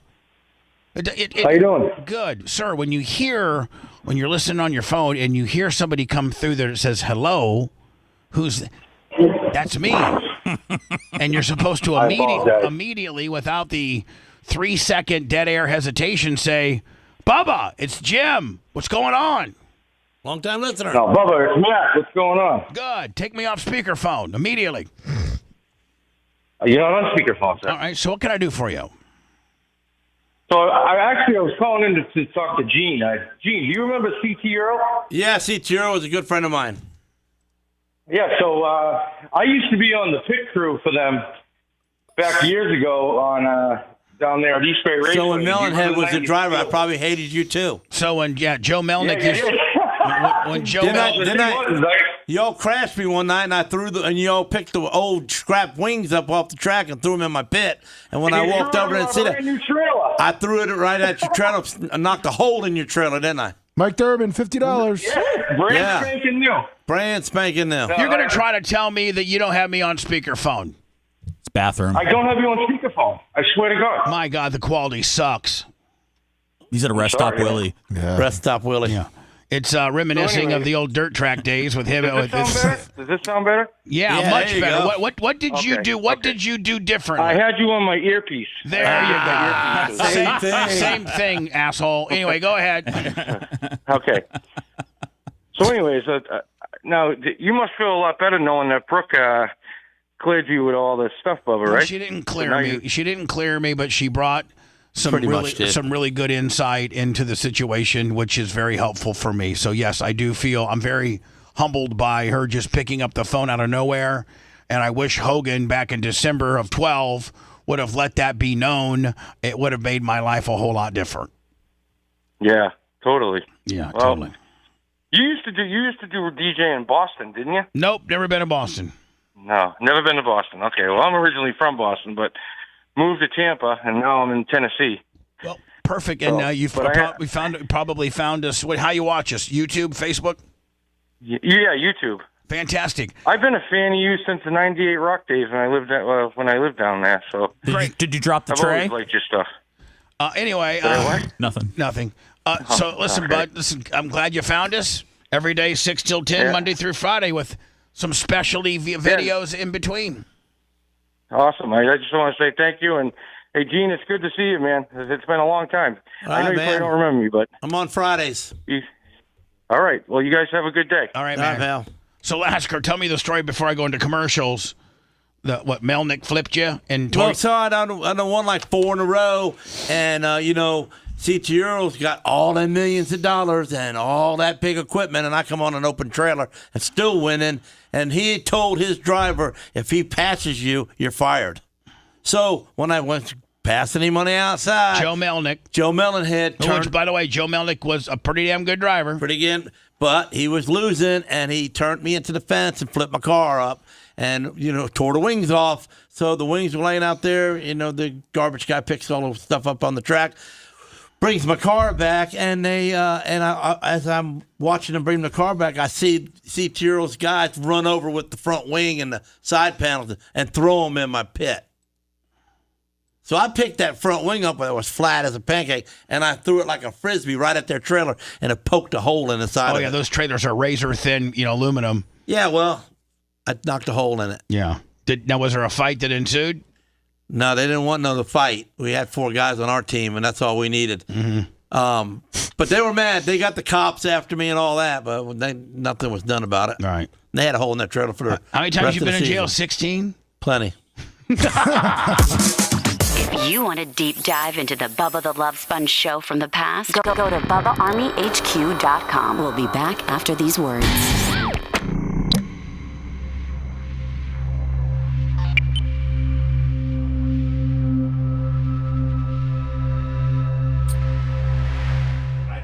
Yeah, what about saying? I'm watching because That's a hardcore fan, Magnum. And I just see your car.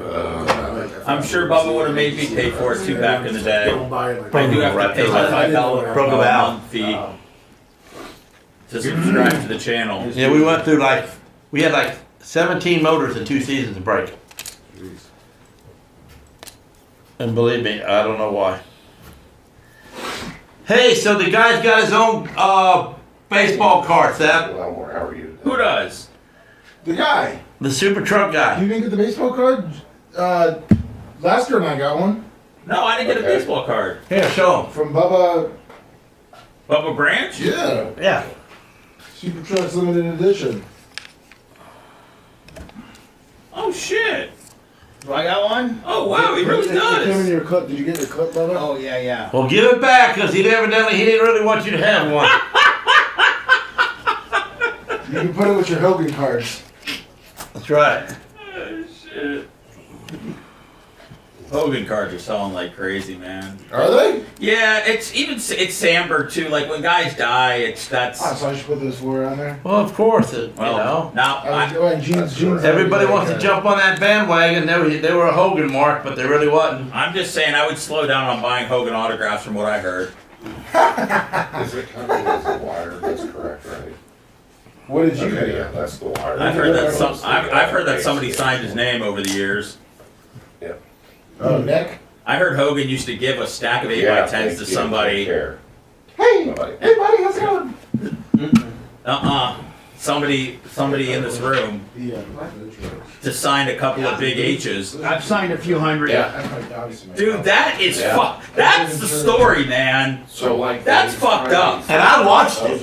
Yeah. Dude, I don't even know how Hogan could feel good about that. I know, but it's just. We was at a wrestling thing one time, and they stuck Hogan in the back room to sign all these T-shirts, and he signed most of them. Oh my God! Yeah, I watched him.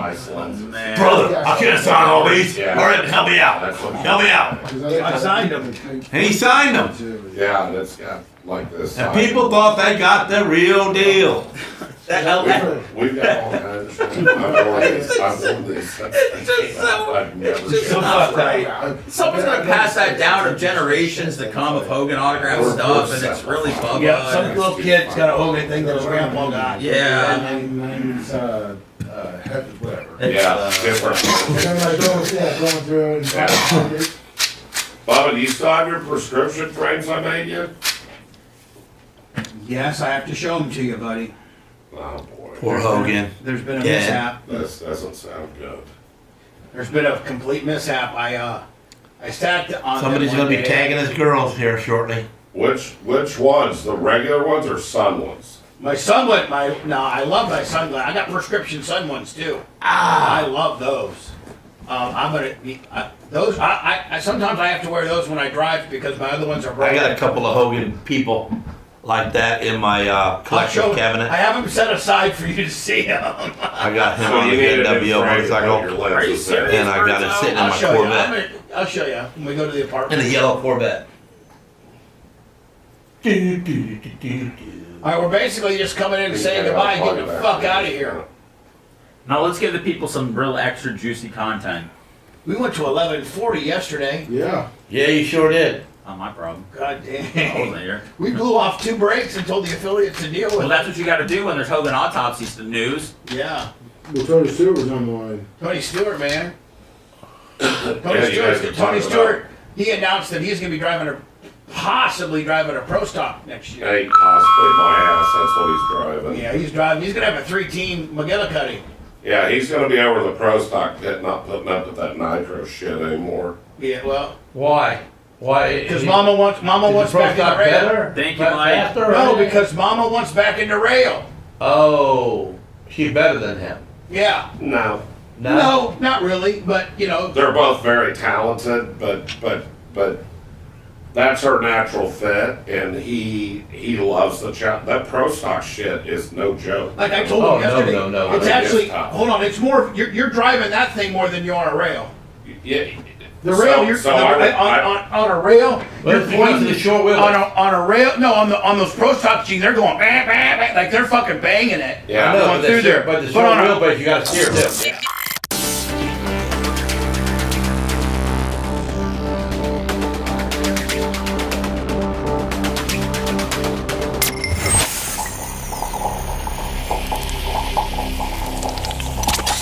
Broadcasting live from the Aquabedo studios. Aquabedo.com/Bubba.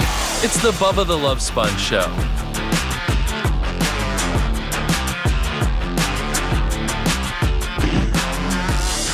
Basically, just time it up for us to say goodbye. Let me any late-minute cash contributions. I love you, Sarah.